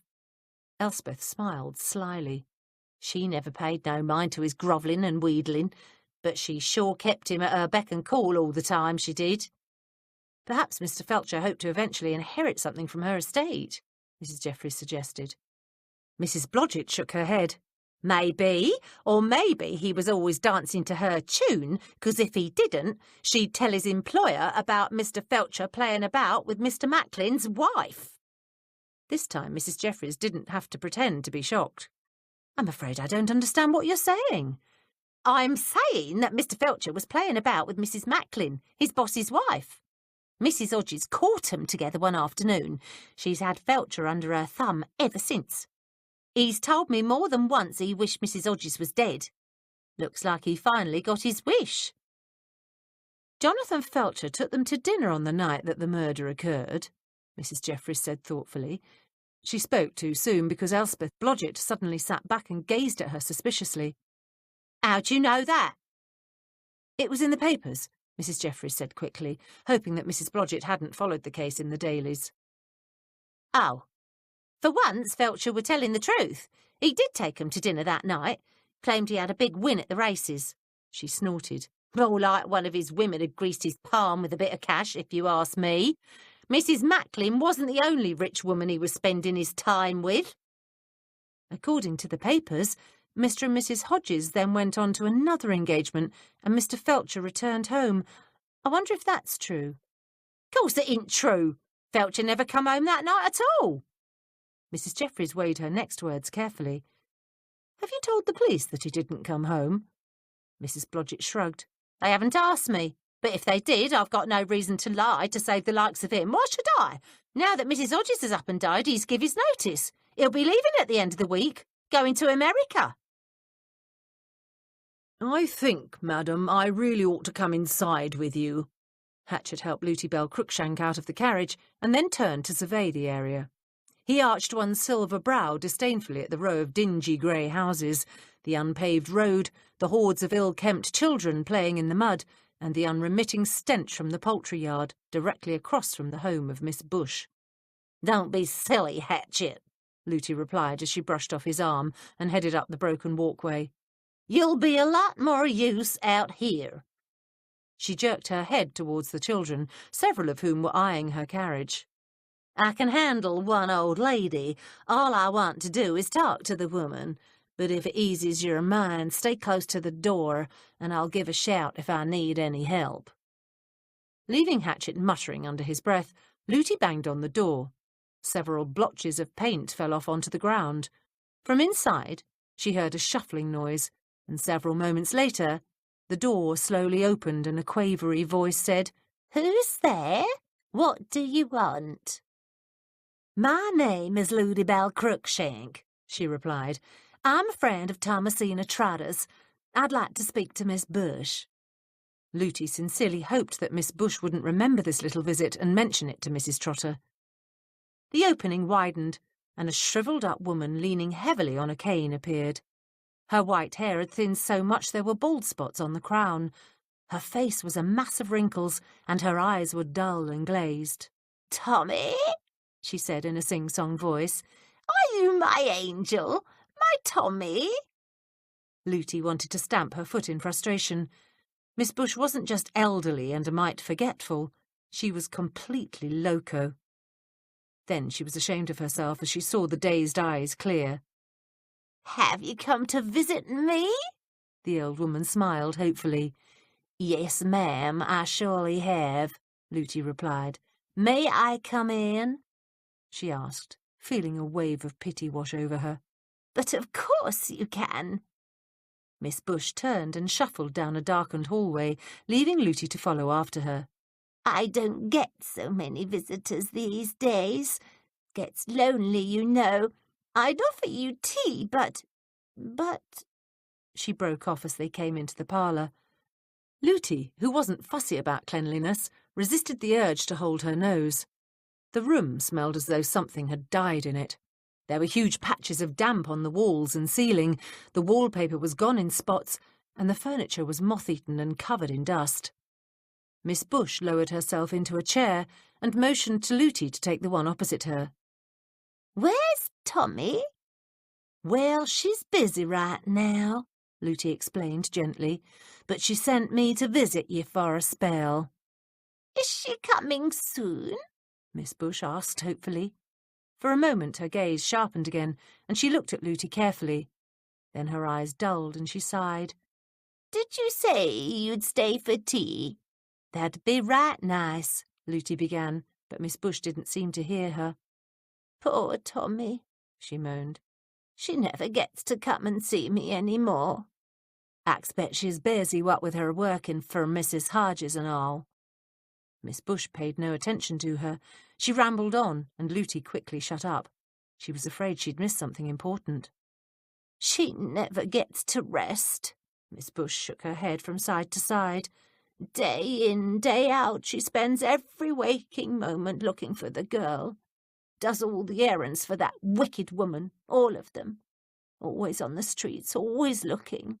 Never gets to rest. Oh, my poor angel." "That's right. She never gets to rest," Luty repeated, as she decided to change tactics. She reached over and patted Mrs. Bush's hand.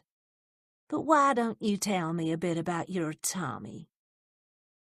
A slow, dreamy smile spread across the old woman's face. "She was such a pretty child, such a sweet thing. and she was all mine practically from the day she was born. Her mother was ill, you know. I raised her." Miss Bush suddenly giggled. "But then again, if she hadn't been so pretty, she wouldn't have had all that trouble. I always used to tell her, pretty is as pretty does, but she'd never listen. Wilful, that's what she was." "What kind of trouble did she have?" Looty asked softly. Miss Bush moaned. "Trouble, always trouble. First the money gone, and then him." "What kind of trouble?"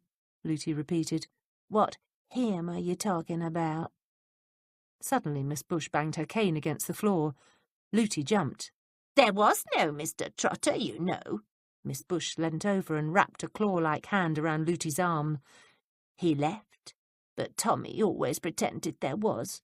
Always pretended he was coming back to her.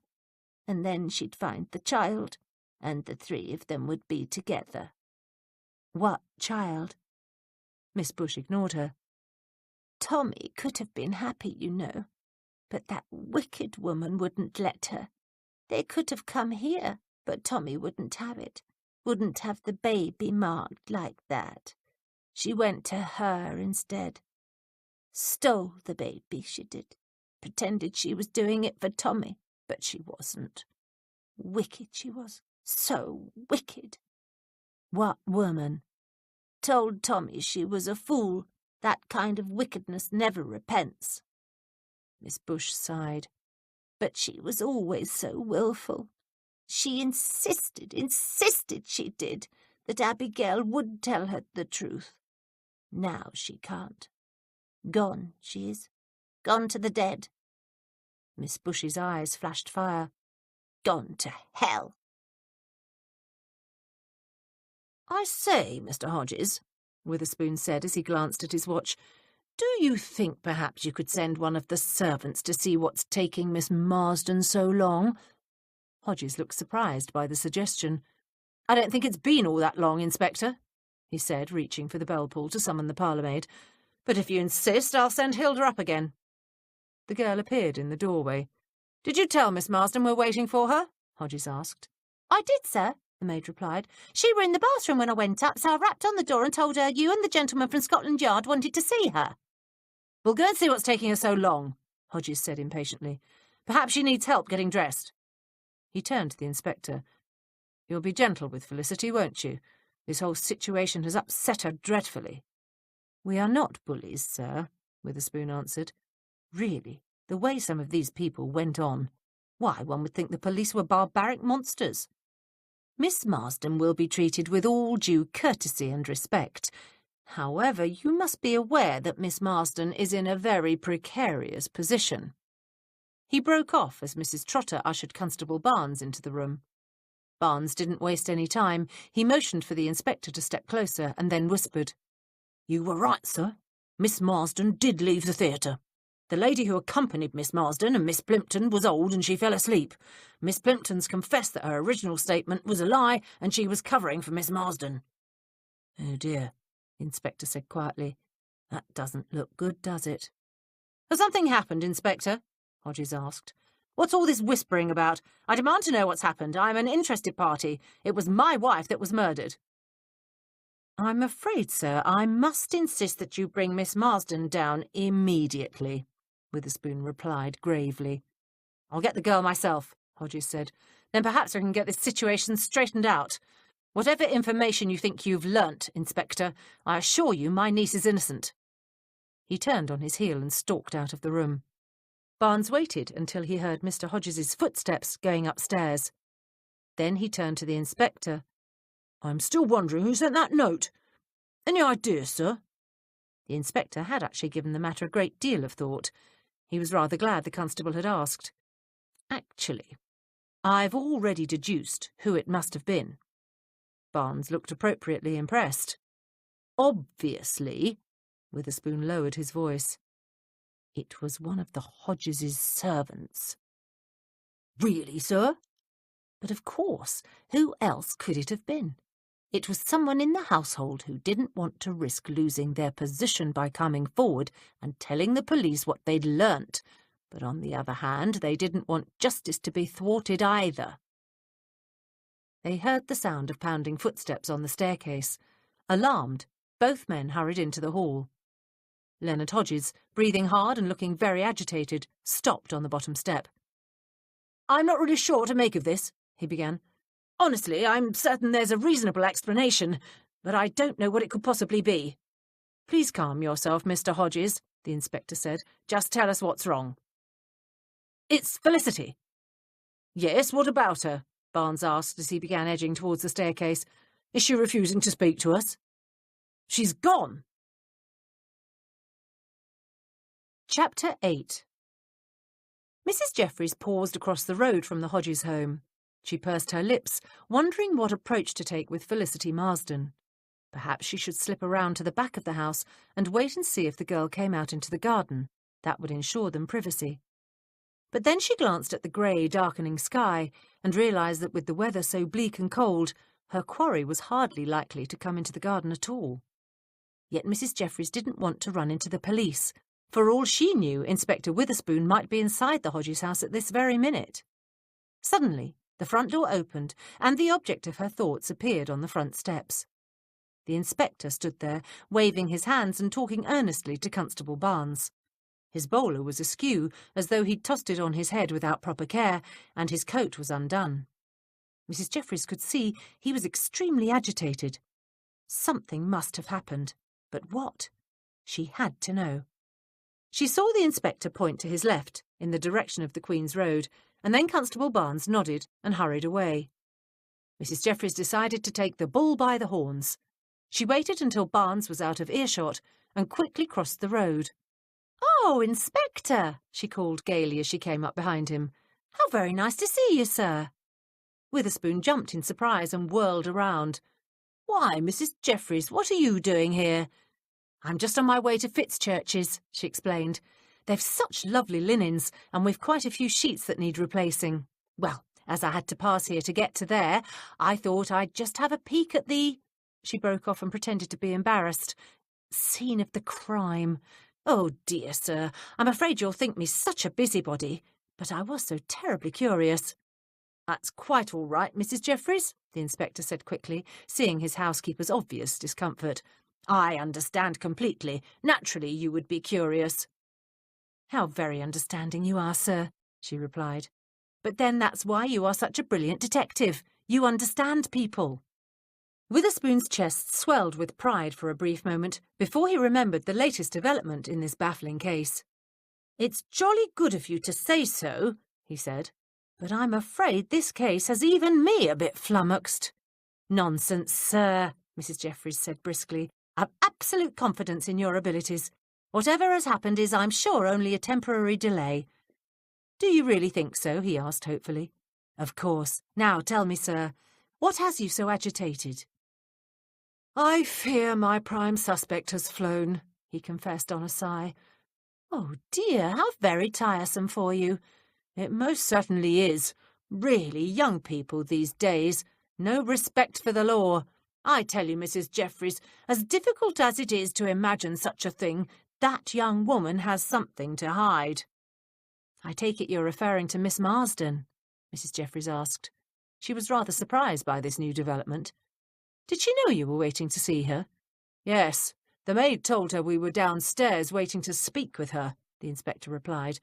"But when Mr. Hodges went up to fetch the young lady, he found her gone. She'd also taken her carpet-bag and some clothes." "Oh dear, sir," Mrs. Jeffries clucked sympathetically.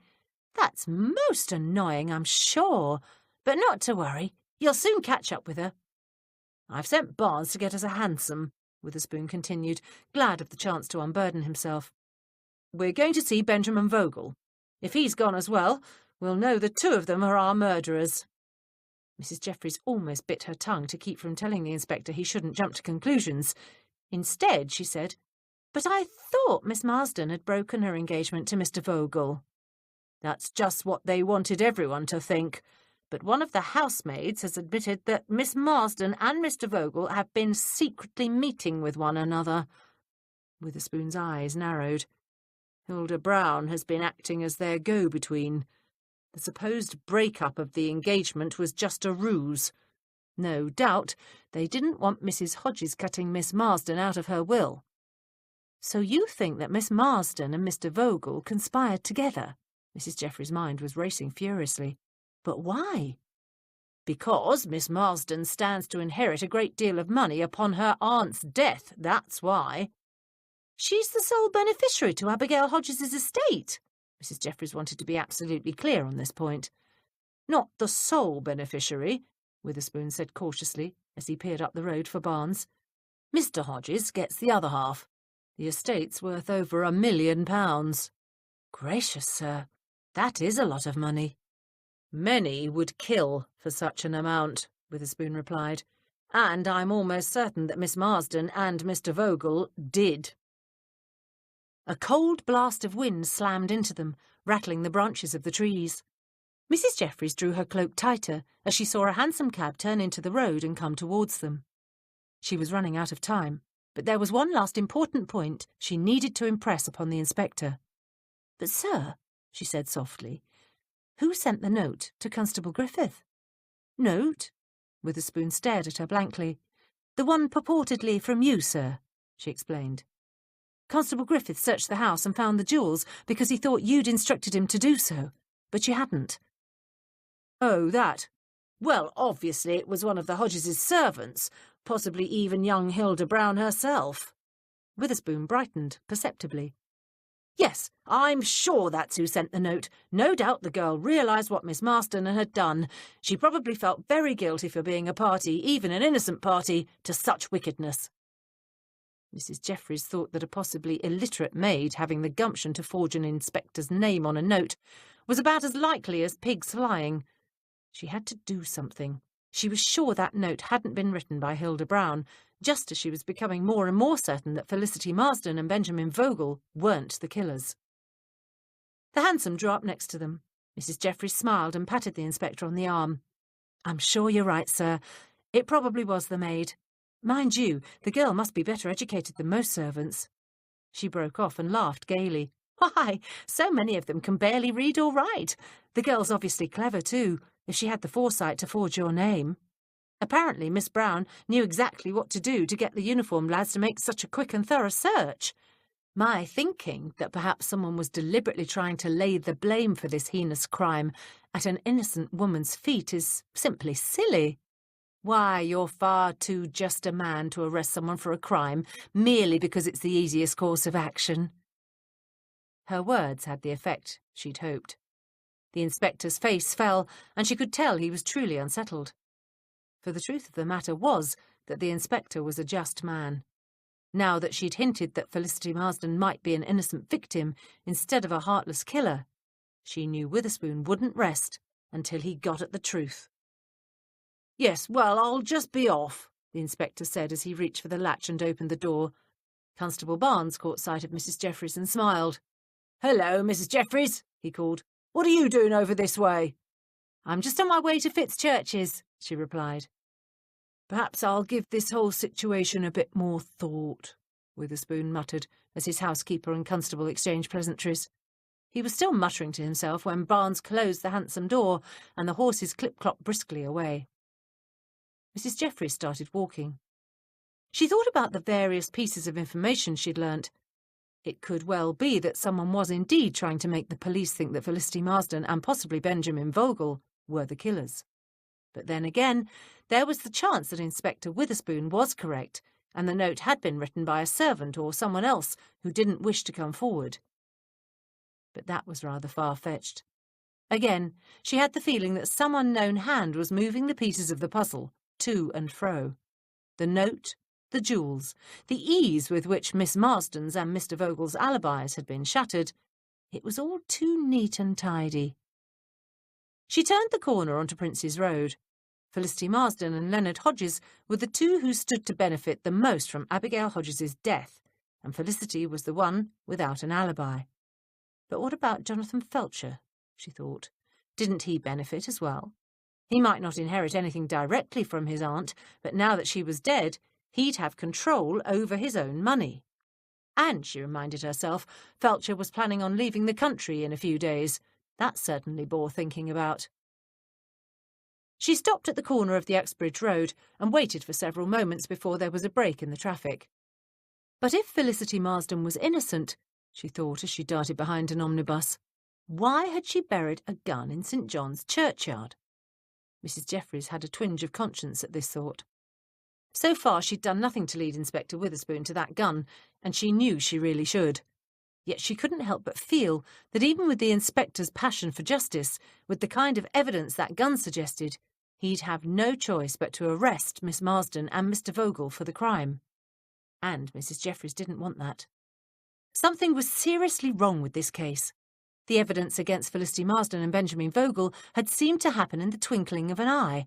It had all come about too quickly. Mrs. Jeffries stopped and stood still. Of course. Why hadn't she realised it before? Shaking her head at her own stupidity, she quickened her pace. Someone was indeed trying to make it appear that Miss Marsden and Mr. Vogel were the perpetrators of this terrible murder, and now she understood why. The real killer had only started planting the evidence against the young lovers when it had become obvious the police weren't convinced Mrs. Hodges had been killed by a burglar. When the burglary plan fell apart, she thought, whoever was behind this had switched to another plan. That was the way it must have happened. Nothing else made any sense. With an increasing sense of urgency, Mrs. Jeffries decided on a course of action. But first, she had to find Felicity Marsden and Benjamin Vogel before the police did. "Can't say that I'm surprised, sir," Constable Barnes said as they came down the steps of Benjamin Vogel's lodging house. "Once we knew she'd run, it were only reasonable that he'd run too." Now, Constable," Witherspoon replied cautiously, "we mustn't jump to conclusions." "But, sir, the landlady said that Vogel left with a young woman not more than half an hour ago. It were obviously Miss Marsden he left with, and they've obviously decided to make a run for it. Do you want me to have some lads watch the railways and the liveries?" Witherspoon thought carefully before answering. He couldn't stop thinking about what his housekeeper had said. Despite her assertion that she was just being silly, he knew that Mrs. Jeffries had a valid point. That wretched note had to have been written by someone, and now that he'd had time to think about it, he didn't think it was Hilda Brown. Drat! But who had written it? And, despite the fact that now 2 of their prime suspects in the case seemed to have disappeared, he didn't think either of them was the author. Why would they have written it? The note had certainly tightened the noose around Felicity Marsden's throat, and that fact, on top of Mr. Vogel's gun being missing, could certainly lead the police into making a good case against the 2 of them, especially now that they had evidence that Mr. Vogel had not broken off his relationship with Miss Marsden. Witherspoon's head began to throb. Drat! Why couldn't it have been a simple burglary? Why did every case he was assigned end up being so complicated? "Sir," Barnes said impatiently, "did you hear me?" Yes, Constable." Witherspoon made a decision. He wasn't going to chase Miss Marsden and Mr. Vogel. Not yet, at any rate. Much as he hated to consider the possibility, it did indeed appear as though someone wanted the police to think the 2 fleeing young people were guilty. But he refused to be manipulated. "It won't be necessary to send our lads to the liveries or train stations. I'm sure neither Miss Marsden nor Mr. Vogel has left the city." He infused his voice with as much authority as he could. He hadn't the faintest idea whether they'd left the city or not, but if he himself was trying to avoid the police, the last thing he'd do is leave a big crowded city like London and go somewhere where one stuck out like a sore thumb. By later that afternoon, Mrs. Jeffries had refined her plan of action. Everyone, except for Wiggins, had gathered back in the kitchen of Upper Edmonton Gardens. "Have another cup of tea, Hatchet," Looty commanded her butler. "You're still looking a mite blue around the gills." "Thank you, madam," Hatchet replied. He helped himself to a second cup. "It was rather cold in the carriage, and you were gone quite a long time." "Yep, reckon I was," Looty agreed. "But you can't rush these things, especially when you're trying to make sense out of the ramblings of an old woman like Miss Bush. Lord almighty, I sure hope I don't end up like that poor thing. Unwanted, alone, half-mad, and barely able to get around. She shuddered slightly. I'd rather someone just put a gun to my head and put me out of my misery before ending up like her. I take it that means you weren't able to find out anything useful from Miss Bush, Mrs. Jeffries said. Oh, I found out lots, but I ain't sure if I found out anything that was true, Looty stated. Miss Bush spins a right good yarn, but now whether or not what she told me really happened or whether or not she's just telling tales, that's the part I can't figure. Why don't you tell us what she said? Mrs. Goodge suggested, and we'll see if it fits with the other bits and pieces we've picked up. Looty put down her teacup and leant forward on her elbows. From what I could make of what she was saying, Miss Bush claims that Thomasina Trotter had an illegitimate child. How long ago? Mrs. Jeffries asked. The more facts they had, the better. 20 years ago. There was a gasp of surprise from Betsy. Mrs. Goodge's jaw dropped. Smythe raised his eyebrows, and even Mrs. Jeffries looked stunned.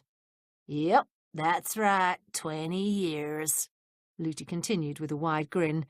That means Mrs. Trotter weren't no young girl when she got into trouble. She's close to the same age as Mrs. Hodges was, so that would put her about 52 now. But that means she had the baby when she was 32, Betsy said with a shake of her head. That's right, Looty said. Her family disowned her when they discovered she was with child, and the man responsible did like a lot of men. He run like a scared rabbit rather than own up to what he'd done. Mrs. Trotter had no one to turn to excepting her old friend Abigail. Anyhow, Abigail took her in, took care of her doctor bills, and arranged for the baby to be adopted out. So Mrs. Trotter has been working for Mrs. Hodges ever since? Smythe asked. Looty shook her head. No, after she had the baby, her daddy died, and she went back and lived with her mother. A few years later, the mother died, but Thomasina didn't inherit one dime. Wasn't nothing left. So then she went to work for Abigail. Betsy sighed. It's a good story, but I don't see how it has anything to do with Mrs. Hodges' murder. Now hold your horses, girl, I ain't finished, Looty said impatiently. There's a few things I ain't told you yet. Seems like Mrs. Trotter began to think she made a mistake in giving her baby up just a few months after she'd had the child. She got some idea in her head that if she could find the baby, she could get her back and take her away somewheres like Canada or the United States. Only Mrs. Hodges wouldn't hear of it. Told Mrs. Trotter she was a fool and a dreamer, and she wouldn't tell her where the girl was. Looty paused and took a deep breath. Then, after Mrs. Trotter's mother died, Mrs. Hodges changed her tune a bit, started saying that maybe it wouldn't be so bad if Mrs. Trotter did find her daughter. Strung the poor woman on for years, promising to tell her and promising to leave her some money in her will so she and the girl could go off and start a new life. But she never did. Never told her. Looty broke off and sighed. Then, a few years ago, Mrs. Trotter started walking the streets, looking for the girl she was. It was a mad thing to do, but I think that by then the poor woman was mad. She smiled sadly. But how can she be so lunatic and still keep working for the Hodgeses? Betsy interjected. Didn't they notice that there was something not right with the woman? There's all kinds of madness, Looty said softly. It ain't all ranting and raving. So, with Mrs. Hodges dead, Mrs. Trotter will never have any hopes of finding the girl, Mrs. Goodge interrupted. Poor thing, Betsy murmured. I wish you'd all give me a chance to finish, Looty complained. Perhaps they would, madam, Hatchett said quickly, if you didn't stop speaking at the more melodramatic points in the story. That's the best way to tell a tale, Looty exclaimed indignantly. She glared at her butler. True, madam, he replied smoothly, but as I understand it, you ought not to be telling tales here. You ought to be stating facts. Oh, don't be such a stuffed shirt, Hatchett, Looty snorted. What's the good of a bunch of dry old facts when you can string 'em out into a right good story?" "That's true, Looty," Mrs. Jeffries said hastily, "but perhaps you'd better conclude. We've an awful lot of information to pass along here this afternoon." "Oh, all right. The point is, Mrs. Trotter is going to find out who adopted her child." Looty surveyed their stunned expressions with satisfaction. "Abigail left a letter with the solicitor. Upon her death, the letter is to be given to Thomasina Trotter, and it contains the name of the couple who adopted her child." "Cool," Smythe said thoughtfully. "That's a pretty good motive." "Yes, but why now?" Mrs. Jeffries mused. "Why wait 20 years to kill someone?" Again Looty smirked in satisfaction. "Because Mrs. Hodges only recently told Mrs. Trotter about the letter. That's right. It was after she started going to them séances that her conscience seemed to start working. Miss Bush told me that it wasn't more than a month ago that Mrs. Trotter come in all excited like and said that Mrs. Hodges had written this letter and given it to her lawyer." Mrs. Jeffries cocked her head to one side. "Do you think Miss Bush was telling the truth?" "She's got no reason to lie," Looty replied thoughtfully. "I don't think she really knew who I was or what I was doing there, but once she started on about Mrs. Hodges and Mrs. Trotter, she sounded right sure of herself." She made a sweeping gesture with her hands. "But I reckon it could just be a story. The poor old thing's not right in the head." "Well, we'll just have to see how your information fits in with the other facts as we go along, won't we?" Mrs. Jeffries gave Looty a wide smile. "You've done a remarkably good job." "Better than I have," Betsy chimed in. "I didn't learn nothing today." Mrs. Jeffries patted the girl on the arm. "That's all right, dear. You've certainly done more than your fair share in the past. By the way, does anyone know what's keeping Wiggins?" Mrs. Goodge frowned darkly. "He's probably out chasing after that Sarah Trippett and forgetting he was supposed to be back here." "If not Miss Trippett," Betsy said, "then some other girl. Honestly, sometimes that lad gets his head turned by nothing more than a hint of a smile." Smythe snorted. "He's not the only one." "What do you mean by that?" Betsy demanded, crossing her arms over her chest and glaring at the coachman. "I expect my meaning's clear enough," he replied. "You've got no call to always be on about Wiggins when you're no better than he is. All that Edmund has to do is crook his little finger and you go running." "That's a bloomin' lie." Betsy leapt to her feet, her blue eyes blazing fire. Now, you two," Mrs. Jeffries interrupted. "Stop it this instant. We've enough problems on our plate just now without the two of you quarrelling." She turned her head and gazed sternly at Smythe. "I do believe you owe Betsy an apology for that last remark," she said firmly. Smythe's lips flattened to a thin, mutinous line. "And," Mrs. Jeffries continued, turning her gaze to the maid, "I believe Smythe does have a point. None of us has the right to constantly assume Wiggins shirks his duty because of a pretty face." Betsy dropped her gaze and slipped back into her chair. "All right. I'm sorry for what I said about the lad." "Sorry, Betsy," Smythe mumbled. Everyone turned and looked at Mrs. Goodge. She sighed. "Oh, all right. I shouldn't have said what I did either. Now, is everyone happy? Can we get on with this?" "Indeed we can," Mrs. Jeffries stated firmly. She told them all about her visit with Elspeth Blodgett, stressing the fact that Mrs. Blodgett claimed the police had never bothered to ask her whether or not Jonathan Felcher had been home on the night of the murder. "That don't sound right," Mrs. Goodge said.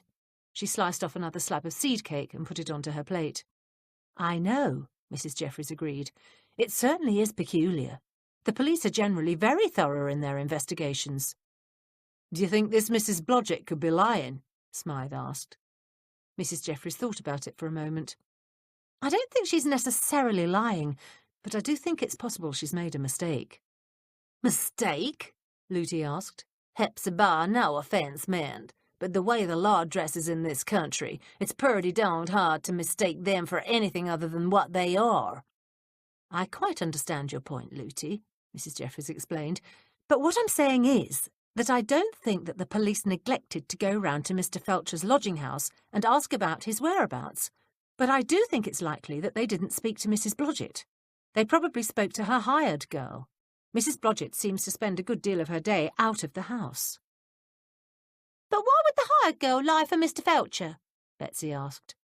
I don't think she did, but she's Russian. Mrs. Blodgett told me herself that the girl can barely speak English. Mrs. Jeffries stared thoughtfully at Lootie. With all your connections, Lootie, do you happen to know anyone who speaks Russian? Russian, huh?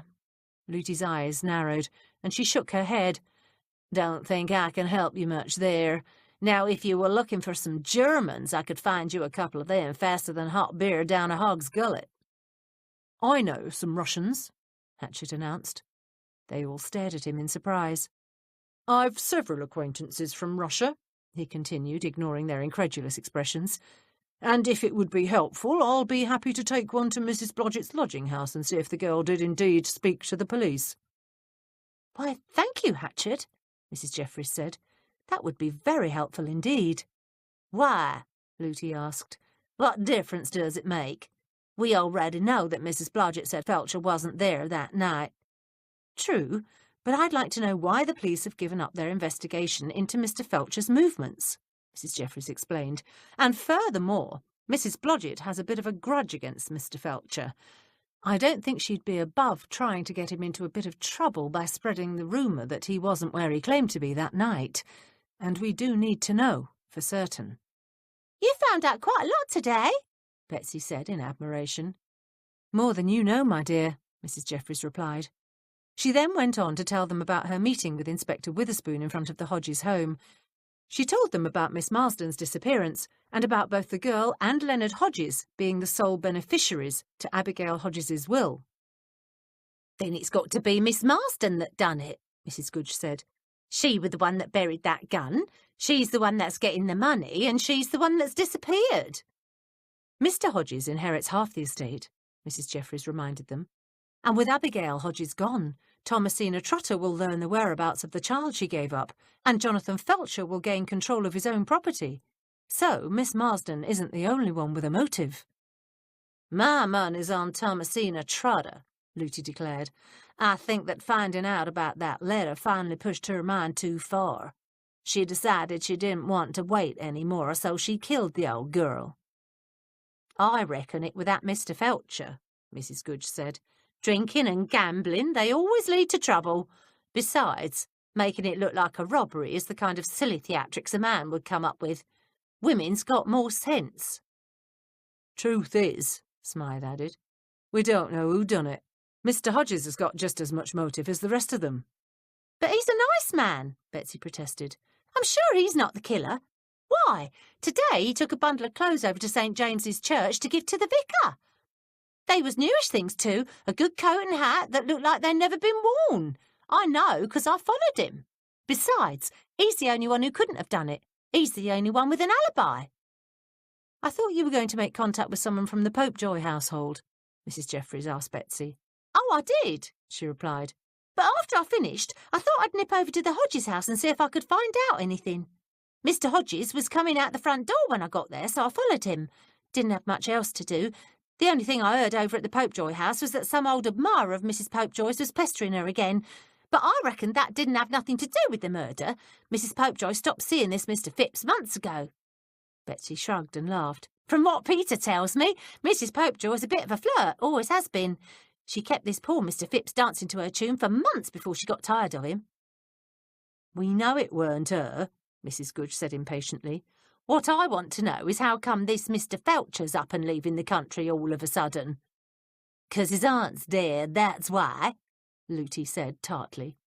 I think one of us ought to keep watch on Mrs. Trotter. No telling what she'll do next. They all began arguing for their various candidates in the role of murderer. Hoping the free flow of ideas would spark something in her own mind, Mrs. Jeffries didn't interrupt. She listened, but after a few moments she realised they were doing nothing but going over every detail they'd already learnt. She glanced up at the window and noticed that night was falling, even though it was barely 5 o'clock. I say, Mrs. Jeffries said loudly, did Wiggins happen to mention precisely what he would be doing this afternoon? I can't think what's keeping the boy, Mrs. Goodge said, but I'll save him a bit of cake. He'll be hungry when he gets home. I'd hoped he'd be here by now, Mrs. Jeffries murmured. For you see, there's something else we must do, and we must do it quickly. We've got to locate Felicity Marsden before the police do. Why? Betsy asked. Because I don't think she's guilty. If the police find her and Mr. Vogel, they'll arrest them. You've all forgotten one of the most important clues in this investigation. The note. Someone wrote that note to Constable Griffith, ordering him to search the Hodges' home. That someone is probably the person who planned and executed the plot to murder Mrs. Hodges.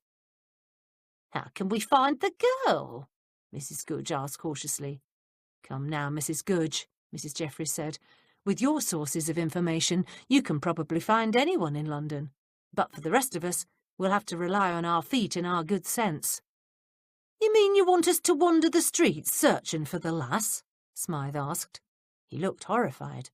But we don't even know what she looks like. Besides, if the girl's got any sense, she's long gone by now. What if she's left the city? Looty added. It'll take days, Betsy complained. Of course it won't, Mrs. Jeffries declared. You're all forgetting yourselves. You're all forgetting just how good you are once you set your mind to a task. Betsy, you can easily keep an eye on Miss Plimpton. She's a friend of Miss Marsden's. She actually lied to protect her, so it's safe to assume that if Miss Marsden is in difficulties, she might try to contact Miss Plimpton. Smythe, you can talk to the liveries and cabbies around the area. Someone must have picked up Miss Marsden and Mr. Vogel. Remember, they were in a hurry. They wouldn't have hung about the neighbourhood waiting for a tram or an omnibus. Looty, you've acquaintances all over the city, many of whom travel in the same social circles as Miss Marsden. You can ask about and see if anyone's spotted her. There was a general murmur of agreement around the table. Mrs. Jeffries leant back and smiled. Good, then, it's all settled. Our first priority is to find Felicity Marsden. You don't have to do that, Wiggins's voice piped in. Everyone turned and looked. Wiggins and a tail-wagging Fred were standing in the doorway. It's about time the two of you come home, Mrs. Goodge said. She stood up and headed for the cooling pantry. Poor Fred hasn't had a bite to eat all day. What about me, then? Wiggins exclaimed. I haven't had my tea either.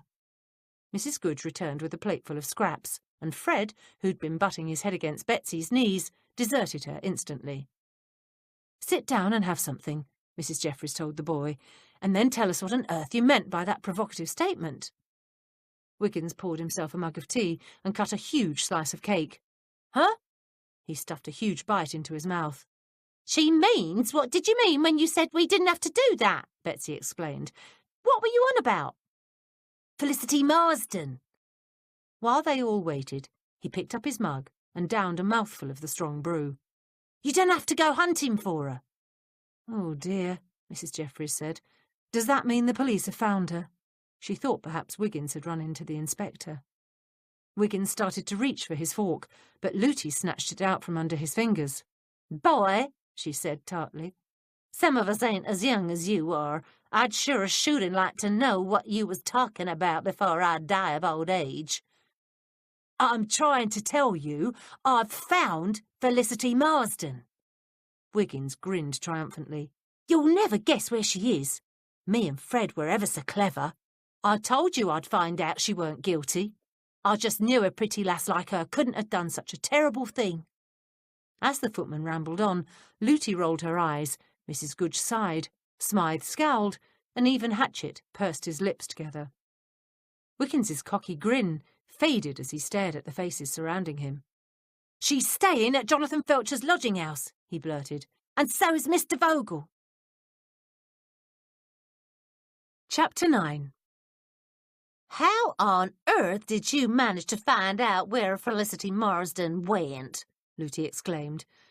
We only just found out she'd flown the coop. I followed the lass, Wiggins announced. Fred and me was walking in the road round the corner, trying to suss out who to talk to next.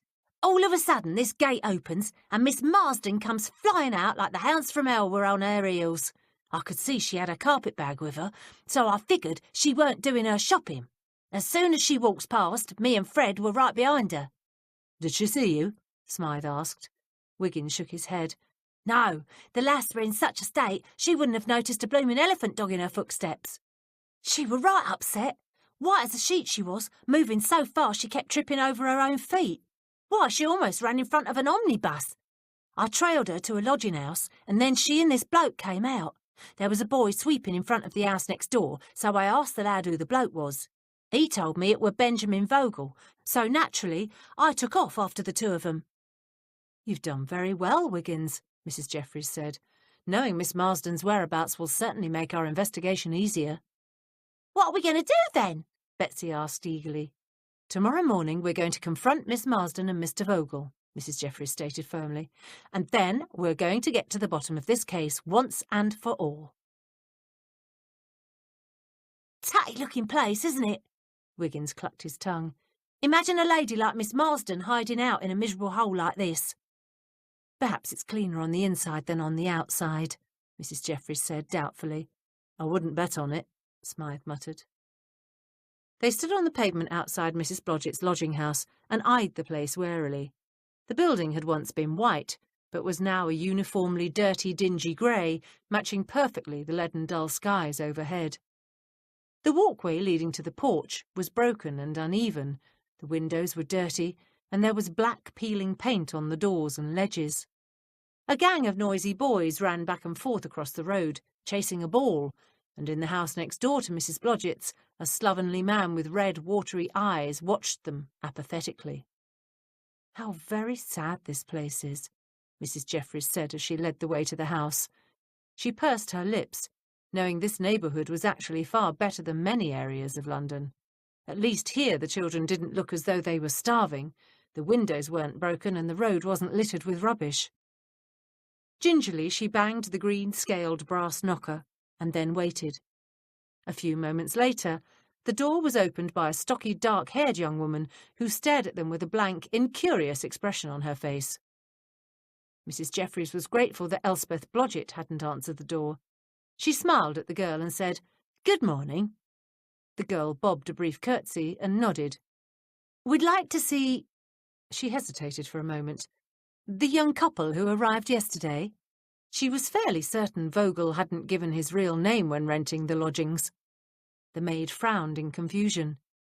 Mrs Jeffries held up her hand and pointed to her wedding ring. "Yesterday," she said slowly, "the new lodgers, a man and woman." "Ah!" A smile crossed the girl's face, transforming her blank features and making her rather pretty. "The Mr. and Mrs. Brown, they come, da.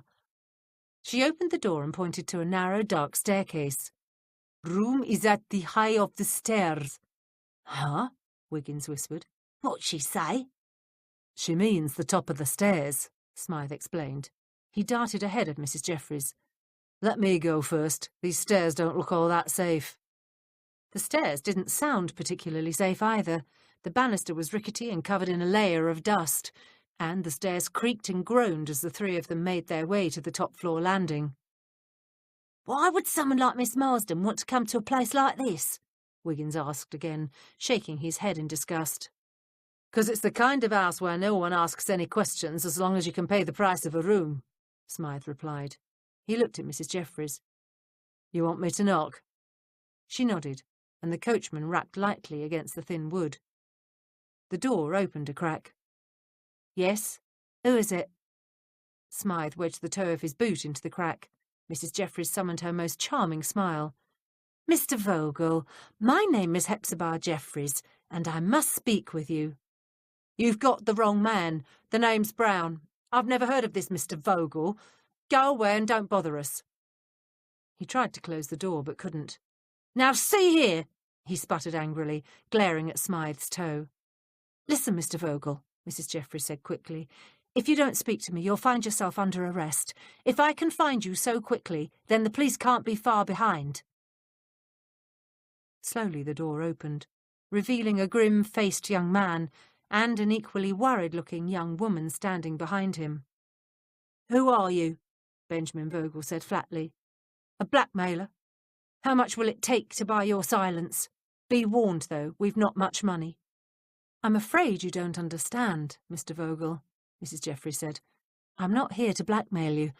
I'm here to help you." "Why should you want to help me?" Vogel said suspiciously. I'm nothing to you. Mrs. Jeffries decided to take a firmer line. Standing out on the landing trying to convince this young man she was solely interested in justice was simply taking too much time. That's correct. I don't know you from Adam. However, I do know that the gun used to kill Abigail Hodges is buried in St. John's churchyard. The stolen jewels were found in Miss Marsden's room at the Hodges house, and that neither you nor Miss Marsden has an alibi worth 2 shillings. Vogel's jaw dropped, and the colour drained from his cheeks.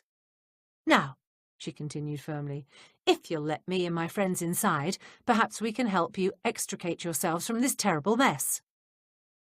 Silently, Vogel opened the door wider. Mrs. Jeffries, with Smythe and Wiggins right behind her, rushed into the room. As I've told you, my name is Mrs. Jeffries, and this is Smythe and Wiggins. I still don't understand why you should want to help us. Vogel put his arm protectively around the woman. Because if I don't, you're going to be arrested for murder, a murder I'm not all that certain that you or Miss Marsden had anything to do with. Felicity stepped forward. How do you know who I am? I've never seen you before. But I've seen you, Mrs. Jeffries replied. Now, we don't have much time. I suggest you answer my questions as quickly and completely as you can. Felicity Marsden looked at Benjamin Vogel, and he nodded slightly. Would you like to sit down? He asked. He grimaced as his glance took in the shoddy scratched table and chairs and the lumpy settee that made up the furniture. It's fairly dirty, but Fliss and I managed to spend the night here without having to fend off anything worse than the cold and damp. Mrs. Jeffries shook her head. No, thank you. First of all, I must know where the 2 of you were on the night Abigail Hodges was murdered. The police already know that neither of you have alibis. We were together, Felicity Marsden replied. She lifted her chin defiantly. And I'll tell the whole world if it's necessary. I don't care what anyone thinks of us or our morals. We were together and no one can prove otherwise. Be careful, Fliss, Vogel said gently. You're making it sound as though we were doing something wrong. But we weren't. He looked at Mrs. Jeffries and said, It's not what you think. We weren't doing anything improper. Fliss and I arranged to meet at the theatre, then we spent the next 2 hours walking about, just talking. That's the only way we've managed to see each other since Abigail started interfering in our lives. So you've been seeing each other all along, Mrs. Jeffries said, confirming what she already knew. And breaking off your engagement was merely a pretence, is that correct? Vogel dropped his gaze. Yes. We had no choice. Abigail didn't think I was good enough for her niece. She tried buying me off, and when that didn't work, she told Fliss a packet of lies. I never believed her, Felicity declared. Never, not for one moment. Mrs. Jeffries studied the girl shrewdly. But you pretended you did, didn't you? There was no choice. Felicity shrugged her shoulders. I knew what Abigail was capable of. I knew how very ruthless she could be. Excuse me, Smythe interrupted. Begging your pardon, miss, but you're of age. Why didn't you just tell Abigail to sod off and marry Mr. Vogel? Why sneak about? The 2 lovers exchanged glances. Then Vogel cleared his throat. We were trying to wait her out. My company has agreed to send me to Canada. It's a promotion. He smiled proudly. But that's not going to happen till next month. I was going to go on to Toronto, and Fliss was going to make arrangements to join me there as soon as possible. But short of tossing Miss Marsden out on her ear, Wiggins asked, what could Mrs. Hodges have done to you if she knew you were still seeing each other? Vogel laughed bitterly. She could have ruined our entire future. My new position will ensure Fliss and I can marry. I'll easily be able to support a wife once I'm in Toronto. But if Abigail had known we were still seeing each other, she'd have got me sacked. She was a rich, powerful woman. I worked for Telcher's. They're a rather conservative merchant bank. If she'd any idea I was still engaged to Fliss, she'd have been round there like a shot. One word from Abigail Hodges would have been enough to have me tossed in the street with no references and no prospects. But instead, Mrs. Hodges is dead. You've still got your employment, and Miss Marsden stands to inherit a great deal of money, Mrs. Jeffries said thoughtfully. But we didn't have anything to do with her murder, Felicity cried. Perhaps, Mrs. Jeffries replied.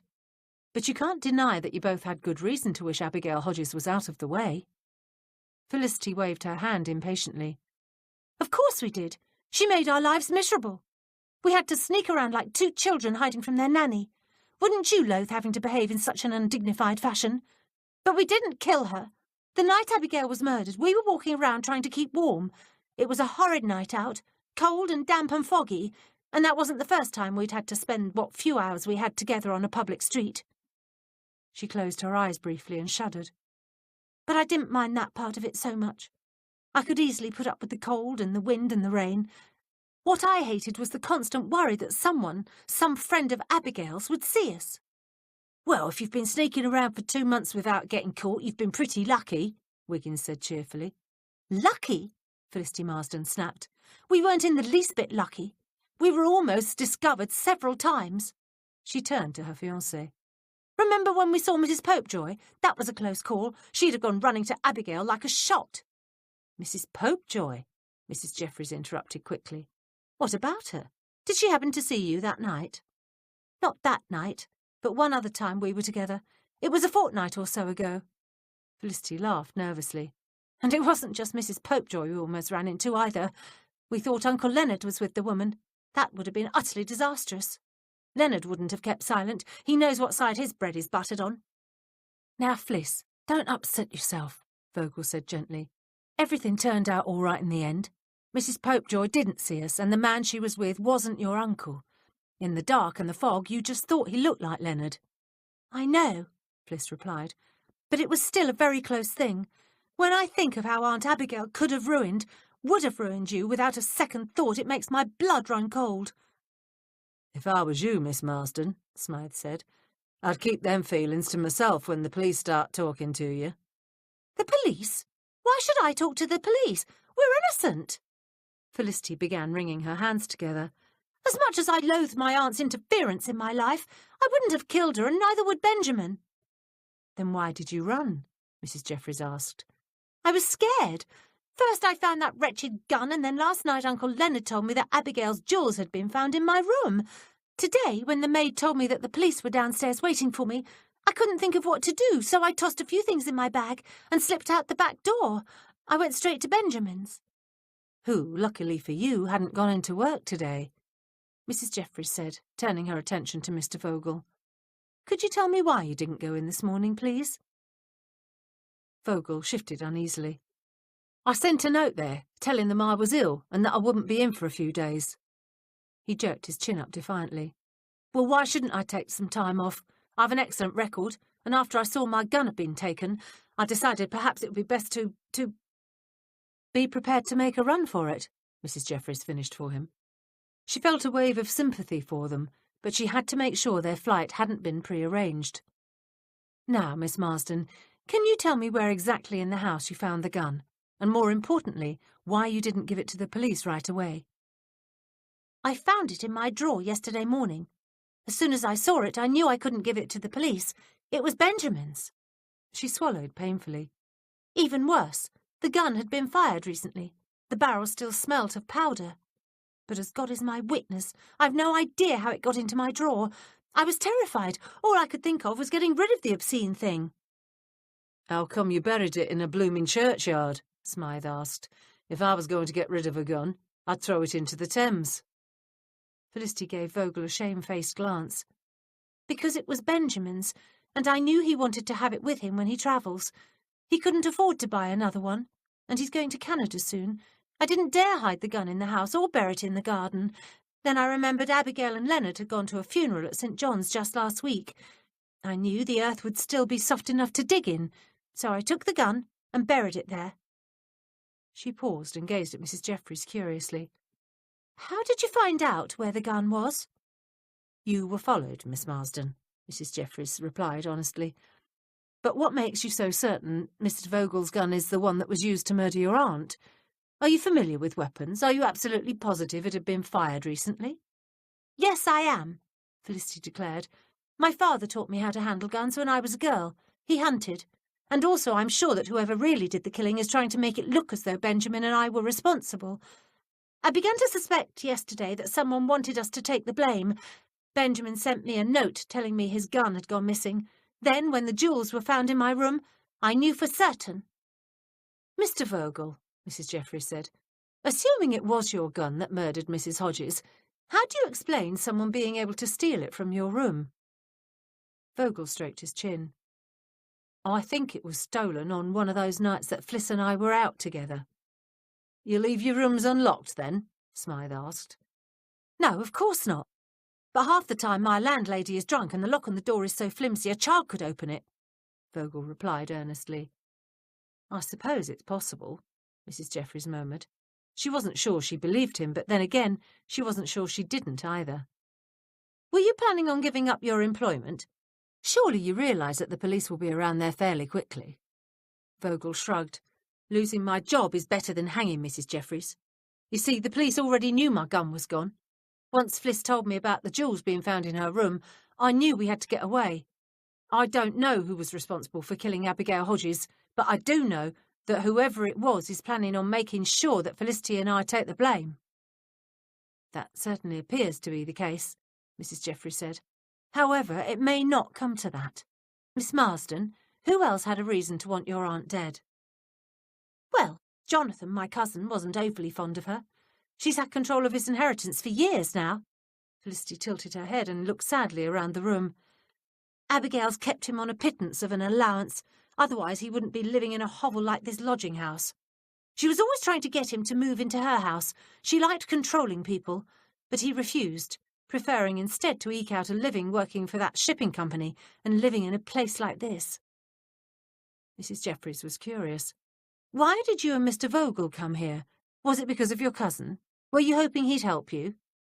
We came here, Vogel replied, because we knew Jonathan's landlady wouldn't ask any questions. We were afraid to go to a hotel. We thought that would be the first place the police would start looking. We didn't come here to involve Felicity's cousin in our trouble. Besides, Jonathan's gone. Felicity smiled grimly. He's gone to Leicestershire to take care of some business. It appears as though he'll have the last laugh after all, now that he's gained control of his inheritance. I don't think he's even planning on staying for Abigail's funeral or the reading of the will. He told me he's sailing next week for America. How come everybody leaves this country? Wiggins asked. Much as Mrs. Jeffries would have liked to stop and give the footman a short, concise lesson on surplus population, improved opportunities for advancement, and a pioneering spirit, she refrained. This was hardly the time or place. His property is in America, Vogel explained, taking Wiggins' questions seriously. Exactly how much money does Mr. Felcher get control over now that Mrs. Hodges is gone? Smythe asked. I'm not certain of the exact amount, Felicity replied, but I think it's close to £50,000. Caw, that's a lot of money. Smythe glanced at Mrs. Jeffries. Lots would kill to get their hands on that amount. Felicity shook her head impatiently. Jonathan's no more capable of murder than I am. I know he drank a little and perhaps gambled more than he should, but he's no murderer. Mrs. Jeffries heard the shuffle of footsteps on the stairs. She held her breath, hoping it wasn't Inspector Witherspoon. Everyone else heard the noise too, for the room fell silent until the steps faded down the corridor. Sighing with relief, Mrs. Jeffries decided to hurry matters along. Time was getting on. Is there anyone else connected with Mrs. Hodges who might have reason to wish her dead? Mrs. Trotter wasn't overly fond of my aunt, Felicity admitted. I think the woman's half mad. I don't know why Abigail kept her on or why Mrs. Trotter stayed. They quarrelled quite frequently, and Leonard wasn't the best of husbands. I can't prove it, of course, but I suspect that he only married my aunt for her money. Careful, my love, Vogel said softly. People may one day say the same of me. That's ridiculous, Felicity declared. Why do you think that Mr. Hodges wasn't in love with his wife? Mrs. Jeffries didn't think this was a particularly fruitful line of inquiry, but she might as well listen. Oh, he acted devoted to Abigail whenever they were together, but I used to watch his face when he thought I wasn't looking. She shivered delicately. Sometimes he stared at her as though he hated her, and it was so awful. She was besotted with him. How long had they been married? Let me see. Not all that long. About 18 months. Yes, that's right. They were married in July of 85. Abigail was determined they wed, even though it was barely a year to the day from his first wife's death. She even married him against the advice of her solicitors. Goodness, Mr. Hodges seems a respectable enough man, Mrs. Jeffries commented. Why would Mrs. Hodges' solicitors object to him? Felicity smiled wryly. They weren't keen on his background. Leonard hadn't much money of his own. His investments weren't doing all that well. He had only a small income from some property up north. But I gather it wasn't doing all that well. There were only some tenement flats, a shop or two and a theatre, I believe. But it didn't bring in much. All of the property was in the very poorest part of Leeds. And there was something to do with Leonard's first wife. She died under very mysterious circumstances. Drowned, I believe, in a boating accident in the Lake District. I can't remember all the details, but Mr. Drummond, that's Abigail's solicitor, claimed that Leonard's former father-in-law, a man named Harry Throgmorton, had tried to get the police to bring a case against Leonard after she died. What did he do? Wiggins asked eagerly. Push her over the side? No, Leonard wasn't there when the accident happened. He was miles away, but you know how people are. There was some ugly gossip. Felicity frowned. I'm sorry.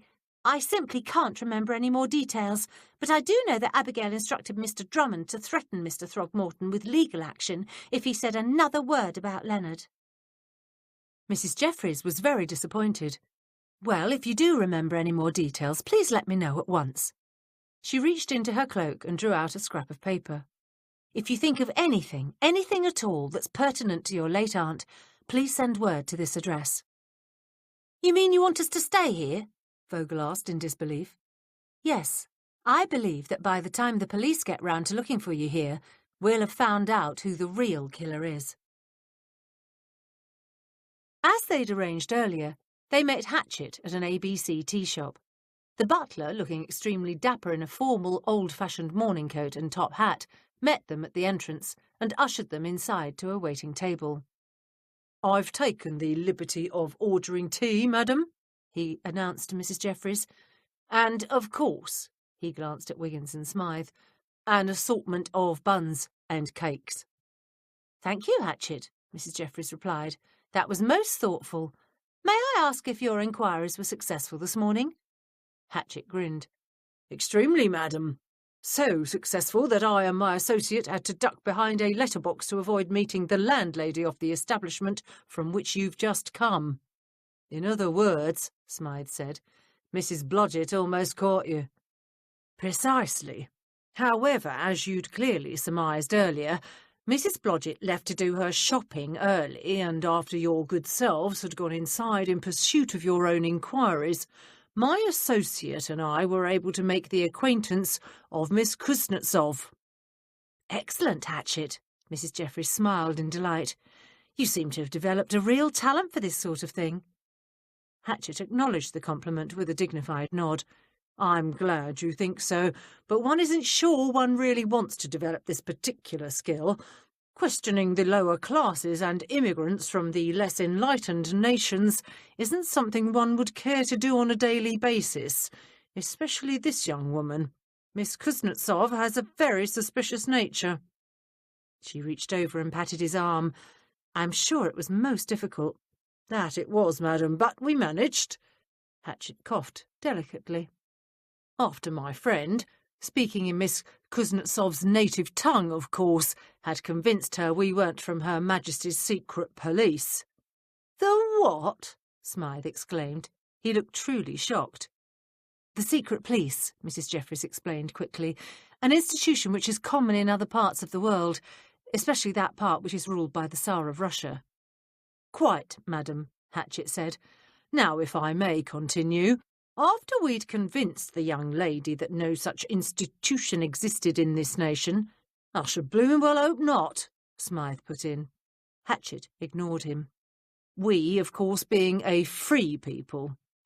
She was very cooperative in answering our questions. She told us that Mr. Jonathan Felcher had indeed been gone the night Mrs. Hodges was murdered. She hadn't meant to mislead our police, of course, but Miss Kuznetsov's English isn't very good. She said that whenever one was dealing with a uniformed official, she'd learnt to agree to whatever they said. The truth is, the poor girl didn't have a clue what she was being asked. She simply kept hearing Mr. Felcher's name, and not wanting to get him into any sort of difficulties, she kept nodding in the affirmative whenever the police asked her a question." "Cure. You mean she just kept saying yes because she was scared to say no?" Smythe looked really disgusted now. That's the daftest thing I ever heard. Tempted as she was to take this opportunity to further educate Smythe, Wiggins and Hatchett on the evils of unrestricted monarchies and their attendant institutions, Mrs. Jeffries forced herself to stick to the matter at hand. Gracious, then Mr. Felcher doesn't have an alibi for the night Mrs. Hodges was killed, Mrs. Jeffries said softly, and neither does Thomasina Trotter, Felicity Marsden or Benjamin Vogel. But Miss Marsden and Mr. Vogel were together that night, Wiggins protested. That's what they've said, Mrs. Jeffries replied, and they may very well be telling the truth. You think they might have done it, then? Smythe asked. I don't know, she admitted honestly. I'm tempted to believe their story, but I don't know for sure. Not yet, at any rate. Mrs. Jeffries was silent on the trip home. Smythe and Wiggins were still talking about the horrifying conditions one must find in places like Russia, but she deliberately stopped listening to them.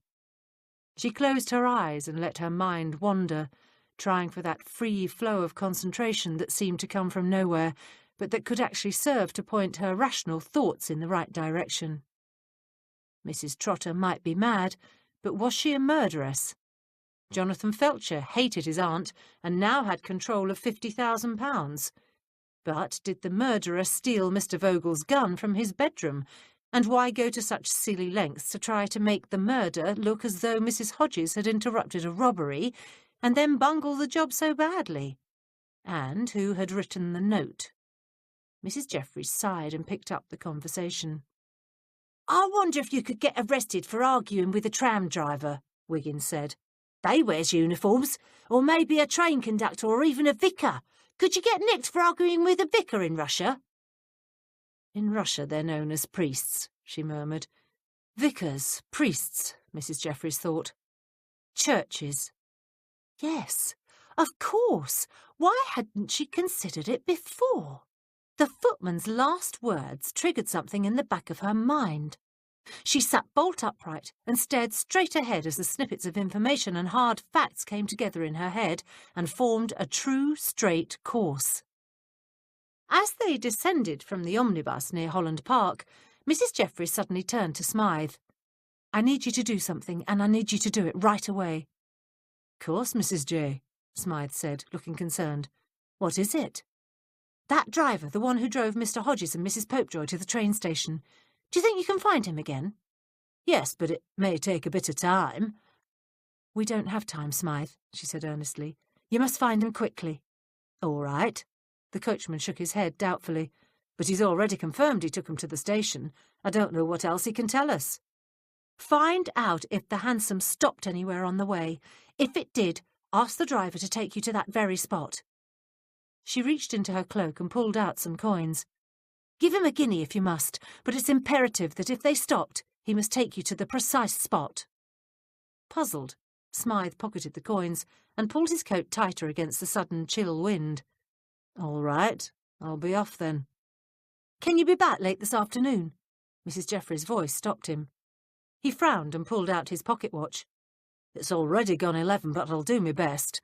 Would 3 o'clock do you? There's a few lads that owe me a favour or two. Maybe I ought to get them to give me a hand on this one. I reckon from the way you're acting that it's important. Excellent. She turned to Wiggins. And I want you to get over to Luty's.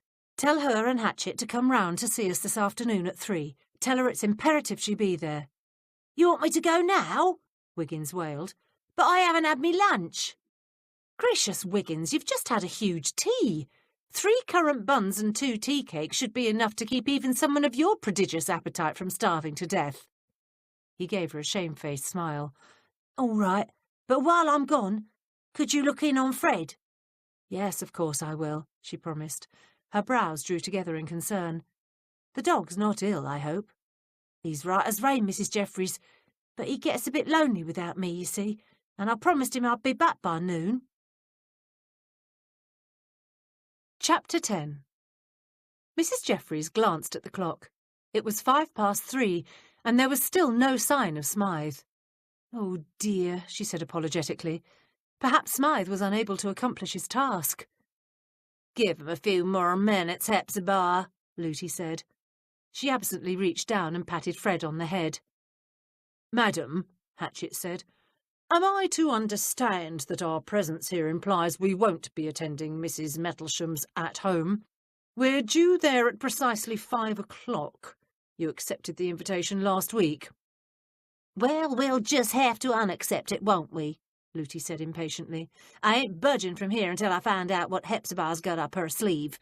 Besides, them at homes is nothing more than fancy tea parties for a bunch of gossiping biddies. Oh, Looty, Mrs. Jeffries said, I know I told you it was important that you be here, but I certainly didn't mean for you to cancel your engagement. Gracious, I'm afraid I've acted prematurely. Without Smythe's confirmation of a very important piece of information, I'm afraid— She broke off at the sound of the back door opening. "He's here!" Wiggins cried. He sprang to his feet and Fred, who probably thought it was time to go for a walk, leapt up as well. "Sorry I'm late," Smythe said, reaching down to pet Fred, "but it took a bit of time to track that driver down. I found him, though, and I did just like you said, Mrs. Jeffries. You was right, you know." Mrs. Jeffries closed her eyes briefly in relief. This was the first real confirmation of what had been nothing more than a rather far-fetched theory on her part. Yet if one looked at the matter rationally, it was the only sequence of events that made sense. So the driver did make a stop that night? "Yup. I had the bloke take me to the exact spot, too," Smythe explained. "That's what took us so long, you see. The driver had a bit of trouble backtracking the route he took to the train station. It was so foggy that night the poor fellow could barely see the backside of his horse." "But was he able to find the place again?" Betsy asked anxiously. The coachman grinned. He remembered just fine once we were on our way. His smile faded, and his expression sobered as he turned his attention to Mrs. Jeffries. "And he's prepared to swear to it in court, too, if that's of any importance." "It is, Smythe," Mrs. Jeffries replied fervently. "It's of the utmost importance. Now, tell us all the details." "Like I said, it were foggy that night and the driver was thinking of hauling in and quitting for the evening when he gets this fare from Mr. Hodges and Mrs. Popejoy. They get in a cab and direct him to take them to the railway station, but they hadn't been moving for more than 10 minutes before Mr. Hodges is shouting at him to go another way. Said he wanted to make a quick stop." Smythe made a wry face. "This didn't set too well with the driver, I can tell you that. He was right narked about it, but they was paying good money, so he did as he was told. Mr. Hodges finally called for him to halt just as they were going down Lewis Road. Then Mr. Hodges and Mrs. Popejoy nips out of the hansom, tells the driver to wait, and disappears into the fog. A few minutes later they was back. They climbed in, and Mrs. Popejoy shouted for him to drive on." "Let me make sure I've got this correct," Mrs. Jeffries said. "When they entered the hansom the second time, it was Mrs. Popejoy who spoke to the driver, not Mr. Hodges." "That's what he said." She murmured softly as they all stared at her. "That certainly makes sense." Mrs. Jeffries gazed at Smythe. "Now tell me exactly what you saw when the driver took you to the spot he'd stopped at on the night of the murder." "Just a minute, Hepzibah," Looty interjected. "I've got a question. How long did they stay stopped?" "Course the driver couldn't be too certain about that. He weren't looking at his watch, but as close as he can figure it were about 5 minutes," Smythe replied. 5 minutes isn't enough time for him to have nipped home and done in his missus," Wiggins put in. "Not unless this Lewis Road is just around the corner from the Hodges house. Was it?" "No, the road's a good distance away," Smythe admitted. He turned to Mrs. Jeffries. "Despite the fog being thicker than clotted cream, once we was in the neighbourhood the driver remembered everything. He'd stopped in front of a pub, a place called the Red Lion. He pulled up right under the sign and waited. Now, next to this pub is a couple of shops." "What kind of shops?" Mrs. Jeffries asked quickly. She needed details. "A Fryman's butcher shop and the Lewis Road fishmonger's. Across the road is Phipps's chemist, and next to that a small hotel called Bilson's." He tilted his head to one side. "Funny, though, the name on the chemist shop was right familiar to me. I know I've heard it before." "It sounds familiar to me, too," Mrs. Goodge muttered. Smythe frowned. "I wish I could remember where I'd heard it before." "I can," Mrs. Jeffries said. She stood up and pulled a small black purse out of the pocket of her dress. "But before I explain, you've all got pressing matters to attend to immediately, before the inspector gets home for dinner tonight. If my assumptions about this murder are correct, and after hearing Smythe's information I'm sure they are, then we'll have this murder solved within the next 24 hours. Who done it then? Looty asked eagerly. I'm sorry, I can't tell you, not just yet. I need a bit more evidence. And if everyone is successful with their task this evening, I'll know for sure. Mrs. Jeffries wasn't being coy, but before she accused anyone of murder, even here in the privacy of the kitchen, she wanted to make absolutely certain she was right. Not giving those around the table time to do anything but look surprised, she began issuing instructions. "Wiggins," she ordered briskly, "you've got to get to St. James's Church. According to what Betsy told us, Mr. Hodges gave a bundle of clothes to the vicar to be distributed to the poor." "What now?" Wiggins moaned. It's bad enough you won't tell us who the killer is, but if I nip all the way over to that church, I'll miss me supper." "Stop your moaning, boy," Looty said kindly. "If you're hungry, you can chew on a bun as you go, but this here's more important than missing a meal or two." Wiggins blushed. "Sorry," he mumbled. "Guess you're right. Now what do you want me to do, Mrs. Jeffries?" She drew out a £1 note and handed it to the footman. "It's imperative we get our hands on those clothes. If you have to, buy them." She glanced anxiously towards the window, frowning at the darkening sky, and then looked at Looty. "I hate to interfere with your plans for this afternoon." "Don't worry about that, madam," Hatchett said cheerfully. "The plans are of no importance. Mrs. Cruikshank and I are always delighted to be of service to the cause of justice. What do you want us to do?" "That's mighty good of you, Hatchett," Looty muttered dryly. "But I thought you was fretting over me missing that tea party." "Not at all, madam," he replied smoothly. "I was merely reminding you of the engagement. It's hardly my place to interfere in your decisions." Looty snorted. "All right, Hepzibah, give us our orders and we'll get to it." "I want you to contact Edmund Kessler," she said. "Betsy can give you his address. Supposedly that young man is well known in spiritualist circles. You must get him to arrange a séance at Mrs. Popejoy's for tomorrow night." She started to open the purse again. "Don't bother reaching for any money," Looty commanded. "I'll take care of greasing any palms that needs to get that woman to see us." "Really, Looty," Mrs. Jeffries said, feeling her cheeks turn pink, "that's not necessary." "Don't be silly, Hepzibah. I've got more money than I'll ever spend." "That she does, madam," Hatchett interrupted. "That she does." "Pipe down, man," Looty said, exasperated, "and I don't mind spending some of it to catch a killer. Besides, I owe you all." Mrs. Jeffries gave in. She knew that Looty Bell Cruikshank could be one stubborn woman. "Thank you, Looty." "What if Kessler's full of hot air?" Smythe suggested, carefully avoiding Betsy's eye. "What if he can't make the arrangements? Didn't we hear that this Mrs. Popejoy don't just see anybody?" "Edmund's not full of hot air," Betsy said defensively. "You just wait, he'll be able to fix it up." Seeing another argument in the making, Mrs. Jeffries quickly intervened. "I'm sure that if Mr. Kessler fails us, Looty will be quite able to use her considerable connections to ensure Mrs. Popejoy is amenable to our plans."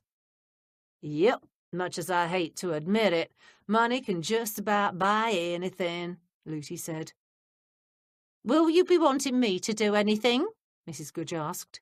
She tried to sound unconcerned, but Mrs. Jeffries could hear the hopeful note in her voice.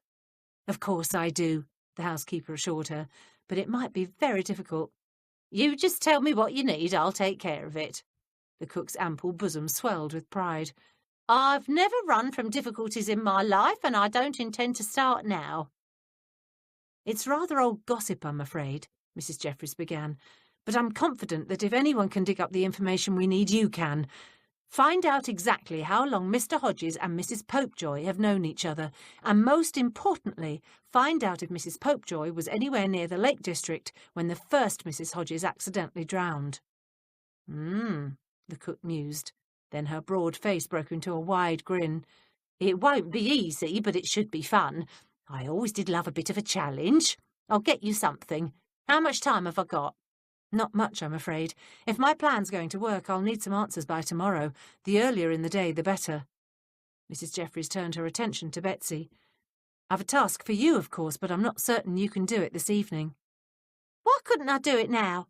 Betsy asked. It's not gone 4 o'clock yet. Yes, but it's getting dark outside. Dreadful these winter evenings. The night falls so early. I'm not sure it's safe for you to be out and about. Can I go with the lass? Smythe asked. He carefully avoided looking at Betsy. Mrs. Jeffries shook her head. No, I'm afraid I need you for another task.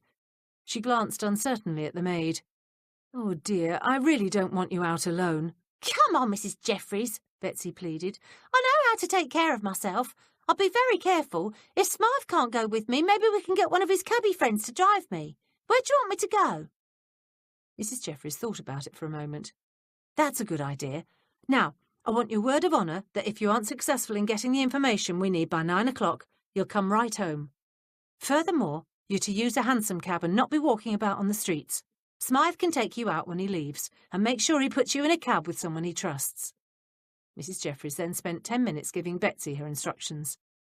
As the housekeeper told the maid what she wanted her to do, Smythe's mouth flattened into a grim, disapproving line. Hey now, I don't rightly think the lass is up to all that, he objected, when Mrs. Jeffries had finished. This fella might be in cahoots with the murderers. I quite agree, Smythe. He may well be, Mrs. Jeffries said kindly. But if Betsy is driven there by your friend Jeremiah, and he keeps her in sight the whole time, I do believe she'll be all right. I will, I promise, Betsy said. And you've said yourself, Smythe, Jeremiah's a good bloke. He'll keep an eye on me. I don't see why I can't take her, Smythe insisted. He scowled at Mrs. Jeffries.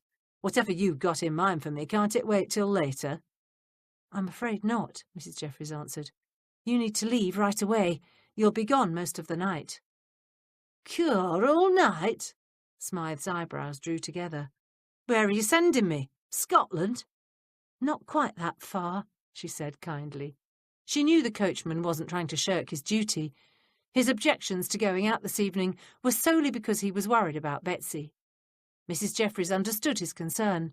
She was worried herself, but she had to have more information, and Betsy was the best person available to obtain it. Smythe's special talents were needed for another purpose. Then where am I going? He said impatiently.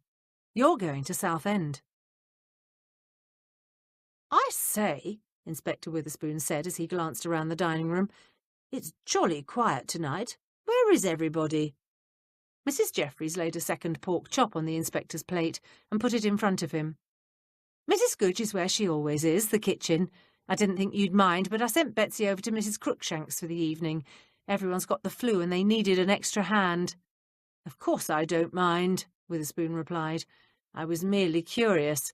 It's not often the house is this quiet. I say, did you tell me this morning that we'd got a dog? Yes, a stray. Wiggins found the poor thing in the street. He's out walking it now. Again, she smiled brightly, knowing how kind-hearted you are and how much you love animals, I didn't think you'd object if we kept the animal. Dogs do help keep the rodents away. That's all right, then. Have Wiggins bring the dog in when he gets back. I'd like to meet him. What's his name? Fred, Mrs. Jeffries murmured. Now, sir, how's the investigation going? Not well.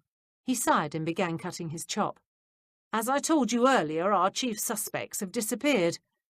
Miss Marsden and Mr. Vogel, Mrs. Jeffries said innocently. She knew perfectly well who the suspects were, but she knew they were innocent.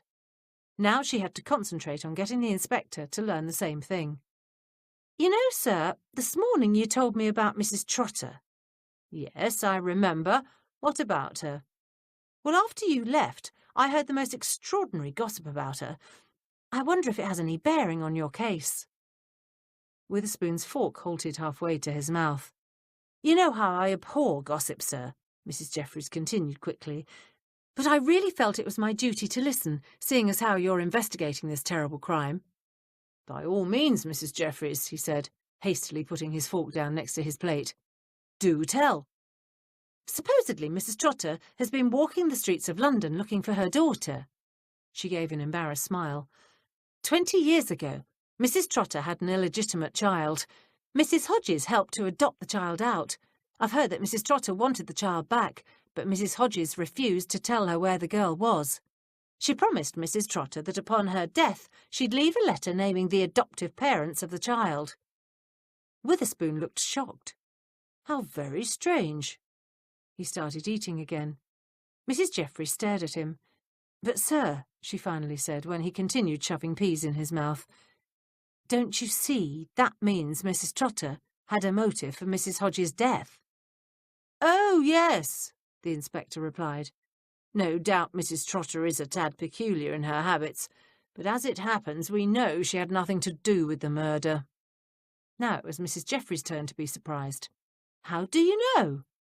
"Because of her habit of walking the streets." He smiled knowingly. "She's known to many of our lads, you see. She was seen on the night of the murder by one of our constables. Mrs. Trotter was hanging about Waterloo Bridge for hours that night. She was seen getting into a hansom cab around 11. Another constable saw her in the area near Miss Bush's house less than half an hour later. So, whatever motive she may have had, however odd the woman is, she couldn't have committed the murder. She hadn't time." "I see," Mrs. Jeffries commented. "Your constables have obviously been very busy."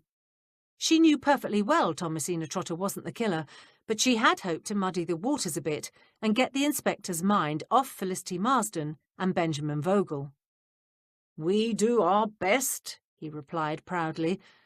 "I say, is there any pudding tonight?" "There's a Royal Victoria." "Ah, delightful, Her Majesty's favourite," he chuckled. "And mine too. Will you share some with me?"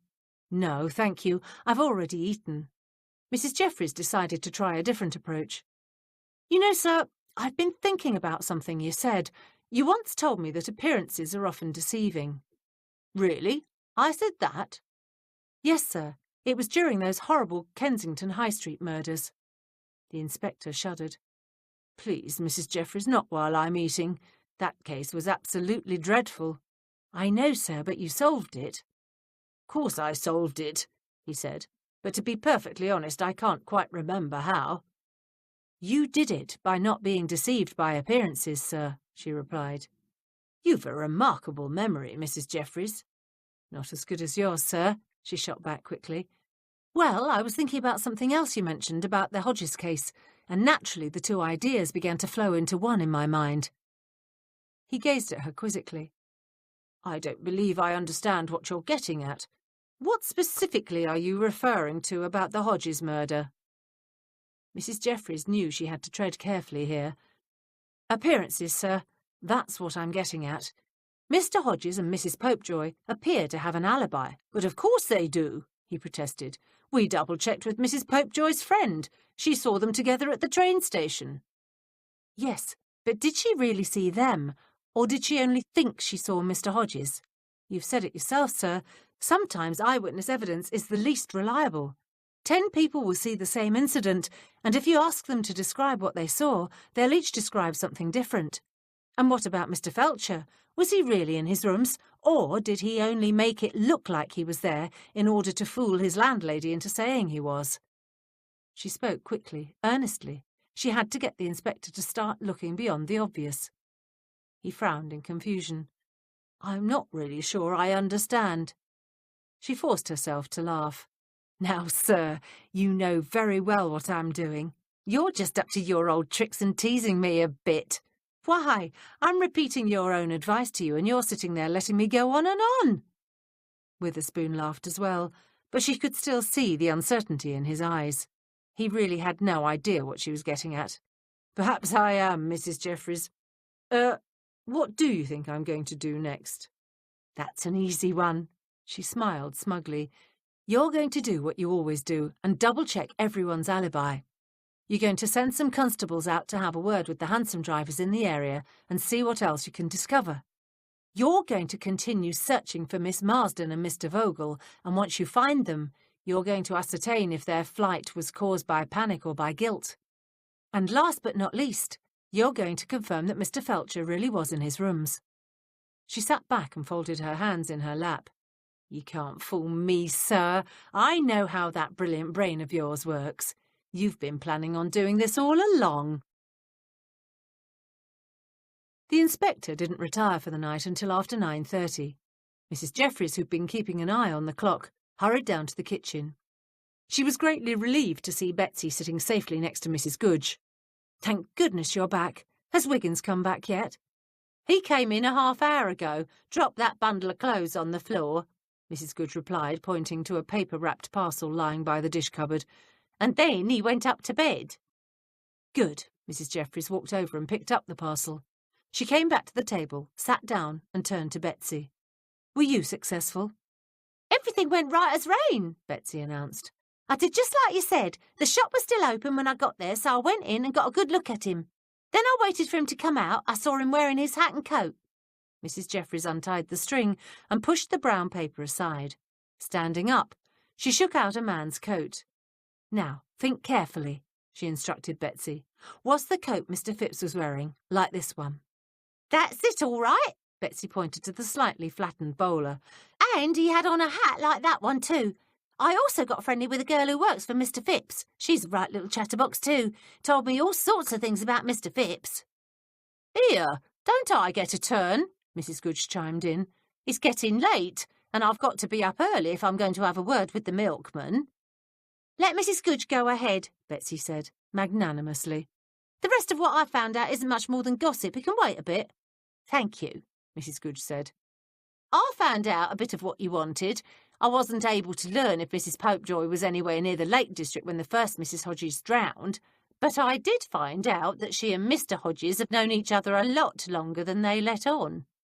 "Peter was right then," Betsy interjected. Mrs Goodge nodded. "He certainly was."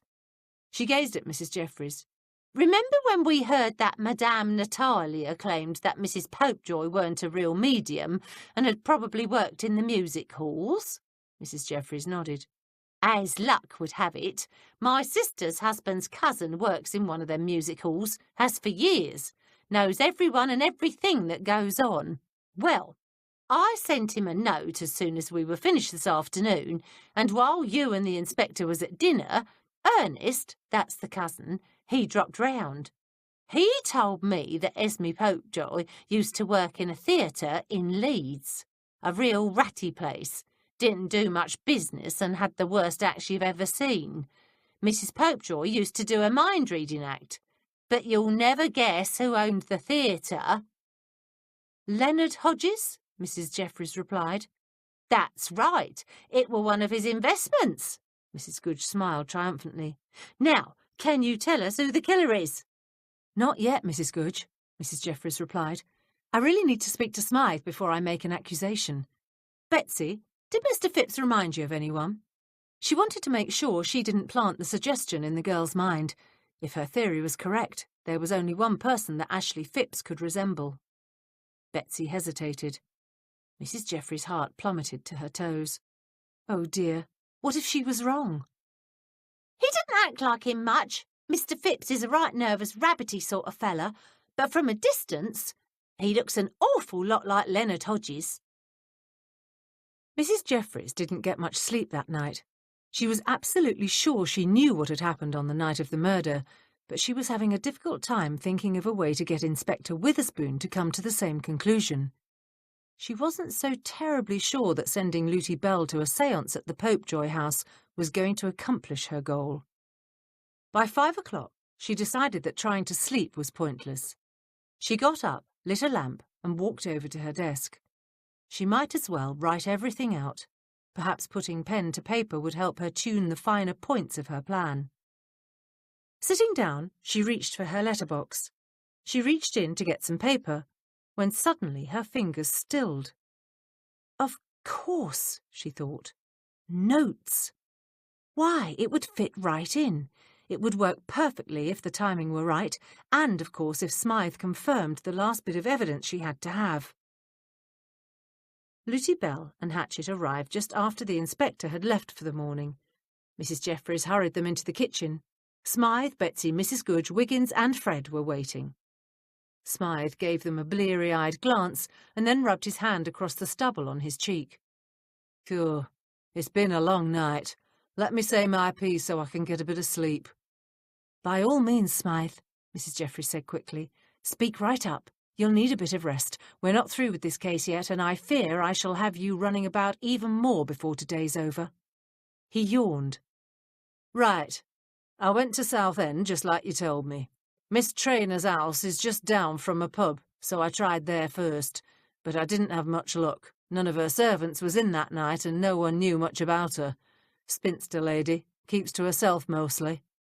"Oh dear," Mrs. Jeffries said. "Don't fret, Mrs. J. I didn't let that stop me." He suddenly grinned. "There's more than one pub in Southend. The third one I tried, I got lucky. There was a lad in there that does odd jobs for the lady. He knows all about her. Said she were a silly, nervous woman it'd be dead easy to fool. He also told me she's very short-sighted, but she won't wear her spectacles." "Excellent, Smythe." Mrs. Jeffries turned to Looty. "Were you able to arrange things for tonight?" "Edmund's going round to see Mrs. Popejoy this morning. I told him to fix it for 7 o'clock. Looty cocked her head to one side. "Are you going to tell us who done it?" "In good time, madam," Hatchett interrupted. "In good time. We haven't heard what Miss Betsy has to say yet." "Thank you, Hatchett," Mrs. Jeffries said. She smiled at Betsy. "I believe it's your turn now." "Like I told Mrs. Jeffries and Mrs. Gooch last night, I saw this Ashley Phipps fellow," Betsy began, "and I also did a spot of digging about him. He was gone on the night of the murder, and even better, he's been in love with Mrs. Esme Popejoy for ages." "Mrs. Popejoy?" Mrs. Gooch snorted. "Well, somehow I'm not surprised. That one sounds like she's been around the park a few times." "Do go on, Betsy," Mrs. Jeffries said. "What? Oh, yes, as I was saying, about 6 months ago, Mrs. Popejoy up and tells Mr. Phipps she don't want to see him no more," Betsy continued. "He were ever so upset, went round with a long face for weeks. At least that's what Gertie, that's the girl who cleans for him, told me. Then, less than 2 weeks ago, he gets a note from Mrs. Popejoy saying she wants to see him. Cheered him right up, that did." "Why don't you tell everyone who Mr. Phipps resembles?" Mrs. Jeffries suggested. Betsy smiled proudly. "Ashley Phipps looks very much like Leonard Hodges." For a moment they all looked puzzled. Then one by one, their expressions changed. "So that's how they did it," Smythe muttered. "Clever, wasn't it?" Betsy agreed. "Diabolical, that's what it was," Mrs. Gooch muttered. "Brilliant plan," Hatchett said, "but rather risky." "I'll be danged," Looty exclaimed, "if that don't beat all." "Huh?" Wiggins scratched his head. "Now," Mrs. Jeffries reached into her pockets and drew out the notes she'd written earlier. "We've much to do today if we're going to bring this case to a successful conclusion." "I don't understand," Wiggins wailed. "I'll explain it to you later," Mrs. Jeffries said, "but for right now you must get busy." She handed him a note. "I want you to take this note to Phipps' chemist on Lewis Road. Don't let anyone see you, but make sure that Ashley Phipps himself reads it." "But how can I do that? What if he isn't there?" Wiggins asked. "If he isn't there," Mrs. Jeffries said patiently, "then track him down. But it is imperative he receive that note and that he receive it today." She pulled another note out of her pocket and handed it to Betsy. "Take this one to Mr. Hodges, but make sure he doesn't receive it until 6 o'clock this evening. Do you understand?" "I understand," Betsy replied, reaching for the paper and tucking it carefully into her pocket. "How about me?" Smythe asked. "Well," Mrs. Jeffries hesitated, "I know you're awfully tired." He grinned. "I ain't that tired. What is it?" She told him. Then she gave Looty and Hatchett some instructions. "Be sure and be there right at 7 o'clock. Do whatever you must to get Mrs. Popejoy to start the séance on time." "Do I get to go to this one?" Betsy asked hopefully. "No, I'll need you with me," Mrs. Jeffries replied. "Besides, Peter might be there, and if he sees you it could ruin everything. Mrs. Popejoy mustn't suspect." She spent the next 10 minutes going over the fine points of her plan and looking for flaws. The others picked at it, but couldn't pull it apart. "Everything should work perfectly if nothing untoward or unexpected happens," she said.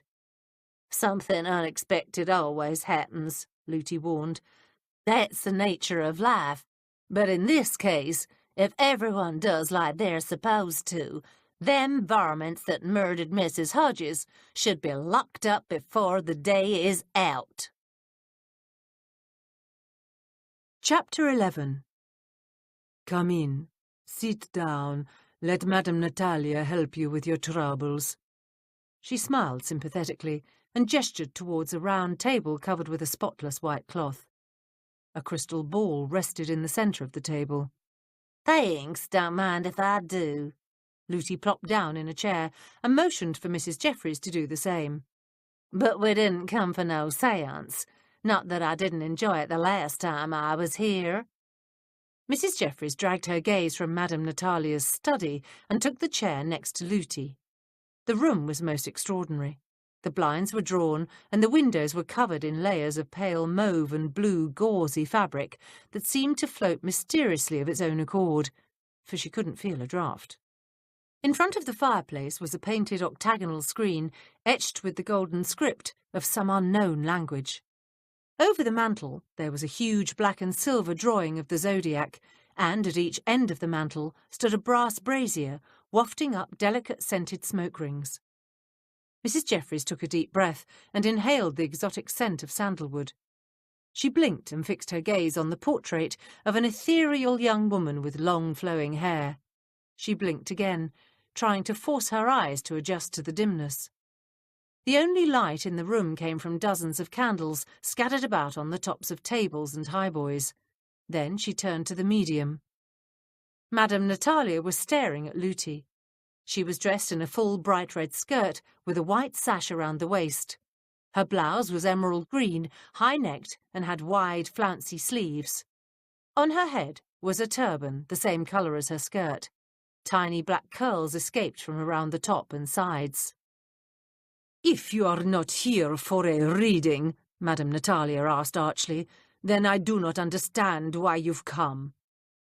"Actually," Mrs. Jeffries replied, "we're here for a bit of professional advice." "Advice?" Madame Natalia laughed. "But I do not give advice, Mrs. Jeffries. The spirits do. I'm merely the channel for the voice from the other side." Mrs. Jeffries noticed that the more the woman spoke, the thicker and more exotic her accent became.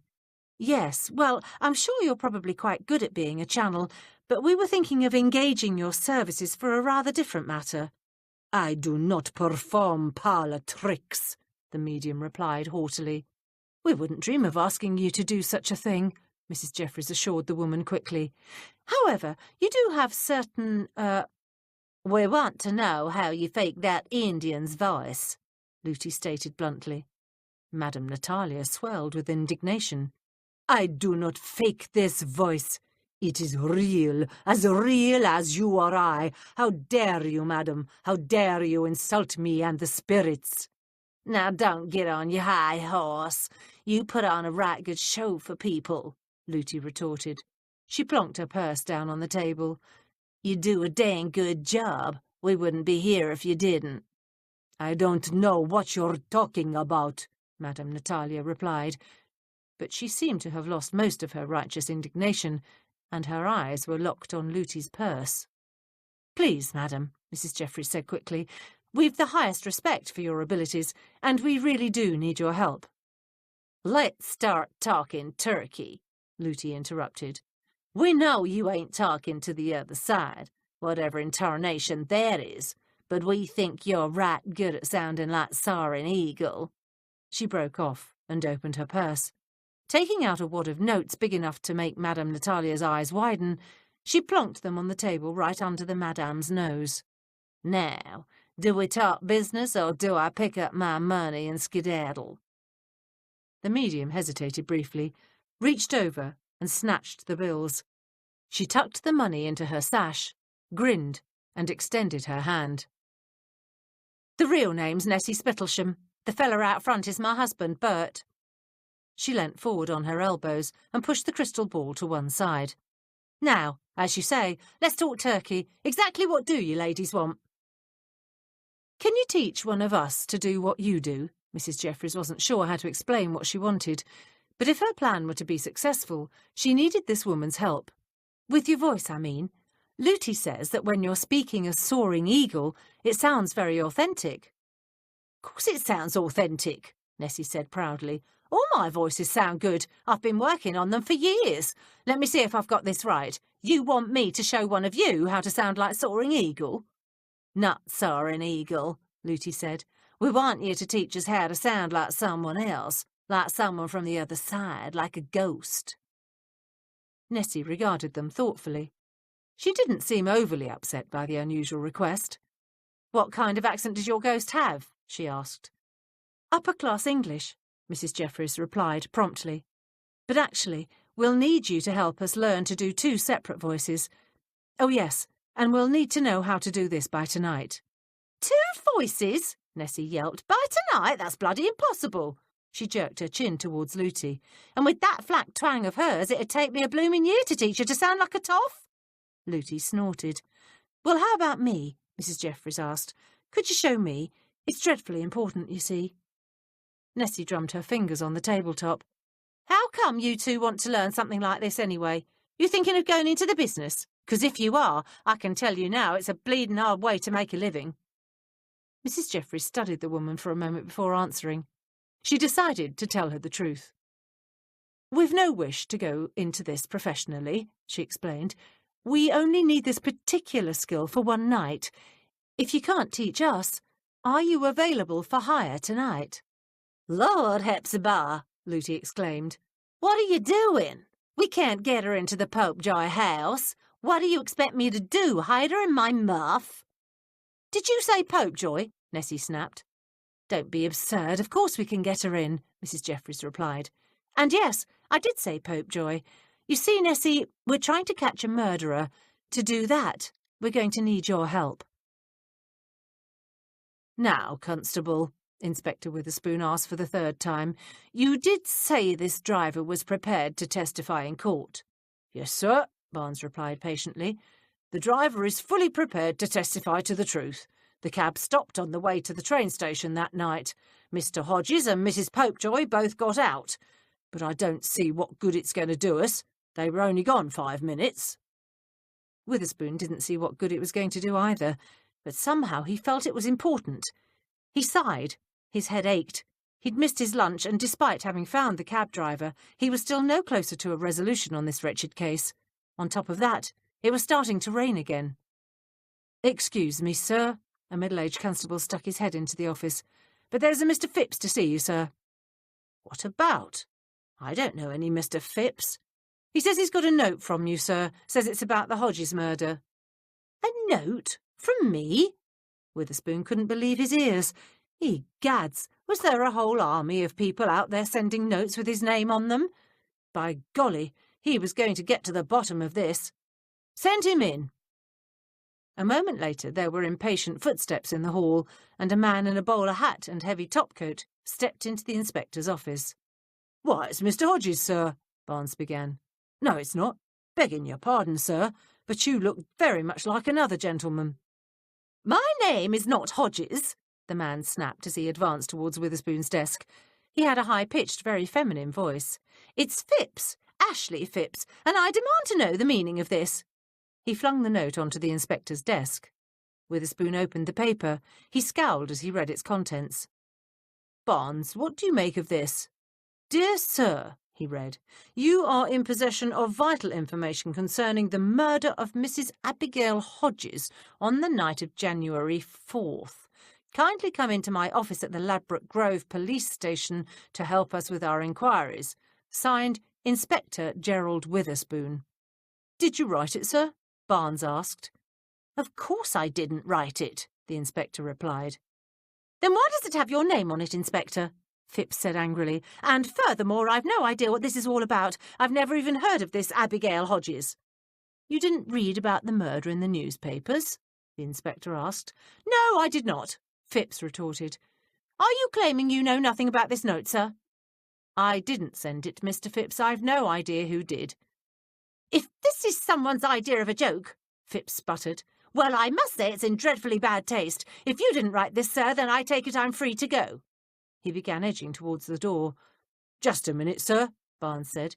You don't by any chance happen to remember what you were doing on the night of the 4th, do you, sir? Phipps stopped. As a matter of fact, I know precisely what I was doing. I was at home with my mother. We lived just over my shop in Lewis Road. He faltered as he saw the inspector and Barnes exchange glances.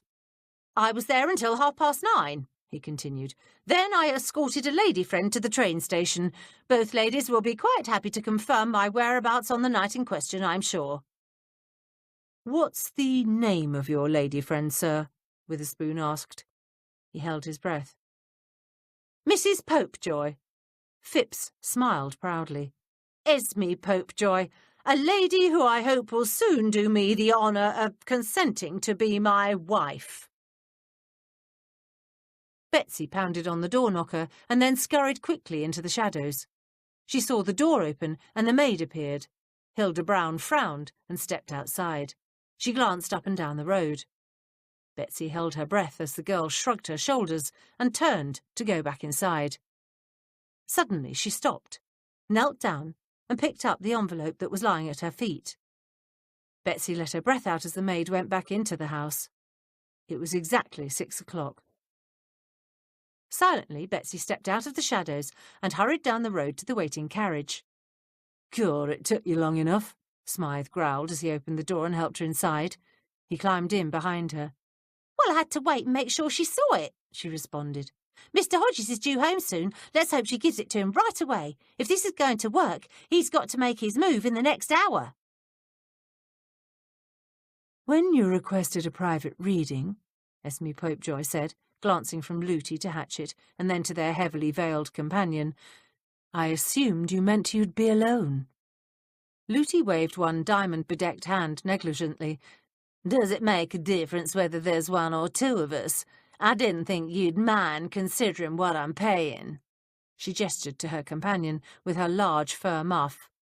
This here's my sister. She ain't never been to one of these here seances. But if my bringing her troubles you, I'll be glad to ante up with a little more cash. "That won't be necessary," Mrs. Popejoy said. "Your sister's presence doesn't bother me, but then I'm not the one who matters." She smiled and turned to the table in the centre of the room. "It's Lady Lucia who occasionally gets temperamental. She doesn't like surprises. Please come over and sit down." "If it's all the same to you, madam," Hatchet said, edging quietly towards the window behind the table, "I'd prefer to stand over here, out of harm's way, so to speak." Mrs. Popejoy raised one delicate eyebrow and cocked her head prettily to one side.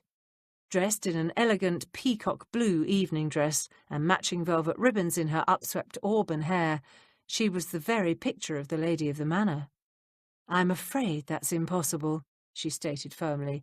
"I don't allow anyone to stand away from the circle during my séances. It upsets the balance." Hatchet tripped over a footstool and stumbled backwards, catching himself on the window ledge. Are you all right? Looty cried. She grinned at Mrs. Popejoy. Clumsy fella, always tripping over his own feet. "I'm quite all right, madam," Hatchet replied tartly. He leant against the window for a brief moment, his hand resting on the lock. "Just give me a minute to recover." "If you'll be seated," Mrs. Popejoy prompted, "we'll get started." As soon as the butler had sat down, she clapped her hands together and a maid appeared. The girl began turning off the lamps as Mrs. Popejoy lit one large white candle and pushed it into the centre of the table. From outside the window, 3 people crouched quietly in the bushes. Mrs. Jeffries and Betsy stood on one side and Smythe on the other. Keeping low, they all cocked their heads as close as they dared to the small opening. Luckily, Hatchet had been able to get the French window cracked enough for them to hear some of what was going on in the room. If they were really lucky, Mrs. Jeffries decided, as she stared at the narrow opening between the small panes of glass, an unwanted blast of wind wouldn't give them away. "Please join hands and close your eyes," Mrs. Popejoy ordered. Save for the one flickering candle, the room was now in darkness. Looty held her breath as she saw the candle flame twist and jump as though it were being chased by the wind, which she knew it was. Hatchet's little stumble had accomplished their goal. Now she only hoped that this daring plan would actually work. If it didn't, she was going to end up with a lot of explaining to do. Lootie extended her hands. Hatchet sat to her right and Nessie to her left. Then she waited for the séance to begin. Mrs. Popejoy began to breathe deeply and evenly. Lootie saw the flame jump again, and she felt like spitting. The medium's chest began to move up and down as she took in long and large breaths of air. Suddenly a low, eerie keening sound issued from the woman's throat. The keening turned into a moan, and then a wail. "Darkness," the medium finally whispered. "Darkness everywhere." From Lootie's left there was a low groan. Mrs. Popejoy didn't open her eyes, but her mouth moved. "Death, despair, I must tell you. I must warn you." "Water!" came a voice from out of nowhere. "Drowning! No, no, murder!"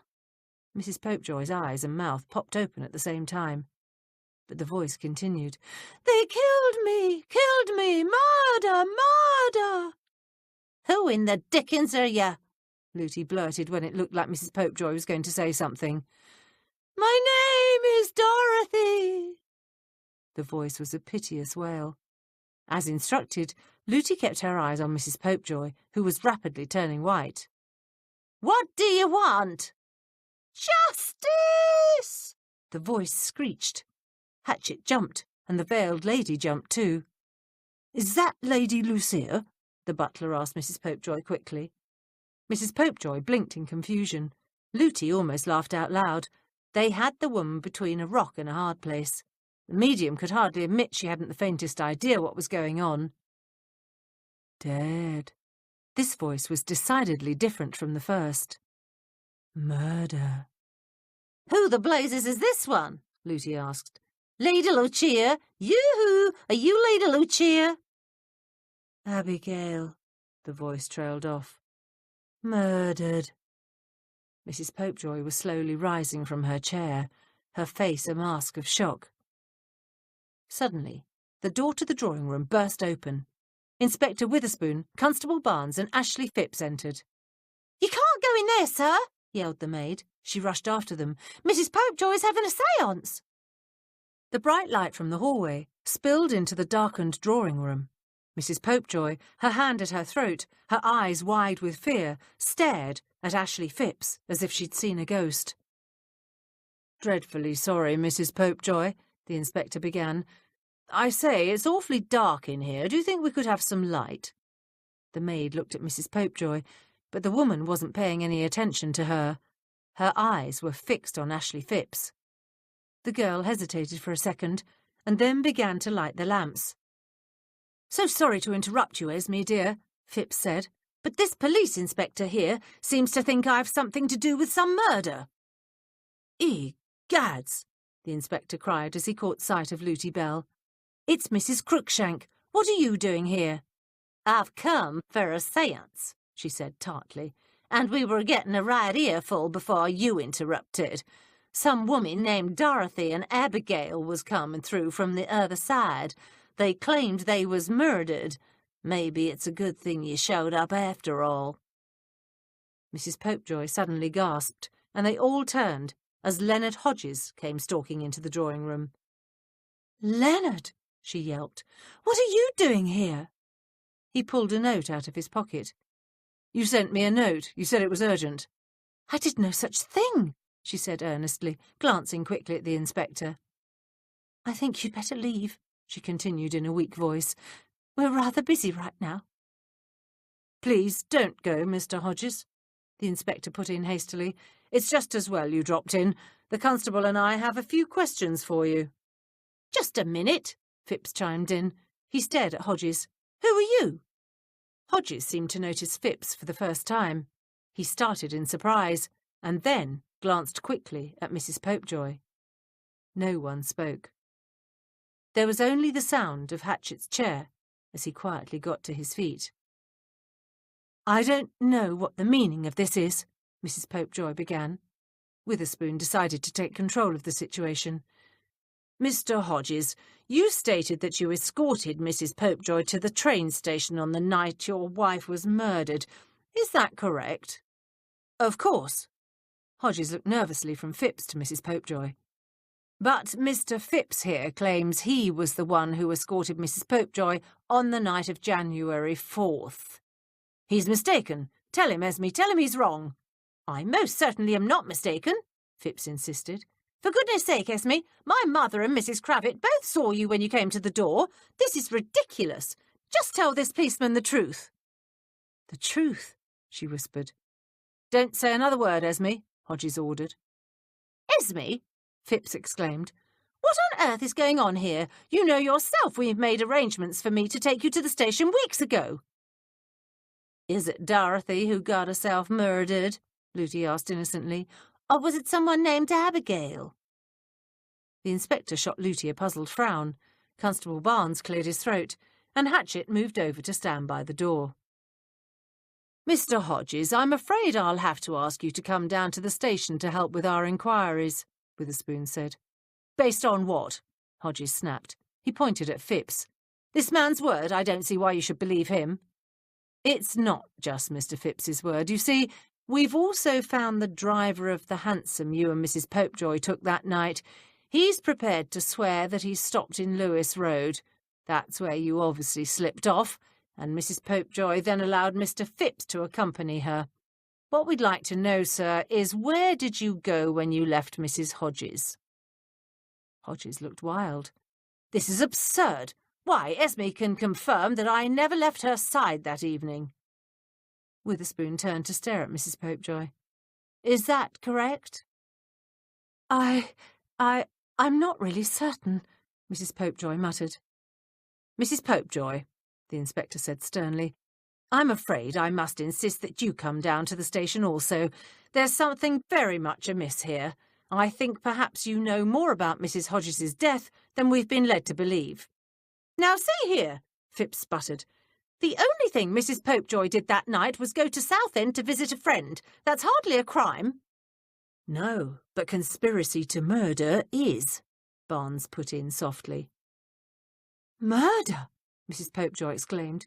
I didn't kill anyone, and I'm not going to take the blame. Outside the window, Mrs. Jeffries and Betsy huddled closer to the window, straining to hear everything that was being said. The housekeeper felt a surge of relief as she heard the uncertainty in Mrs. Popejoy's voice. Their plan was working. Esme Popejoy had become so unhinged during the séance that she didn't realise what she was saying. It was his idea, his plan, Mrs. Popejoy insisted. Her voice had a high-pitched hysterical ring to it. He killed them both. He bungled the first one, and now he's trying to pin this one on me. But I won't have it. I'm not going to face the hangman for the likes of him.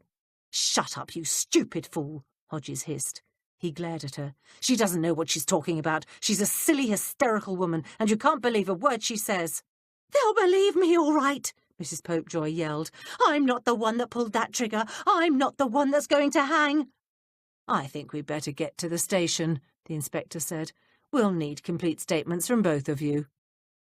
We're not going to accompany you anywhere, Hodges stated flatly. I'm afraid you are, sir, Witherspoon began. He broke off suddenly, and his eyes widened. Beside him, he heard Constable Barnes's sharp hiss of breath. Hodges had pulled out a gun. Witherspoon fought off a surge of panic as he stared down into the barrel of a revolver. Now, Mr. Hodges, sir, put that thing away before someone gets hurt. Put this gun down, Hodges laughed. And let you arrest me? I hardly think so, Inspector. But I wasn't going to arrest you, Witherspoon replied. He swallowed heavily. I was merely going to have you and Mrs. Popejoy accompany me to the station. To help with your inquiries, Hodges sneered and jerked his head towards Mrs. Popejoy. She wouldn't last an hour under police interrogation. I should never have trusted her. Silly, stupid cow. I should have known how weak she was when she started believing in this spiritualism nonsense. Go to the station with you? Do you think I'm a fool? No, of course you're not a fool, the inspector said. He forced himself to stay calm. Egads, here he was in a whole roomful of people facing a madman with a gun. A chill blast of wind slammed into the room, rattling the partially open window. Hodges started and whirled towards the window. Suddenly, a hand sliced down on Hodges' arm, and with a cry of rage he dropped the gun. It clattered to the floor and skittered across the room. Barnes rushed to Hodges, twisted his arms behind his back, and slapped him in a pair of handcuffs. There was a loud commotion in the hallway, and everyone turned. 3 police constables burst into the room. "We heard you needed some help, sir," the first one said. Witherspoon blinked in confusion. Where the devil had these fellows come from? But he wasn't one to look a gift horse in the mouth. "Quite right. We can use a hand here." He pointed to Mrs. Popejoy, who was staring blankly into space. "Please apprehend that lady." Then he turned to Leonard Hodges. "I'm arresting you for the murder of Abigail Hodges." The inspector cautioned both his prisoners, and a moment later they were led away. Hatchett knelt down and picked the weapon up. He handed it to Witherspoon. "I believe you should take charge of this, sir." "Thank you, Mr. "Hatchett, sir. I'm Mrs. Cruikshank's butler." "Well, good work, Mr. Hatchett." Witherspoon stared at him curiously.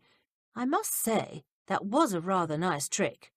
Wherever did you learn how to disarm a man in that fashion?" "Now, will someone please tell me how you knew it were Mr. Hodges and Mrs. Popejoy?" Wiggins pleaded. They were sitting in the drawing-room at Upper Edmonton Gardens, for Mrs. Jeffries insisted they might all as well be comfortable. The inspector was likely to be tied up for hours at the police station. Mrs. Goodge had brought in a tray of cocoa and a Battenberg cake. "You mean you haven't figured it out yet?" she asked as she sliced the cake. "If I'd figured it out, I wouldn't be asking now, would I?" Wiggins replied. He nodded his thanks as the cook handed him a plate. "Well," Mrs. Jeffries began, "I can't say it all came to me in a blinding flash, but once all of you began bringing in your various items of information and gossip, I realised the murder could only have been committed by the 2 of them. There were so many little things that didn't add up." She shrugged. "And once I began to really examine everyone's motive, the suspect who had the most to gain was Mr. Hodges." "Excuse me, madam," Hatchett said, "but I don't quite follow that line of reasoning. Surely Mr. Felcher, Mrs. Trotter and Miss Marsden all benefited by Mrs. Hodges's death." "True, but how much? Enough to risk being convicted of murder?" Mrs. Jeffries stated. "You see, Miss Marsden and Mr. Vogel had no reason to kill her. They already had made plans to go to Canada." "What about Mr. Felcher?" Betsy asked. "True. He gained control of his inheritance, but why kill Mrs. Hodges now? He'd been putting up with his aunt for years. Besides, he had no idea what time the séance was going to end that night, and he certainly didn't know that Mr. Hodges wasn't going to be bringing Mrs. Hodges home." Mrs. Jeffries reached for her cocoa. "The same can be said of Mrs. Trotter. No, when you looked at the murder rationally, when you examined all the pieces of the puzzle, there was really only one solution. But of course, I didn't begin seeing the pattern until the note." "Which note?" Wiggins wiped a cake crumb off his cheek. "The ones you sent tonight?" "No, the one instructing the police to search the Hodges house," she said. "You see, there was a deliberate attempt to point the finger of guilt at Miss Marsden. Once I realised that, there was only one person who had reason to want Miss Marsden and Mr. Vogel convicted of this crime." "What reason?" Looty asked. "I figured whoever sent that note was just trying to save his own skin." Mrs. Jeffries shook her head. "Oh, no. That note led to the discovery of the jewels in Miss Marsden's room. There was only one person who would benefit if Miss Marsden were convicted of murder. That person was Leonard Hodges. You see, you can't profit from a crime. So, if she'd been convicted of murdering her aunt, Mr. Hodges would have received the whole of Mrs. Hodges's fortune. I think that at first they really tried to make the murder look like a burglary gone bad, but when they bungled it so badly, they had to fall back on another plan. In one sense, it was an even better plan. Getting Miss Marsden arrested would have given Mr. Hodges the whole of his wife's fortune." "But how did they do it?" Wiggins persisted. "I know it had something to do with that hansom and stopping on the way to the station. I know that Mr. Hodges got out and nipped off to kill his wife, and Mrs. Popejoy got that Phipps fella to ride off with her. But didn't the driver notice he were a different bloke than the one she'd started out with?" "No. Mr. Hodges had deliberately worn the same kind of coat and hat that Mr. Phipps habitually wore," Mrs. Jeffries said. Remember when Betsy told us that Mrs Hodges had got angry at her husband for buying some cheap clothes from a ready-wear shop in the East End? Well, then, when Betsy mentioned that she had followed Mr Hodges to St James's Church and watched him give an almost new coat and hat away, I realised that Hodges had deliberately tried to disguise himself that night, and now he wanted to get rid of the evidence. How do you think he got Vogel's gun? Smythe asked. Probably exactly like Mr Vogel himself said. He stole it. Well, it was a fine piece of work, Hepzibah, Looty said earnestly. Oh, please don't give me all the credit. She gestured around the room. All of you deserve to take a bow. Smythe's tracking down that coachman and confirming they'd stopped so the switch could take place. Betsy's information about the coat and hat. Wiggins following Miss Marsden, and of course you and Hatchett were invaluable. Do you think Phipps was in on the plot? Betsy asked. No, I think he's an innocent pawn. Mrs Jeffries took a sip of cocoa. Remember, Mrs Popejoy hadn't had a thing to do with the man for months. Until, that is, they were ready to do murder. Then she up and asks him to escort her to the train station. It was really a very simple plot. Mr Hodges and Mrs Popejoy drive off in a hansom, providing the both of them with an ironclad alibi for the murder of his wife. They make a stop. Hodges gets out, goes home, commits murder, and then saunters off to his club. Mrs Popejoy lets Mr Phipps escort her to the train station and goes off to visit a friend. Clever, but not quite clever enough. Well, it was jolly clever of you two to take that Madame Natalia along with you tonight. Mrs Goodge clucked her tongue. Imagine being able to do all that fancy stuff with her voice.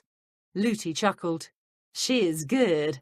Her father was a ventriloquist, and it sure helped to move things along. Mrs Popejoy was so rattled by all them voices from the grave she'd give herself away. Do you think they really did murder his first wife? Smythe asked, his expression sober. Yes, Mrs Jeffries replied slowly, but I'm not sure the police will ever prove it. And, of course, Hodges didn't gain anything. Dorothy Throgmorton's family saw to that. I suspect that's why he married Mrs Hodges. He and Mrs Popejoy planned it from the beginning. We know they've known each other for years. He married Abigail Hodges, acted the devoted husband, introduced her to spiritualism and Mrs Popejoy, and then murdered her. Hatchett clucked his tongue. Disgusting, murdering innocent women for money. Mrs Jeffries nodded, and then looked at Hatchett curiously. I must say, Hatchett, you certainly saved the day, disarming a man with a gun. You were quite brave tonight. Hatchett's right good at some things, Looty agreed with a wide grin. The butler glowered at his mistress. Bravery had nothing to do with it, I assure you. I disarmed Mr Hodges for the sole purpose of inhibiting Mrs Crookshank from pulling out her own weapon. The last time she pulled a gun out of her muff, we were repairing the holes in the ceilings for weeks. The Ghost and Mrs Jeffries by Emily Brightwell was narrated by Deryn Edwards. Thank you for listening to The Ghost and Mrs Jeffries by Emily Brightwell, narrated by Deryn Edwards. Keep listening for the first chapter of the next book in the series. Mrs Jeffries Takes Stock by Emily Brightwell, narrated by Deryn Edwards. Chapter 1. Inspector Gerald Witherspoon clasped his handkerchief to his nose and sneezed. He flinched as the undignified noise echoed off the silent walls of St Thomas's Hospital. "Bless you, sir," Constable Barnes said kindly. He smiled sympathetically at the inspector and edged closer to the sheet-shrouded body lying on the table. "Now I expect you'll be wanting to examine the victim." Achoo! Witherspoon sneezed again. "Oh, drat, this cold is dreadful," he complained. "I really should be home in bed, not standing about a chilly hospital mortuary. It'll be a wonder if I don't catch my death in here." "Yes, sir, I'm sure you're right, but unfortunately you've not got much choice in the matter. If you'd have a look at the deceased, sir." Barnes reached for the edge of the sheet. "Spring colds are the worst," the inspector continued, ignoring the constable's attempts to get him to look at the body 1 second before he had to. They hang on for ages. I seem to have spent the last 2 weeks coughing my head off and fighting off the chills." "Makes you miserable, colds do," Barnes agreed with a cheerful smile. "Guess I'm one of the lucky ones. I never get them. Now, sir, if you'd just have a quick look at the deceased, we could get you out of here back to the station and fix you up with a nice cup of tea." Witherspoon wiped his watery eyes and noticed Barnes was watching him expectantly. He sighed. "I suppose you're right. I best get this over with. One must do one's duty." He broke off as another sneeze racked him. "Oh, drat. Duty or not, I don't see why I had to be called from my sickbed on this one. Why isn't Inspector Nivens here? He was up for the next murder." "Well, sir, there's a bit of a problem with that." Barnes gave up trying to lift the sheet. "Problem?" Witherspoon looked puzzled. "I don't see why there's a problem. There's a murdered man lying here, and Inspector Nivens was promised the next murder. I heard the chief tell him so myself. It was right after Nivens recovered Lady Spangler's jewels. The Home Office was so grateful that Nivens managed to avert a scandal.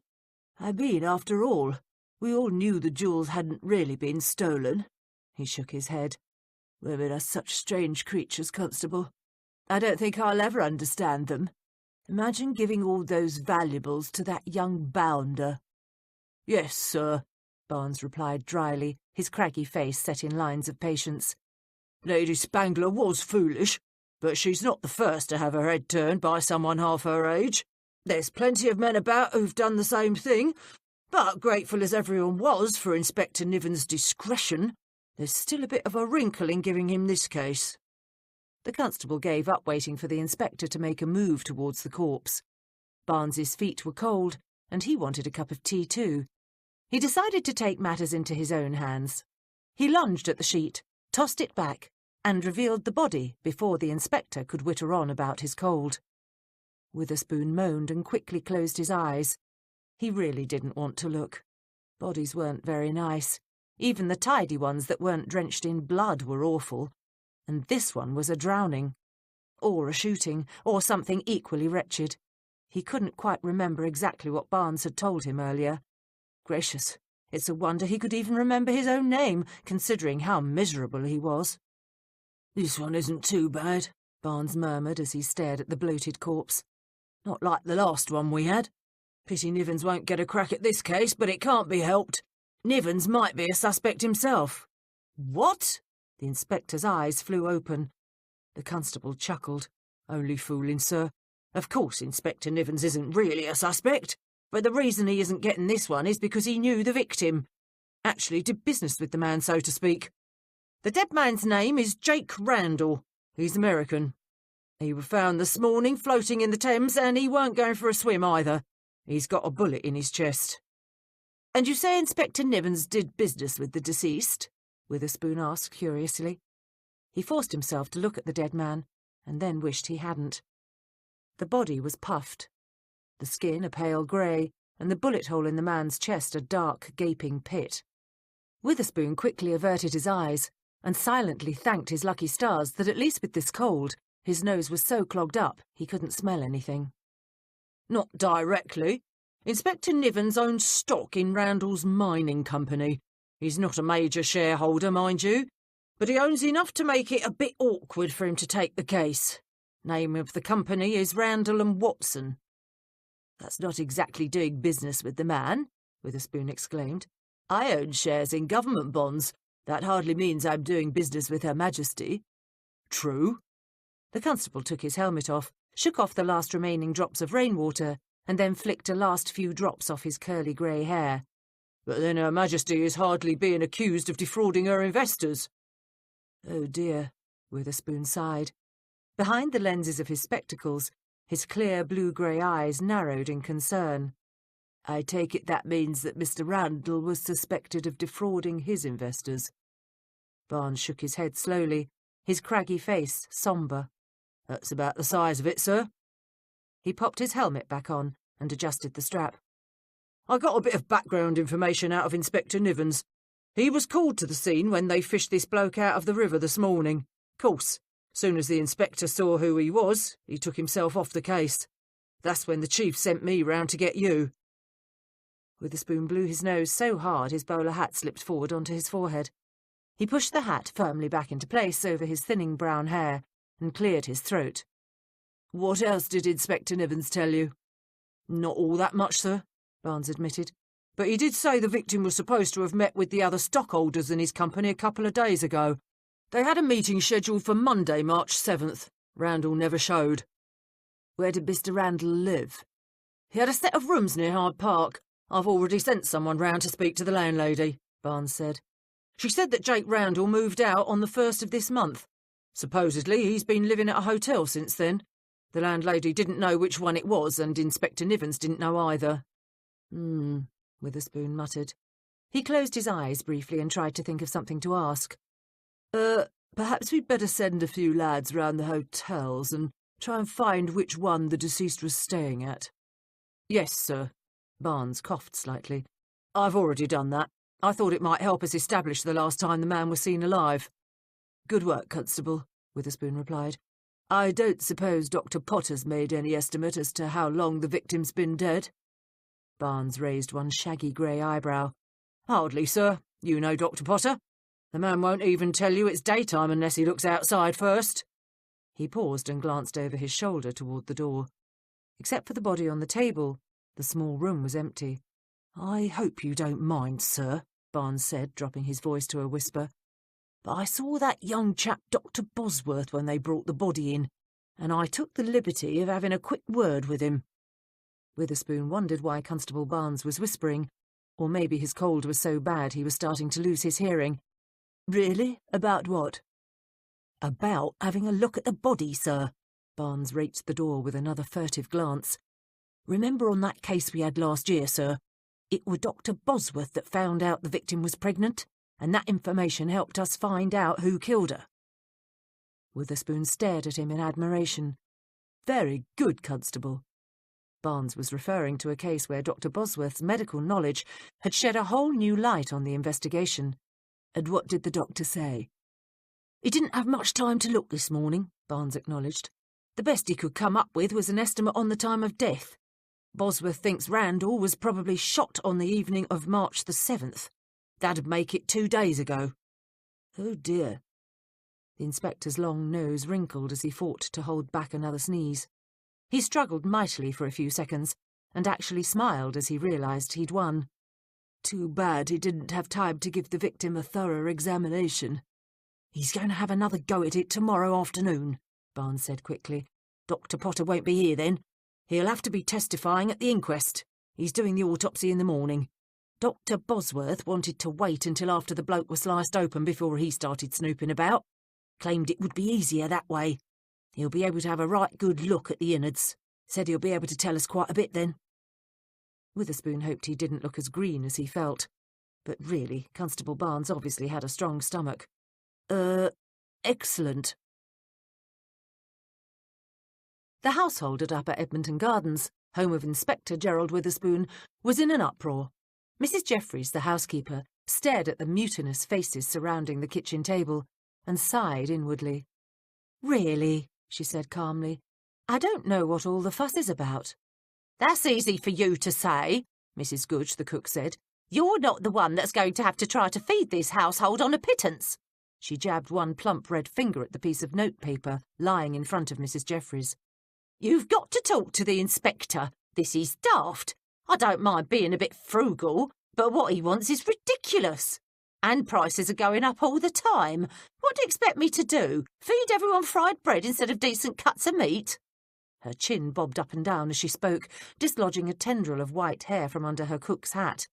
"And what about the coal supplies?" Wiggins, the footman, interjected. He stared earnestly at the housekeeper, his round, placid face creased in worry. "This house don't stay warm by itself, you know. We've got to keep the fires going or we'll all freeze. It gets blooming cold up in that attic. Even Fred notices it." He glanced down at the shaggy black and brown mongrel resting next to his chair. Fred, when he heard his name called, lifted his head and then settled back down to sleep. "Does this mean we're going to get our wages cut?" Betsy, the maid, asked. Young, pretty, and with plenty of natural intelligence, she got right to the heart of what was really worrying all of them. "Of course it doesn't mean you're going to get your wages reduced," Mrs. Jeffries assured them quickly. The inspector merely wants us to trim the household expenses a bit, that's all." "I'm not cutting back on the horse's feed," Smythe the coachman added. He crossed his arms over his broad chest and leant back in his seat. He was a big man with dark brown hair and harsh, almost brutal features, save for a pair of twinkling brown eyes. His eyes weren't twinkling now, though. "Just because the inspector don't use bow and arrow all that much, don't mean they ain't deserving the best." "Please calm down," Mrs. Jeffries commanded. "You're all jumping to conclusions much too quickly. All the inspector is saying is that we've got to cut back a bit on the household expenses. He's not going to starve his horses, freeze his servants, or force us to eat bread and water." Her normally placid face creased in a frown, and her brown eyes narrowed in irritation. "Furthermore, I should think you'd all be a bit ashamed. Have you ever known the inspector to be unfair? Has he ever treated any of us with less than the utmost kindness?" Smythe cleared his throat. We didn't mean no disrespect to the inspector," he said uneasily, "but you've got to admit it's a bit of a worry. I mean, him all of a sudden coming up with this grand scheme to save a few pounds each month. We all knows how much we owes the inspector." Wiggins shoved a lock of dark brown hair off his forehead. "What's this all about, then? What's wrong? The inspector ain't losing his position, is he?" "No," Mrs. Jeffries replied firmly. She didn't like making them feel guilty, but really, she had to do something. This discussion was getting completely out of hand. Besides, complaining about the inspector's new household management scheme wouldn't do them a bit of good. It was far better to go along with his plan and let the inspector see the results of cutting back himself. Mrs. Jeffries was confident that within a very few weeks the household would be back to its normal routine. "The inspector isn't losing his position, Wiggins," she said. "But, and I suppose it's only fair you should know this, some of his investments aren't doing all that well." "God blimey," Wiggins shook his head. "That doesn't sound good." "Here now, I'm sorry about the inspector's investments, but how on earth am I expected to entertain on this amount of money?" Mrs. Goodge asked. She jabbed her finger again at the dreaded piece of paper. Mrs. Jeffries stared at the cook in amazement. "Entertain? I'm afraid I don't understand what you mean. The inspector never entertains." "I weren't talking about him," Mrs. Goodge replied earnestly. She waved her arm around the table. "I was talking about us. We've got Looty Bell and Hatchet coming by for tea tomorrow." She broke off and snatched a plate of cherry tarts out from under Wiggins's fingers. "We'd best save these," she continued, ignoring the footman's yelp of outrage. "These'll do for tomorrow, and I can save the last of them currants for a batch of buns. Though goodness knows what I'll do if we have to start helping the inspector on one of his cases. I won't be able to get anyone to tell me a blooming thing if I don't have some decent food to put on their stomachs." Mrs. Jeffries sighed. She knew Mrs. Goodge was referring to the fact that all of the servants at Upper Edmonton Gardens helped Inspector Witherspoon solve his most difficult murder cases. Naturally, the inspector had no idea whatsoever that he was getting any help. She smiled at the others. Despite their complaints, they were a devoted lot. They dashed all over London questioning servants, following suspects, and chasing after clues. And they did it all because they loved and admired their dear Inspector Witherspoon. And, of course, because they were all natural-born snoops.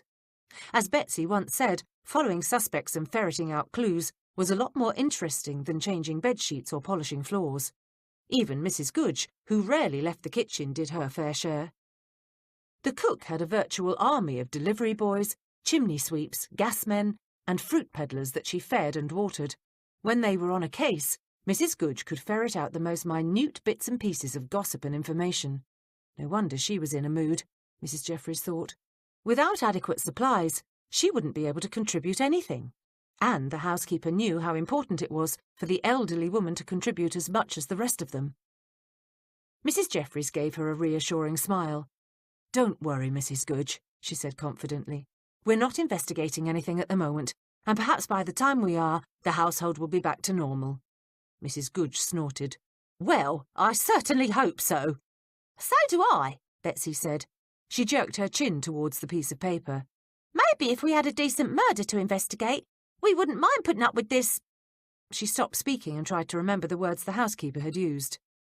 Household management scheme, Smythe said, giving the girl a cheeky grin. Cool blimey, Betsy, Wiggins protested. Haven't we had enough murders? A body could do with a bit of peace and quiet every now and again. Besides, it's not right, wanting someone dead just so we can have a bit of sport. I wasn't saying that, Betsy said defensively, her lovely cheeks flaming red. She appealed to Mrs Jeffries. You know that's not what I meant at all. Of course you didn't, Mrs Jeffries said soothingly. Actually, she rather agreed with Betsy. Life was so much more interesting when they were digging about in one of the inspector's cases. Wiggins is merely teasing you. After all, you do go after him rather mercilessly at times. Only because the lad asks for it, Smythe put in. He reached over and cuffed the grinning footman on the head. Always hanging about, mooning over some girl. Wiggins's various infatuations with the young females of London were legion. Nonetheless, Mrs Jeffries said briskly, you can't blame him for wanting to get a bit of his own back. Mrs Goodge snorted again. We only tease the ones we like, she muttered. If we didn't care for the boy, we wouldn't say a word about all that silly poetry he writes for them girls. Me poems ain't silly, Wiggins yelped. Elsie Tanner told me that one I wrote her was the prettiest thing she'd ever heard. Heard? Smythe said. Don't you mean read? Wiggins shrugged. Well, I had to read it to her myself. That's myself, Mrs Jeffries corrected him quickly. She didn't correct the other servants because their speech offended her. She corrected them so they could improve their lot in life. They were all highly intelligent, hard-working people, and the housekeeper was secretly determined that one day they'd have an opportunity to advance themselves. Inspector Witherspoon was the kindest of masters. He treated his servants as human beings rather than objects put on this earth to answer his every whim. Yet kind as he was, Mrs Jeffries harboured the hope that one day the younger servants would have to call no man master. One day they'd be master of their own fates. Right, Wiggins said. I had to read it to her myself. Elsie can't read, but she said it were wonderful. She may have thought it were wonderful, Mrs Goodge said, but that didn't stop her from getting engaged to Lady Canonbury's gardener. Smythe glanced at Wiggins.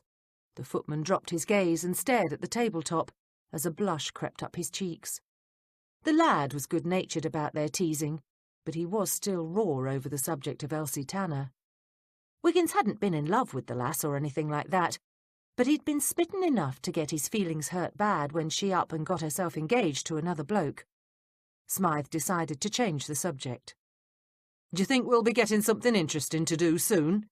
he asked the housekeeper. Mrs Jeffries smiled sadly. "Not for a while, I'm afraid. You see, the inspector told me that the next murder that comes along goes to Inspector Nivens." "Inspector Nivens?" they all chorused at once. "But that's daft," Mrs Goodge exclaimed. "Nivens couldn't find a singer at a music hall, let alone catch a killer," Smythe charged. "He's always looking down his nose at people," Betsy said earnestly. "How can someone like that ever learn anything?" "Well, I think it's about time that someone other than our inspector had to do it," Wiggins said. "It isn't fair that he always gets stuck with the bad ones." "Oh, dear, sir," Mrs Jeffries said to Inspector Witherspoon as she ushered him into the drawing-room. "You really shouldn't have gone out, not with that terrible cold." "I didn't have much choice, Mrs Jeffries," he replied as he settled himself in his favourite wing chair by the fireplace. He glanced around the normally cosy drawing-room. "When one is summoned, one must go. I say, it's a bit chilly in here. Why isn't the fire going?" "I didn't think you wanted one, sir," she replied calmly. "After you left this afternoon, I assumed that you wouldn't be in here very long. Wiggins has laid a fire in your room, sir. Naturally, as you've instructed us to be more careful about our expenditures, I didn't think you'd want to waste a bucket of coal to heat a room you'd only be sitting in for a few minutes." Witherspoon frowned slightly, but said nothing.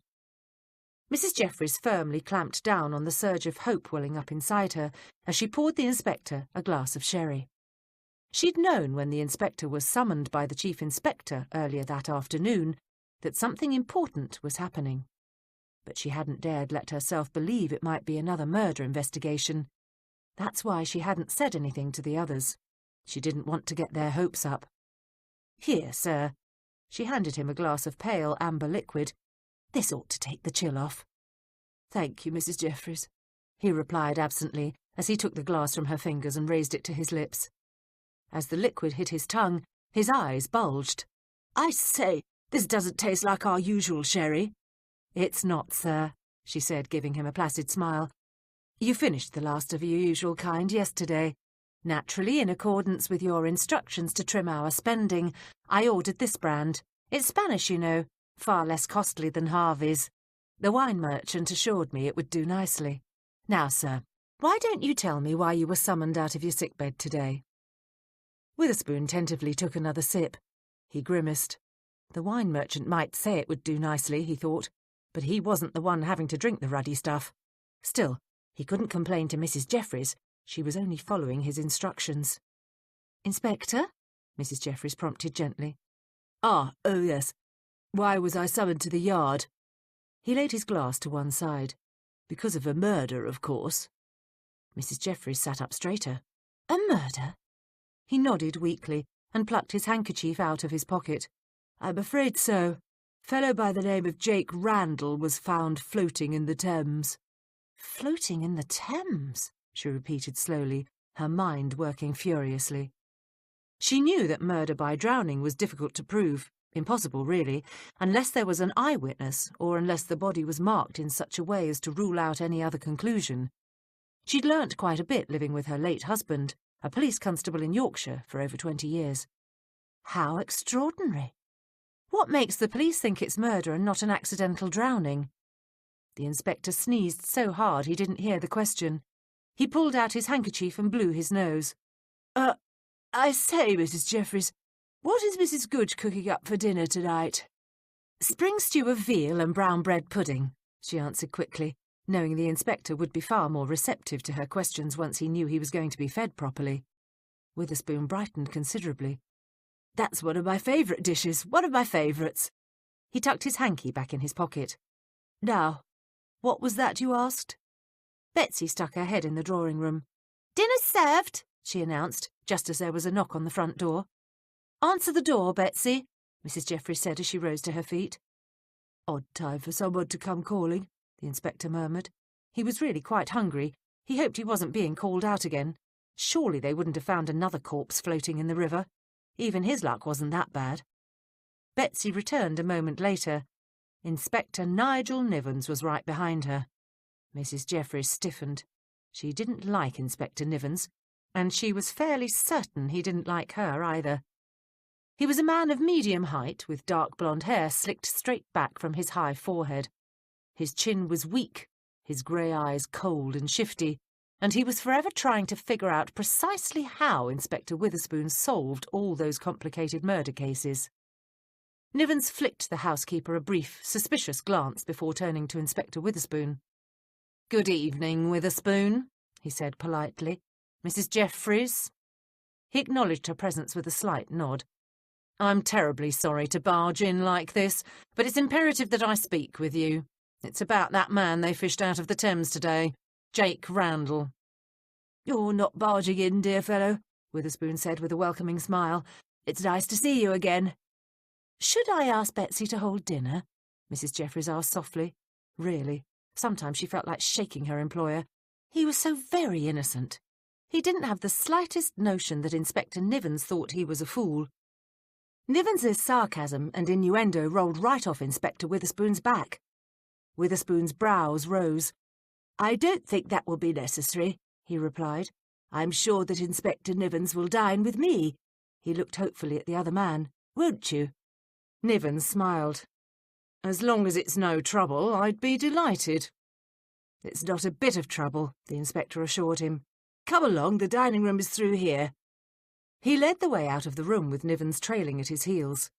Mrs. Jeffries, sure that something was up, because she knew good and well that Inspector Nivens hadn't called around to inquire about her employer's health, followed at a more cautious pace. But she was determined to find out why the odious man had come.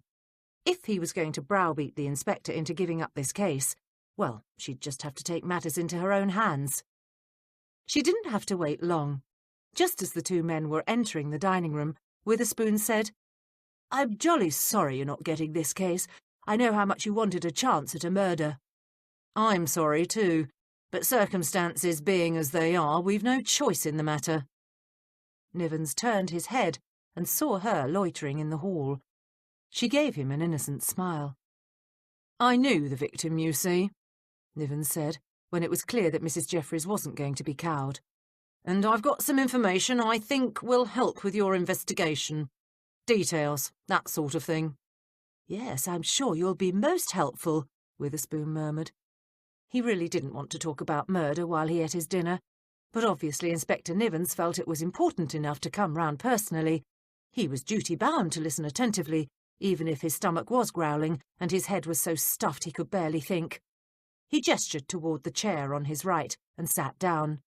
"Do sit down, Inspector."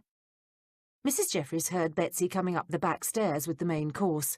She turned and fairly flew down the hall. "Here," she hissed to the surprised maid. "I'll serve. You nip back into the drawing-room." "What for?" Betsy's blue eyes mirrored her confusion. Serving dinner was one of her duties. "Because I want to know everything that Inspector Nivens says tonight, and I'm fairly certain he'll take care not to say anything important while I'm in the room." "What are you on about, Mrs. J?" "Murder," she hissed.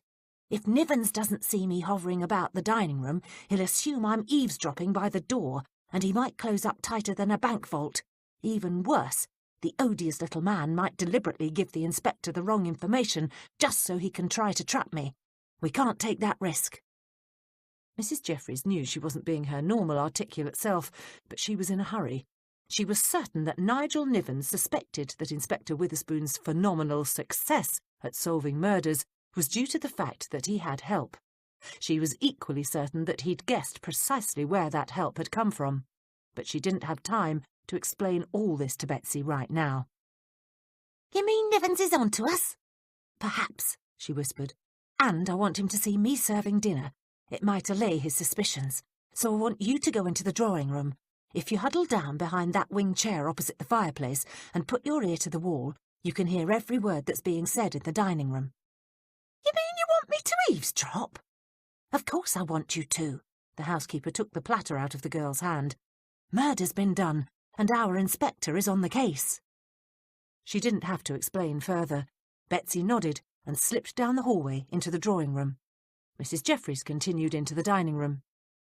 Secure in the knowledge that Betsy was listening to every word, Mrs. Jeffries calmly served dinner. She was aware that every time she entered the room, Nivens broke off and waited until she'd left before speaking again.